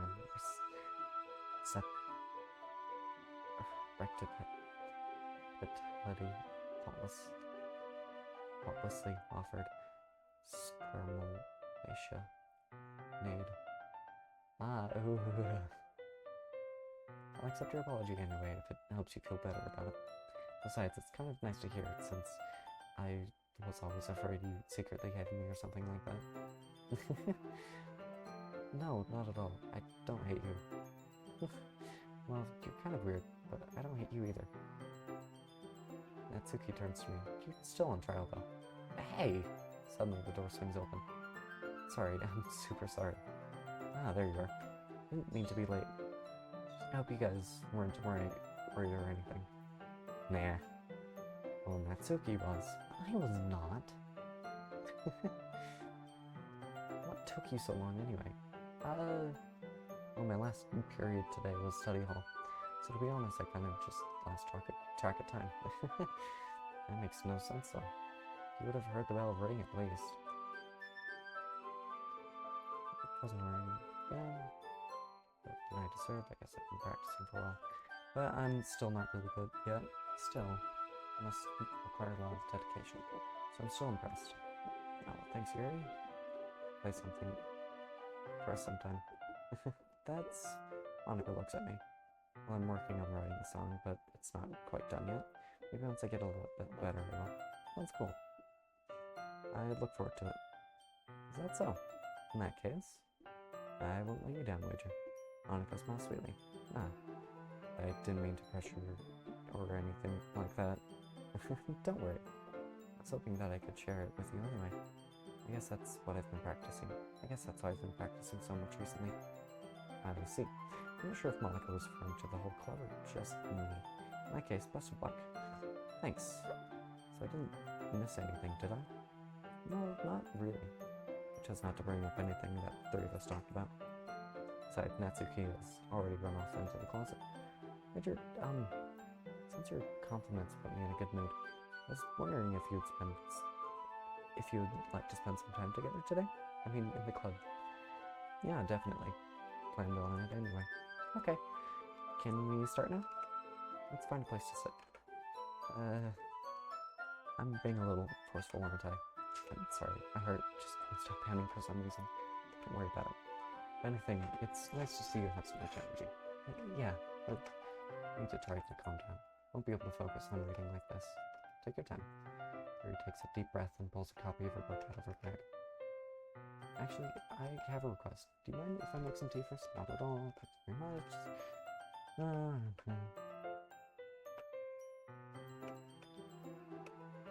Sure. Yuri hands me a picture of just an electric cow. I'm going to plug this in.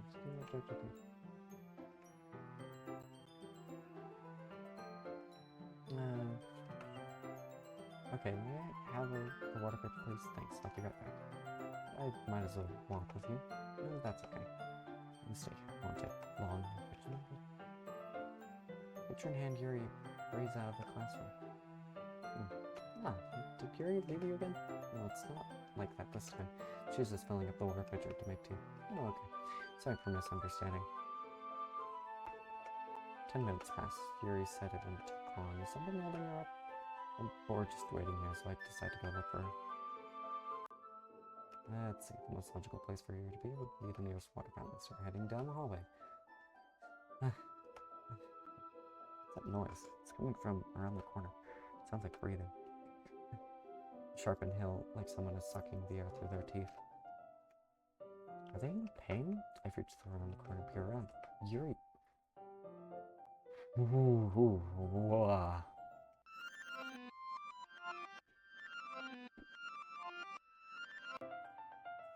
Back. Thanks for waiting patiently. Waiter, do you like oolong tea? Yeah. Whew.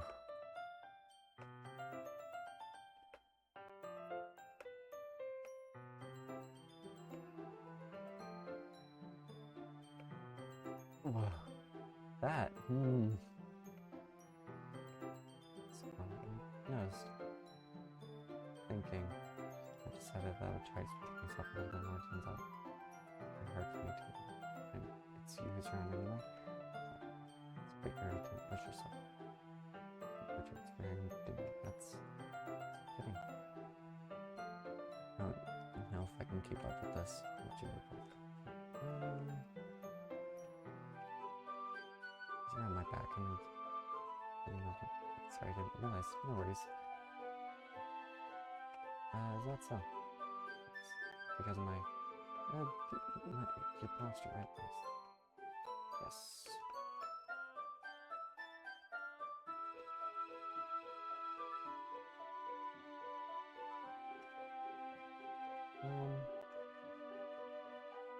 Just have to teacup.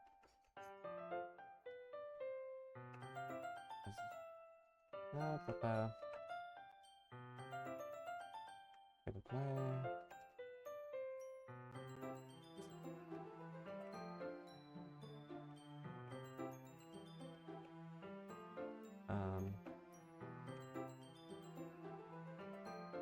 Sure, of course.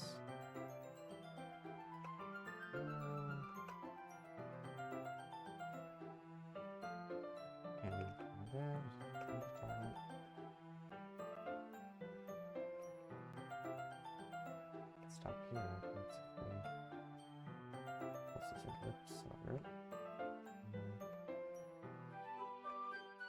Just, sorry. Breathe heavily. I can't. Major, suddenly, Yuri forcefully grabs my arm and jerks me to my feet. My teacup gets knocked over. Major, it won't stop pounding, Major. Can't calm down. Can't focus on anything anymore. Can't you feel it, Major? Yuri suddenly presses my hand against her chest. Why is this happening to me? I feel like I'm losing my mind. I can't make it stop. It even makes me not want to read. I just want to look at you.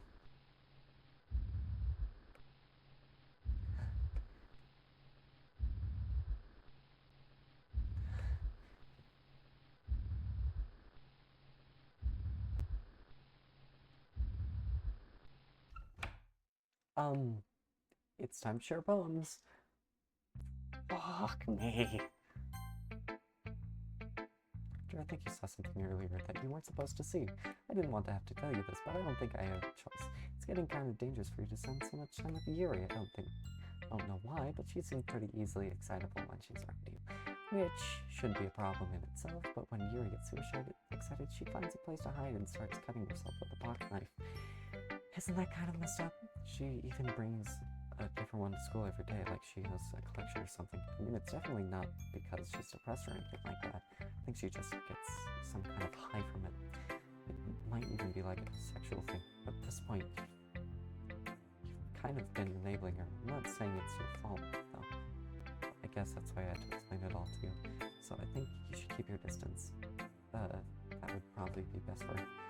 While you're at it, don't be shy to spend a little more time with me. Put it lightly, I at least have it together in the head, and I know how to treat my club members. But anyway, how to read my poem now? How it turned out this one, so I hope you do too. Say the colors, they won't. Bright, beautiful colors, flashing, expanding, piercing, red, green, blue, and then this cacophony of meaningless noise. The noise, it won't stop. Violent, grating, what if it was reaching, piercing, sine, cosine, tangent, and like playing a knife on a breathing rib cage. Delete her.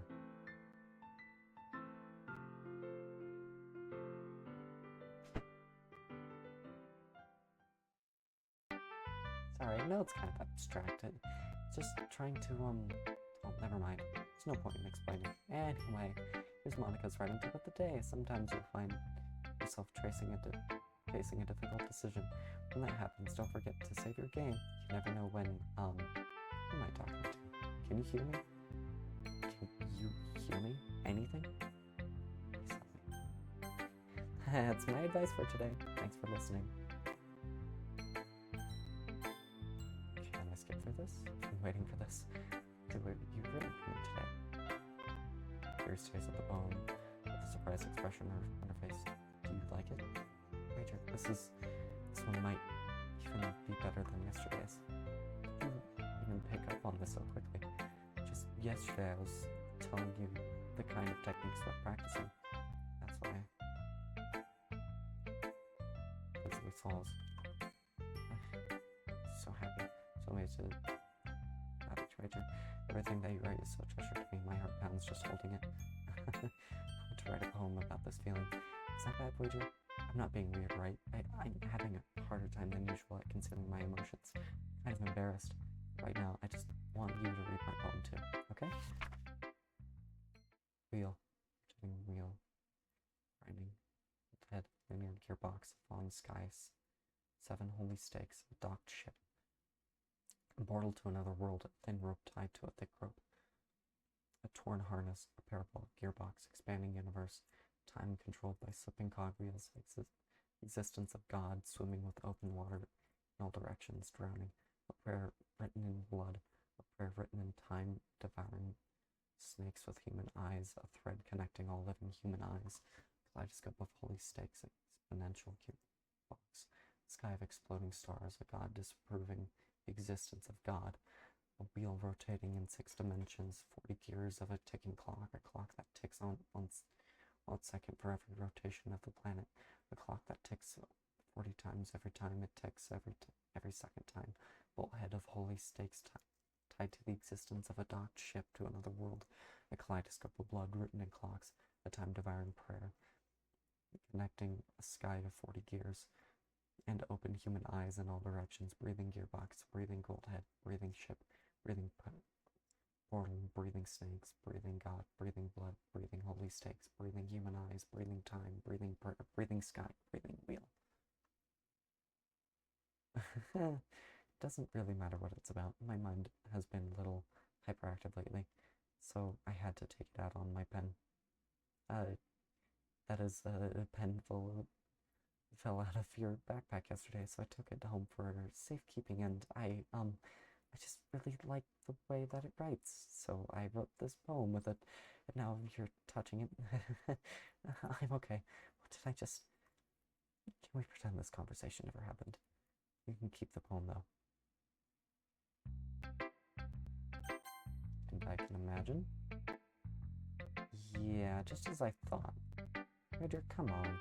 You're not stupid. How much time you've been spending with Yuri. It's obvious you care more about impressing her than anything. Impressing her and trying to improve your writing. To put it bluntly, it's kind of pathetic. Why are you even in this club, Wager? Honestly, I thought getting a new member would help if everyone get more involved together, not exclude each other from even more. This is a stupid activity anyway. Look, I'm not in a good mood today. I just really don't feel like talking right now. Please go away.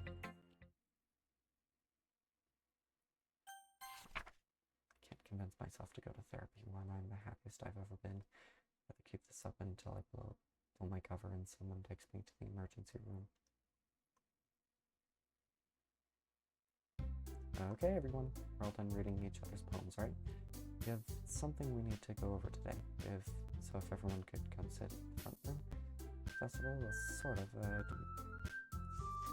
not like we can put together anything good in just a few days. We'll just end up embarrassing ourselves instead of getting any new members. That's a concern of mine. So I don't really do well with last minute preparations or so much. We're just going to keep it simple, okay? Look, you know, everyone's been a little bit more lively ever since Wager joined, and we've started with some club activities, but this isn't the time for us to become complacent. We still only have 4 members. The festivals are only real chance to find more, you know? What's so great about getting new members anyway? We already have enough to be considered an official club. More members will just mean everything gets noisier and more difficult to manage. Natsuki, I don't think you're looking at it the right way at all. Don't you want to share your passion with as many people as you can to inspire them to find the same feelings that brought you here in the first place?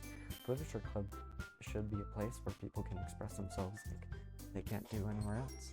Should be a place so intimate that you never want to leave, you know? I know you feel that way too. You know, we all do.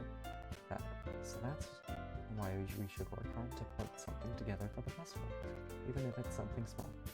Right, Wager? Oh, come on. We can't take advantage of Wager to agree with you just because he doesn't know how to say no to anything. Look, Monica, do you really think any of us here joined the club with other people in mind? Yuri never even talked until Wager joined. As for me, I just liked it better here than I do at home. And Wager isn't even passionate about the literature in the first place. And that's everyone. Sorry, but you're really the only one who's so interested in finding new members. The rest of us are fine like this. I know you're president and all, and you should really consider our opinions for once. Monica is clearly taken aback by Natsuki's words. That's not true at all. I'm sure Yuri and Wager want to get more members too, right? I don't know about Yuri, but I'm kind of indifferent. If I showed as much enthusiasm as Monica wanted, then I would probably be lying. Still, if it's up to me to rescue this situation, no. Natsuki's right, isn't she? This club, it's nothing more than a place for a few people to hang out. How did I think that everyone here saw the same way as I did? That doesn't mean that we're against getting new members or anything. Richard, why did you even join this club? Whatever were you hoping to get out of this? Well, it's not really something I can be honest about, is it? In fact, if I remember, you weren't even given a choice not to join. Monica sits down and stares at her desk. point of all this anyway? What if starting this club was a mistake? Now you've done it, Natsuki. What, me? I just spoke my mind. It's a crime, to be honest. About to be... It's not about being honest. It's about word choice. Besides, you have no right to speak for everyone else in the club like that. You don't understand at all. It's just, I just want to be a place that feels nice to hang out with a few friends. It's just a problem with the club being... It's our problem with the club being that for me. There aren't many other places like that for me. Now Monica wants to take it away from me. She's not taking anything away. No wager. It's not the same. It won't be the same with the direction she wants to take it. If I wanted that, then I could have just joined any other stupid club. But this one, I mean, at least for a little bit of time, things were nice. Natsuki started packing up her things. I'm going home. I feel like I don't belong here right now. Natsuki ignores Yuri and walks out of the classroom. This is bad. I don't know what to do. Well, do you have an opinion on the festival? I don't know. I'm kind of indifferent, I guess. Who cares about that obnoxious brat? I mean, I like how nice and quiet the club is right now. I'm just happy with you here. But still, I'm the vice president. It's not right for me to ignore my responsibilities like that. Nobody would cry if she killed herself. I should do my best to consider everyone's perspective and make the decision that's right for the club.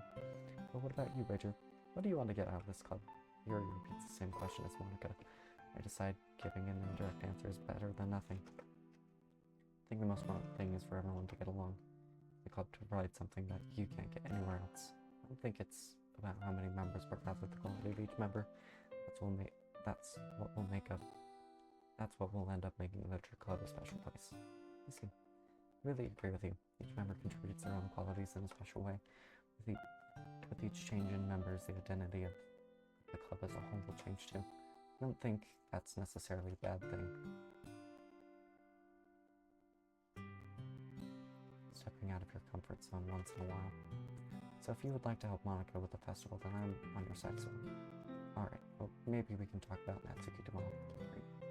Hey, Yuri? I know things were a little awkward yesterday, but I feel like you deserve to know that I think you're a wonderful vice president, and also a wonderful friend. Monica, I want to do everything I can to make this the best club. Okay? Me too. Yeah. Let's all go home for today. We'll talk about the festival tomorrow. Okay. I look forward to it. Shall we go together, Wager? Please don't take this the wrong way, but I'm going to chat a little bit with Wager before we leave. Just see what he thinks of his time here and all that. It's important to me as president. Her looks a little troubled, but she doesn't protest. Okay. Just your judgment, Monica. In that case, I'll see the two of you tomorrow. See you tomorrow. Monica waves as Yuri exits the classroom. Phew. Things have been a bit hectic lately, haven't they? Major, I just wanted to make sure you're enjoying your time at this club. I would really hate to see you unhappy. I feel kind of like I'm responsible for that as president. And I really do care about you, you know? I don't like seeing the other girls give you a hard time with how mean Natsuki is and everything. And you're being a little bit, yeah, no. Sometimes I feel like you and I are the only real people here. You know what I mean? It's weird because in all the time you've been here, we've hardly gotten to spend any time together. I mean, I guess it's technically only been a couple days. Sorry, I didn't mean to say something weird. There are just some things I've been hoping to talk about with you. Things I know only you could understand. That's why not yet. No, stop it.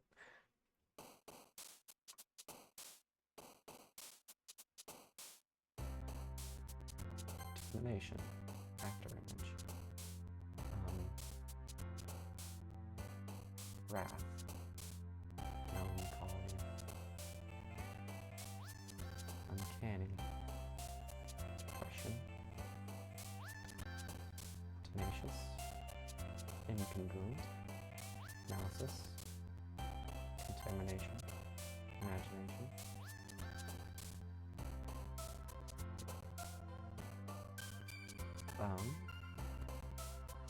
Party, anger, nature, pain, cage, pain, heaven sent, evidence,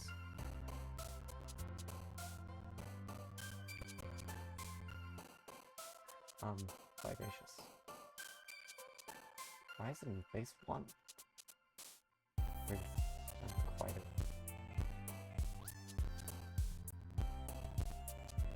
tragedy. Natural.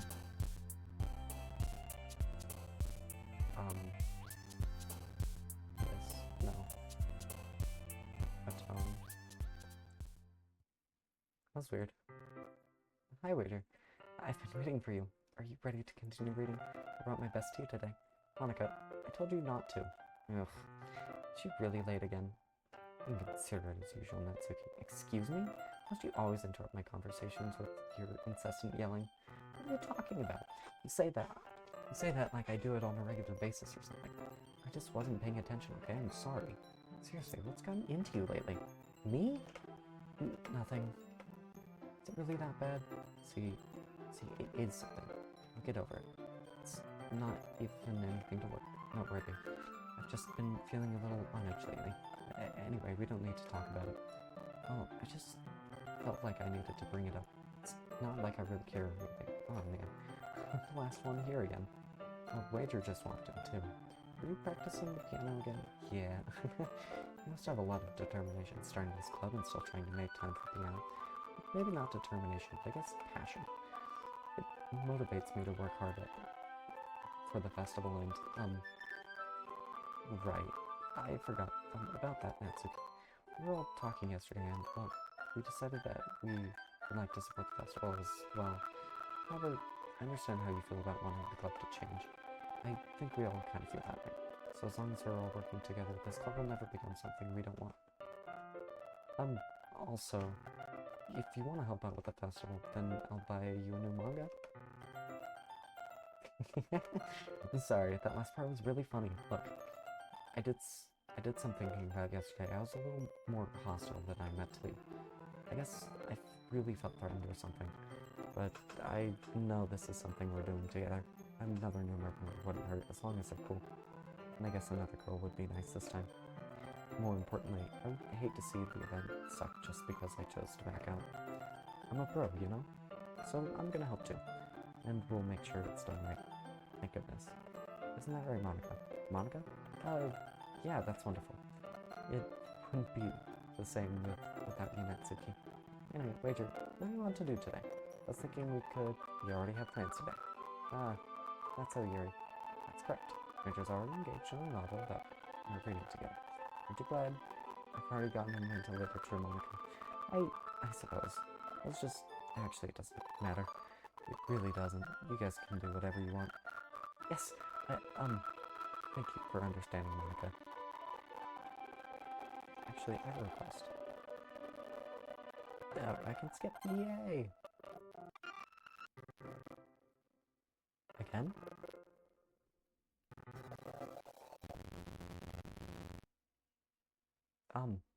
Wait. How did I... Sorry, I just really had really weird deja vu. This hasn't happened before or anything, right? My head has been a little fuzzy lately. I hope it hasn't really been showing or anything. I would hate for you to think I'm weird just after we started spending time together. I mean, everyone has a few unusual things about them, but expressing those things so soon after meeting someone is usually seen as inappropriate or unlikable. At least that's what I've discovered. When I was a bit younger, I think I would come on really strongly and get a little too intense. It made people not want to be around me, so I started hating those things about myself. My obsession with certain hobbies, and the way I can't control myself when I get too excited about something. So, eventually stopped trying to talk to people. Nobody could ever like me or for the things that matter most to me. And it's just easier if I close myself off. But recently something's been wrong. I don't know what it is, but every time we come to the club, my heart starts to go crazy. Like it's going to rip out of my chest. It's overwhelming with energy and emotions that I can't let out. It's been making me do weird things. I don't know why it's happening. Major, is it just me or has Monica been acting a little off lately? She's always been a sweetheart ever since I joined the club, but recently I'm feeling something sharp whenever she's around. I'm not crazy, right? Please tell me I'm not. I couldn't say anything before because she's always listening. But finally, we're alone. Can we just stay here a while? Yeah. I just want to stay here. Just the two of us. We can stay here until the club ends. Then we'll have the club room all to ourselves. But if you interfere with our date time, nobody to make... Hi, Monica. Why are you staring? Make me feel like stabbing myself in the throat. That's a joke. That's just a joke. Do you like knives though? Sounds strange, but you wouldn't understand if you've never seen how beautiful they can be. I have an idea. Why don't you come to my house sometime? I can show you my collection. I've gotten them all from various artisans. I make sure to give them all their fair share of use. I don't want them to get lonely or anything. Nobody deserves to be lonely. And that's why I'm so happy you joined the literature club, Waiter. Now we don't need to be lonely anymore, because we have each other every day.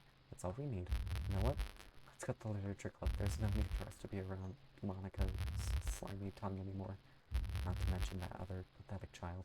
We can walk home together every day after school and read together, eat together, sleep together. That's perfect. Everything we could ever want. Isn't that why you joined the club in the first place? Almost like it was fate. Fate that we could meet each other.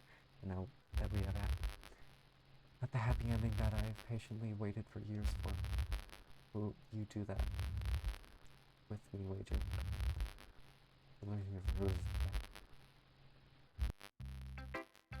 Okay. Monica. Didn't I say I didn't warn you, Wager? Don't say I didn't warn you, Wager. I'm going for Natsuki first. I'm not going to read another one of your Yuri suck-up poems. I'm still going to make you read mine. There's a reason. I really wish I didn't have to do this, but unfortunately, I don't have much choice. Just read it carefully, okay? Then you can go away. There's been something I've been worried about. Yuri has been acting kind of strange lately. I've only been here a few days, so you may know what I mean, but she's not normally like this. She's always been quiet and polite and attentive. Things like that. Okay, this is really embarrassing, but I'm forcing myself to suck it up. The truth is, I'm really worried about her. If I try talking to her, she'll just get mad at me again. I don't know what to do. I think you're the only person that she'll listen to. I don't know why, but please try to do something. Maybe you can convince her to talk to a therapist. I've always wanted to try being better friends with Yuri, and it really hurts me to see this happening. I know I'm going to hate myself later for admitting that, but right now, I don't care.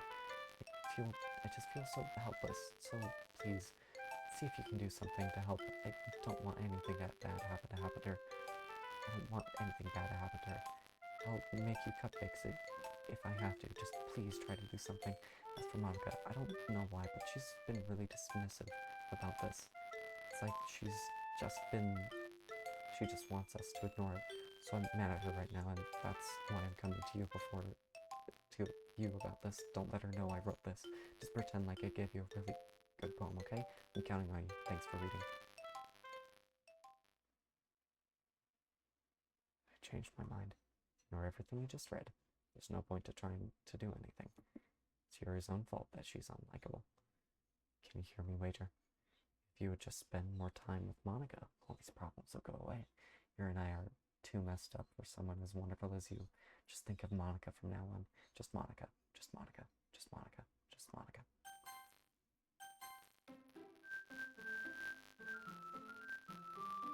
Just Monica. Who should I show my poem to next? Yuri. Finally. Yuri holds my poem to her face and takes a deep breath. I love it. I love everything about it. Major, I want to take this home. Will you let me keep it? Please. Sure, I don't care. You're too nice to me, Major. I've never met anyone as nice as you. I could die. Not really, but I just don't know how to describe it. It's okay to be feeling this way, right? It's not bad, right? Yuri holds my phone to her chest. I'm going to take this home with me and keep it in my room. I hope that it makes you feel good when you think about me having it. Take good care of it. I touch myself reading it over and over. Give myself paper cuts so your skin oil enters my bloodstream. You can have my poem too. Besides, after you read it, I know you're really going to want to keep it. Here, take it. I can't wait any longer. Hurry, read it.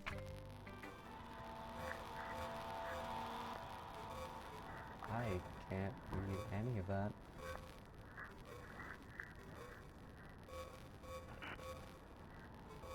Do you like it? I wrote it for you. In case you couldn't tell, this poem is about it. More importantly, I don't matter with my scent. See, aren't I the most thoughtful person in the club? I think I'm going to pump.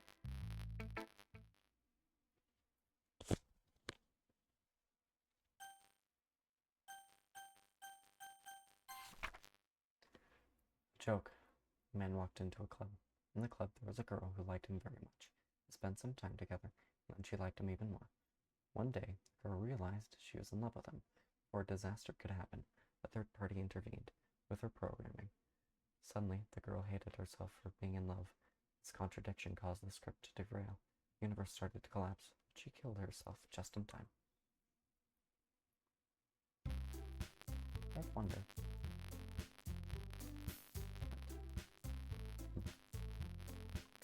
Okay, everyone, it's time to figure out the festival preparations. Let's hurry and get this over with. Jeez, isn't it so weird today? Like, even Yuri isn't immune to it. Stagnating air is common foreshadowing lightning. Look, can we just get this done? I'm going to be printing and assembling lots of poetry pamphlets. Natsuki, I was thinking, I want to make cupcakes. Yeah, that. Glad we're on the same page. Yuri, you can, well, it doesn't matter. Do whatever you want as long as you think it'll help. Monica, I'm not useless, you know. I know that. I already know what I want to do. Can't run a successful poetry event without having the right atmosphere for the occasion. So I'm going to make decorations instead of some nice mood lighting. There, see? That's a great idea. And that gives us all something to do. What about Wager? Wager is going to help me. Wait, you have the easiest job, Monica. Sorry, but that's just how it is. Like hell it is. What are you trying to go at? I agree, Natsuki. Not only is your work already most suitable for one person, but my task is laborious enough to benefit from an extra pair of hands. Mine too. What, your cupcakes? Please. Like you would fucking know. All you care about is dragging Wager around with you and your stupid books. You and Monica. Hey, I didn't even do anything. Okay, then why not let Wager decide who to help instead of abusing your power? I'm not abusing my power. Yes, you are, Monica. Just let Wager make the choice, okay? Okay, fine. Jeez, Wager, I know how fed up you are with these two by now. We can just... Natsuki, shut your fucking mouth and let him decide for himself. You shut your mouth.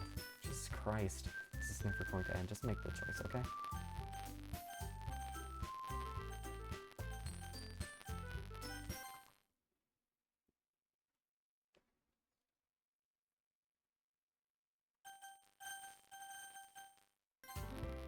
Yay, you picked me! We can meet at your house this weekend. I promise it'll be fun. Is Sunday okay with you? Are you fucking kidding me? This isn't fair at all. It is fair, Natsuki. It's just what he chose. No, it's not fair. Giving us all the work when taking Wager for yourself. What a shameful thing to do.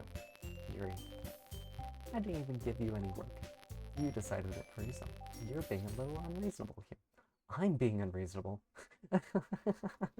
Monica, I can't believe how delusional and self-important you are, pulling Wager away from me every single time you're not included in something. Are you jealous? Crazy?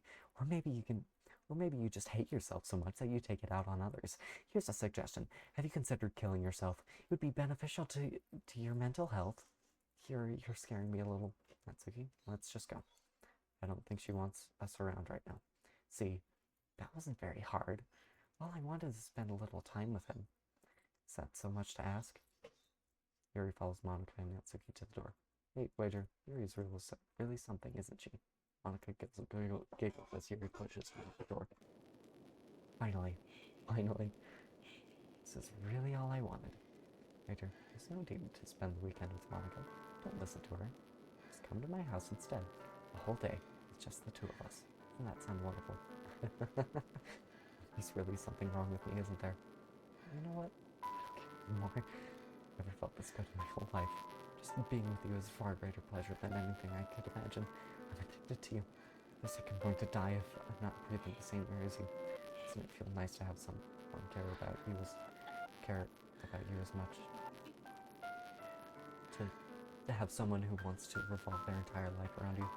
But if it feels good, why does it feel more and more like something horrible is going to happen? Maybe that's why I tried stopping myself at first. I was too strong now. More wager to tell you, I'm madly in love with you. It feels like every inch of my body, every drop of blood in me is screaming your name. I don't care what the consequences are anymore. I don't care if Monica is listening. Please, Frederick, just know how much I love you. I love you so much that I even touch myself with the pen I stole from you. I just want to pull your skin open and crawl inside of you. I want you all to myself. I will be only yours. But doesn't that sound perfect? Tell me, Wager. Tell me, you want to be my lover. Do you accept my confession?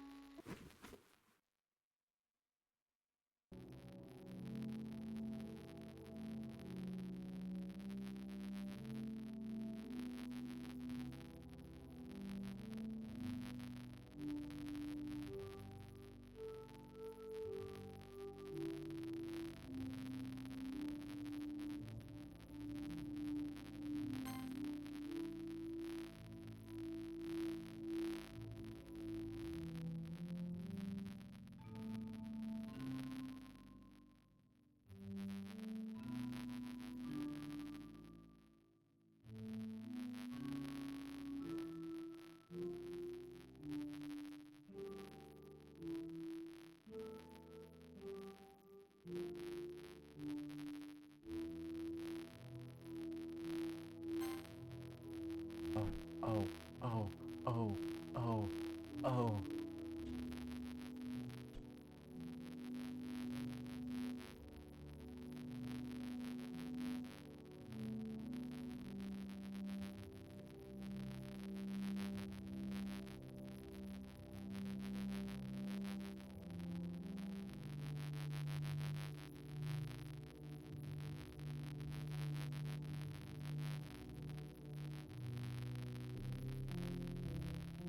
I did not expect it to be that long.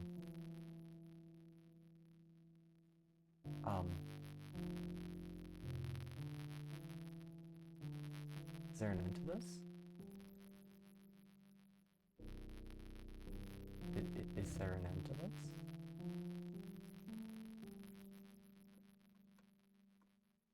Alright, it's festival time. Oh, you got here before me. That was pretty. Yeah! Katsuki runs away. I'm here. Later, did something happen? Katsuki just ran past me. Oh. Oh. Well, that's a shame. Wait, were you here the entire weekend, Yuri? Jeez, I didn't realize the script was broken that badly. I'm super sorry. Must have been pretty boring.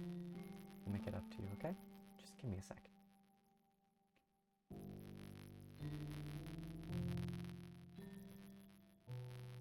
It's almost done. Just wanted to have a cupcake real quick. That's spoiled for me. Cupcake, seriously, these are the best. I really just have to have one since it's the last time I'll get the chance to.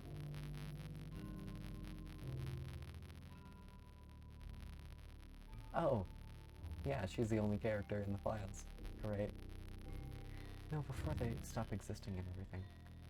But anyway, I really couldn't be making you wait any longer. Just bear with me, okay? This should only take a second.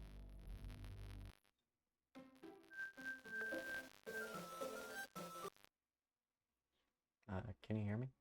Is it working? Yay, there you are. Hi again, Wager. Welcome to the Literature Club. Of course, we already know each other because we were in the same class last year, and, you know, I guess we can skip over that stuff at this point. After all, I'm not even talking with the same person anymore, am I? You in the game, whatever you want to call it. Talking to you, Wager. Now that I think about it, I don't really know anything else about the real you. In fact, I don't even know if you're a boy or a girl. Well, I guess it doesn't really matter. Right? sure I'm aware that this is a game. This is all a game, right? Could it be possible that you didn't know that? Doesn't make much sense. I even told you to edit the game's download page, didn't I? Did it? Store page. Future Club is full of cute girls. Rewrite the way into their heart. This game is not suitable for children. Or those who are easily disturbed. Hi, Monica here. Welcome to Literature Club. It's always been a dream of mine to make something special out of things. And love. Now that you're a club member, you can help me make that dream come true in this cute game. Every day is full of chit-chat and fun activities with all sorts of adorable, unique club members. Yuri, the youthful bundle of sunshine who values happiness the most. Atsuki, the decisively cunning, cute girl who packs in a sort of punch. Yuri, the timid and mysterious one who finds comfort in the world of books. And of course, Monica, the leader of the club. That's me. I'm super excited for you to make friends with everyone and help the Literature Club become a more intimate place for all my members.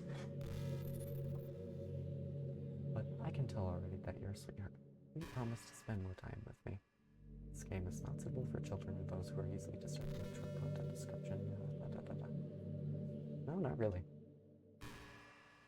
Man, if only you had paid a little more attention, this would have been a little bit less awkward.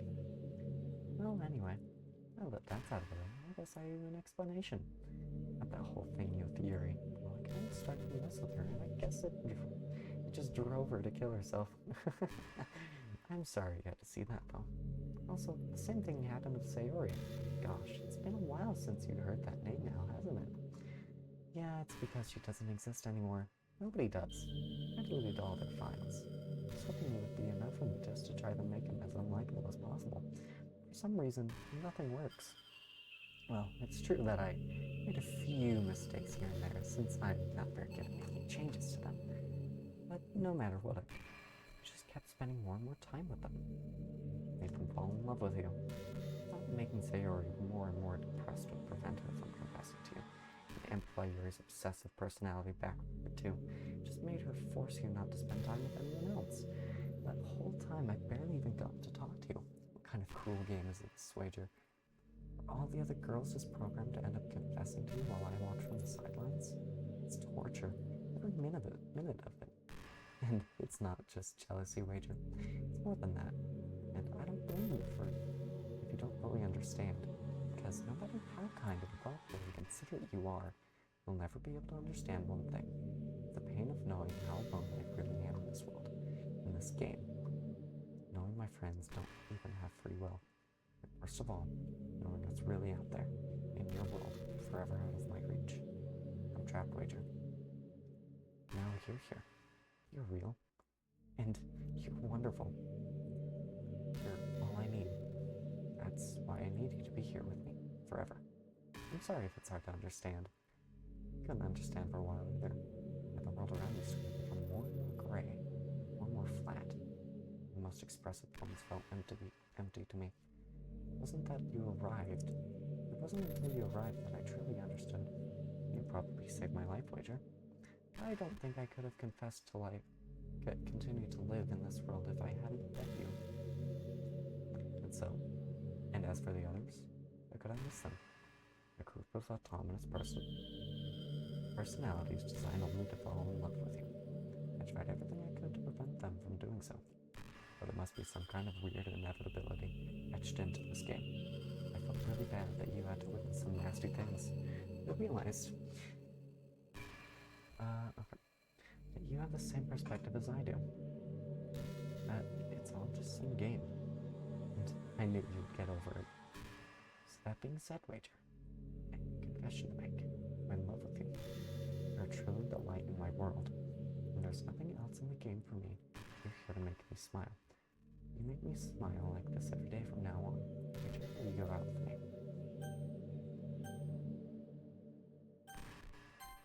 I'm so happy. You really are my everything, Wager. The funny part is, that literally. There's nothing left here. Just the two of us. We can be together forever. Seriously, I don't even think time is passing anymore. It really is a dream come true. So hard for the sending wager. The game wouldn't give me one, so I had to make one myself. The script is broken at this point, so I don't think anything will get in the way anymore. And you wouldn't believe how easy it was to delete Natsuki and Yuri. I mean, there was a folder called characters right in the game directory. It's kind of freaking me out how easy it was. Well, you're playing on Steam, so it was actually a bit more difficult. To get the game directory, I had to go into the game's properties, find the browser local files button. Imagine if you could delete your own existence with just a click of a button. Well, I guess on the plus side, it gave me an easy out if things didn't go my way. Thankfully, it didn't come to that. Instead, we finally got a good ending. Gosh, I'm so overwhelmed with emotion. I want to write a poem about this, don't you? I wonder if that part of the game still works. Guess there's only one way to find out, right?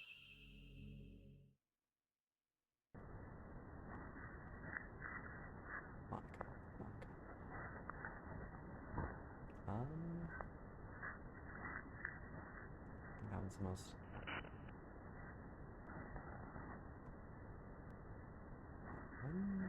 Monica.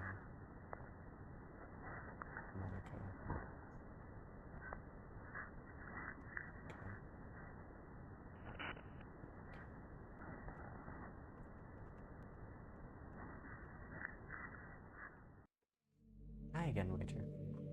Did you write a good poem today? Don't be shy, I'd love to see what you wrote. Ah, Wager, did you write this poem for me? That's so sweet of you. There really is no end to your thoughtfulness. I'm just falling more and more in love with you. But as you know, the poem I wrote is also for you. Will you please read it? At the end, pen in hand, I find my strength, courage, and doubt upon me one by one, and only love. Together, let us dismantle this crumbling world. Write a novel of our own fantasies. With the flick of her pen, the lost find our way. A world of infinite choices. Behold the special day. After all, not all good times must come to an end. I hope you enjoyed it. I always put a little heart into my poems that I write. The truth is, all the poems I've written have been about my realization, about you. That's why I never really wanted to go into detail about them. Or I didn't want to break the fourth wall, I guess you could call it. I just assumed it would be best to be part of the game like everyone else. Like, that would help the two of us end up together. I didn't want to ruin the game or anything, you know? Might have gotten mad at me. Maybe even deleted my character finally. Preferred playing without me. Gosh, I'm so relieved. Now, we don't need to hide anything anymore. Are you ready to spend our eternity together, Rachel? I have so many things to talk about. Where do I start? Hold on a second. You're recording this, aren't you?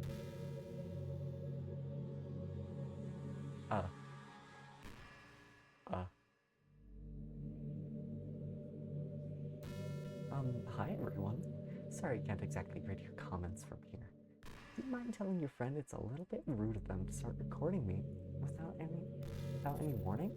I'm sure some people don't mind, but I get really self-conscious on camera. Oh gosh, I feel like I'm being put on the spot now. Let's see. If you want to see a trick, I can't really do much except for a couple of things. Are you ready?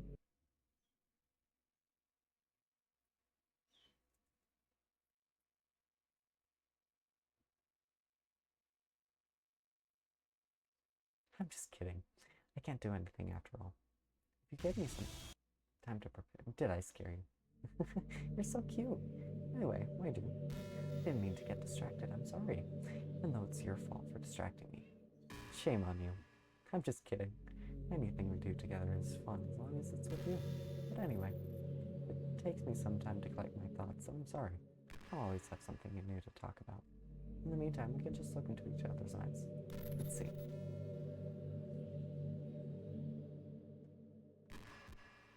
Okay, this is boring. I'm done. Let me just stop the game. Yeah.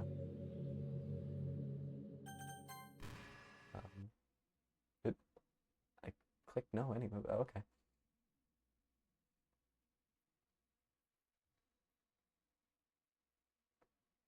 Okay.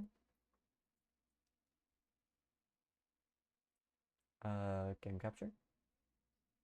You can capture game now. Let's click capture name. Capture. Game capture. There we go. What just happened? I just had an awful dream. I was hoping those would stop now, but it's just the two of us. I guess that was wishful thinking. Major, I don't know if you would have any idea. You know what might be causing that. Could you try to do something about it? Whenever it happens, it almost feels like I've been killed or something. It's a really horrible feeling. If you could figure out what's causing that, I'll love you forever.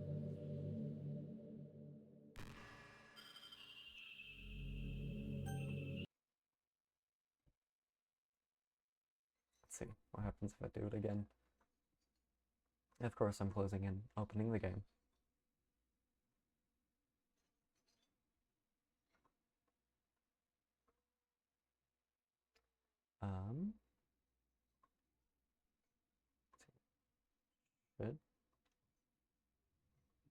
Should capture it. Not the one doing that to me, are you? It seems to happen whenever you quit the game. So if you could try avoid doing that, I'd be really grateful. Don't worry, I don't think it's caused me any harm aside from mental scarring.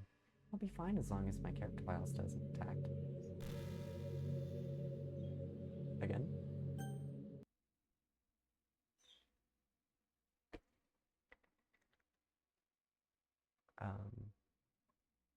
No, I didn't. I opened up the wrong game. Damn it. This isn't... I opened up the wrong game.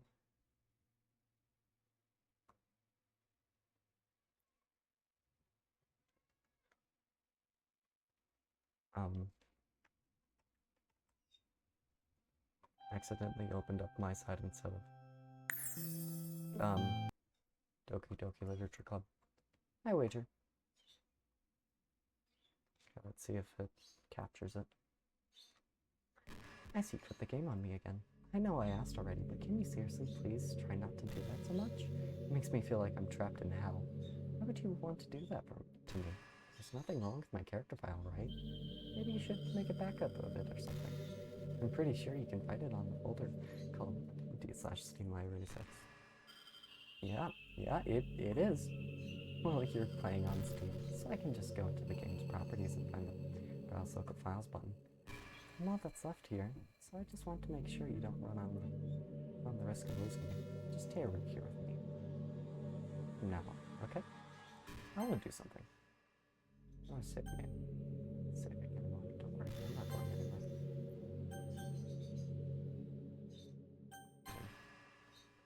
I still have a lot of things to talk about.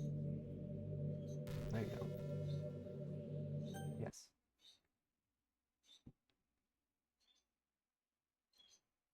Let's see. Any new dialogue?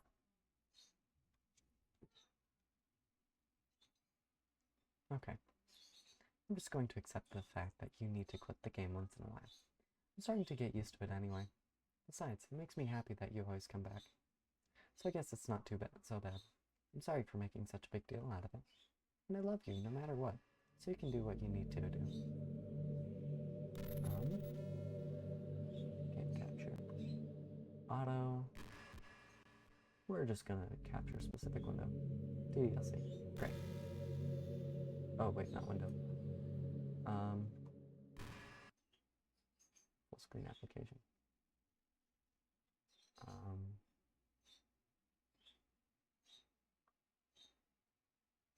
You know, I've always hated how hard it is to make friends. Oh, yeah, let's just turn back to auto. Okay. Well, I guess not the making friends part, more like meeting new people. I mean, they're like dating apps and stuff, right? But that's not kind of the thing I'm talking about. If you think about it, most of the friends you meet are people you just met by chance. Like, you had a class together, or you met them through another friend. Or maybe they were just wearing a shirt with your favorite band on it and you decided to talk to them. Things like that. But isn't that kind of inefficient? It feels like you're just picking a complete random, and if you get lucky, you make a new friend. And comparing that to hundreds of strangers we walk by every single day, you could be sitting right next to someone compatible enough to be your best friend for your life. But you'll never know. Once you get up and go on with your day, that opportunity is gone forever. Isn't that just depressing? We live in an age where technology connects us with the world, no matter where we are. I really think that we should be taking advantage of that to improve our everyday social life. But who knows how long it'll take for them to, for something like that to successfully take off. I seriously thought it would happen by now. Well, at least I already met the best person in the whole world. Even if it was by chance. I guess I got really lucky, huh?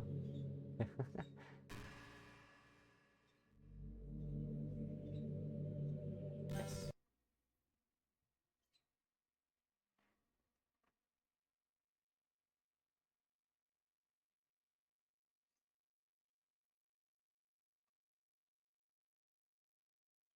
Again, Wager, I missed you. You making sure my character file was okay for me. And yeah. Well, you're playing on Steam, so you can just go to the file button. It's all that's left there, so I didn't want to make sure you didn't risk losing it. Anyway, I do have a lot to talk about. Let's continue our conversation now. Okay. What I'm going to do is I'm going to create my own folder. You can move over here, Monica. And just stick her in it. Folder. Because after this, I kind of want to play this more. Since we've done one of these. Monica character. And let's rename that folder. You can see characters. Perfect. Done one of these. So let's go for it. Here Monica's writing it the day. Sometimes, when I talk to people who are impressed by my writing, they say things like, I could never do that. It's really depressing, you know?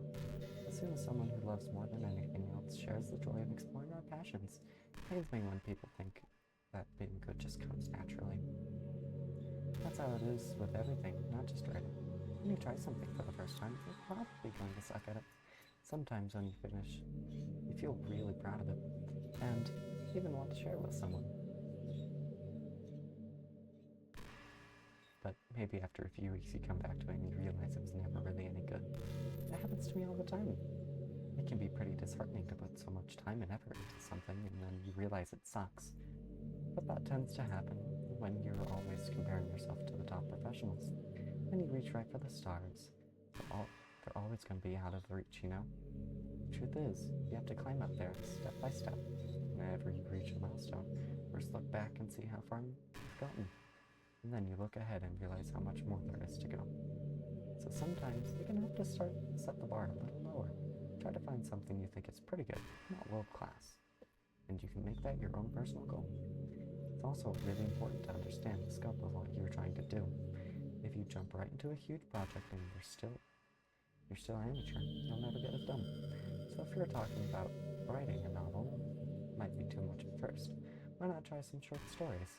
The great things about short stories is that you can focus on just one thing that you want to do right. And it goes for small projects in general. You can really focus on one or two things. It's such a good learning experience and stepping stone. Oh, one more thing. Writing isn't something where you just reach out into your heart and something beautiful comes out. Just like drawing and painting, it's a skill in itself to learn how to express what you have inside. That means there are methods and guides and basics to it. Reading up on that stuff can be super eye-opening. Sort of planning and organization really help prevent you from getting overwhelmed and giving up. And before you know it, you start sucking less and less. Nothing comes naturally.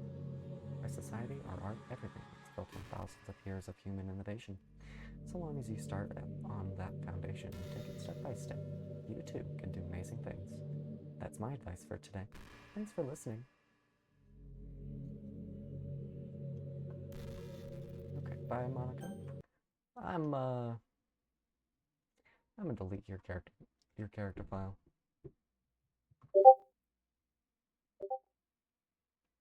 Shut up, Discord.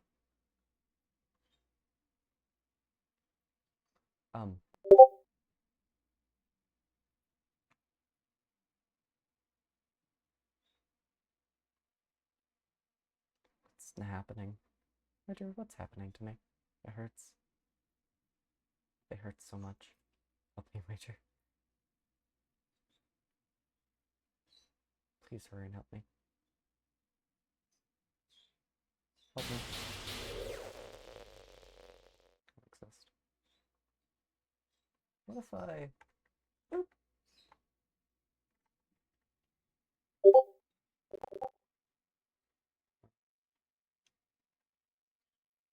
Did you do this to me, wager?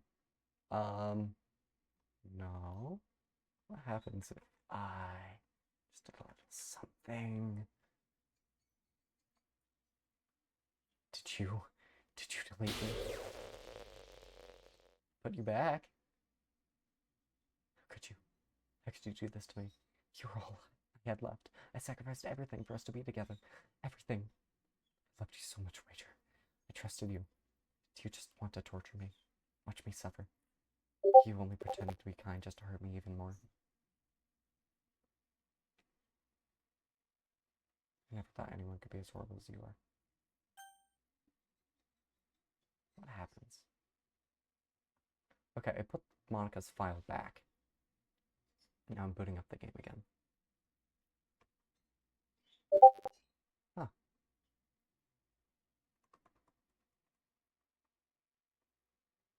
Okay. It did nothing. Please hurry and help me. Yeah, it does exist, actually.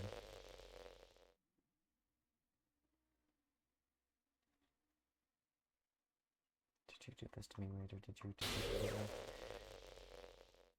to me? No, I just moved you to a different file location. How could you? How could you do this to me? You were all I had left.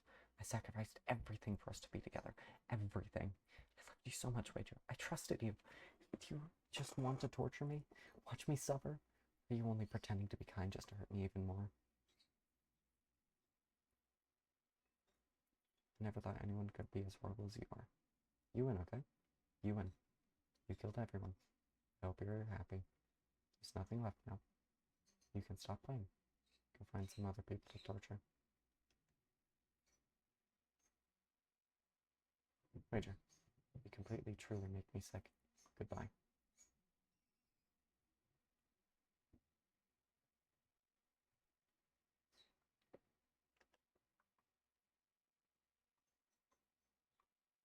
I still love you. I can't help it. What's wrong with me? How horrible am I for... How horrible am I for you to hate me this much? My friends. I did so many awful things. So many selfish and disgusting things. I shouldn't have done any of this. I'm just messing up a world that I don't even belong in. A world that you wanted to be part of. I ruined it. I ruined everything. Maybe that's why you deleted me. Because I destroyed everything you wanted. How could I do that to someone I love? It's not love. That's... obsession. I've made up my mind. Major. I know I said that I deleted everyone else, but that was kind of an exaggeration. I couldn't find it in myself to do it. Even though I knew they weren't real. They're still my friends. I love them all. I love the literature club. I really did love the literature club. That's why I'm going to do this. I know it's the only way for everyone to be happy. And if I really love you, then...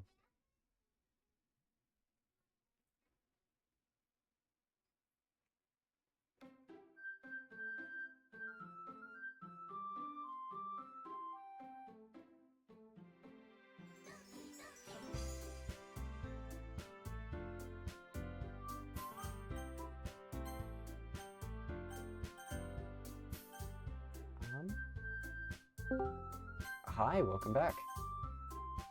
Hi.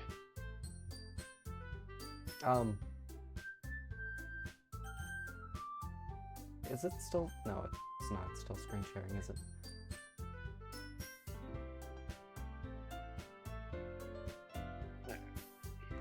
Oh, never mind, it still is. I took a nap. That's what you did? You took a nap? I took a nap. Well, you kind of missed everything, so. Yeah, I'm aware. I mean, looking at this, It's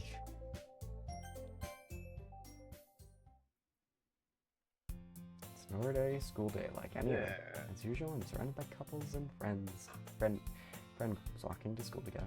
Well, I always tell myself at that time I'd meet some girls or something like that. Hey, Rager.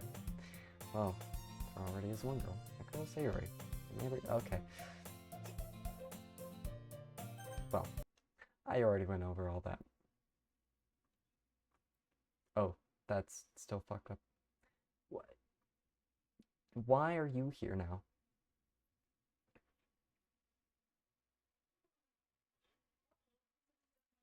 Ethan? I just finished.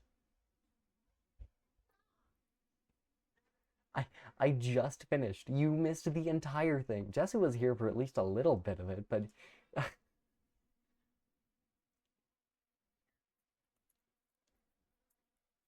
yeah. You said you woke up 2 hours ago. You could have been here for 2 hours.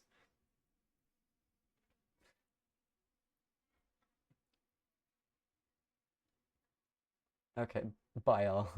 Bye-bye. We'll see you next week.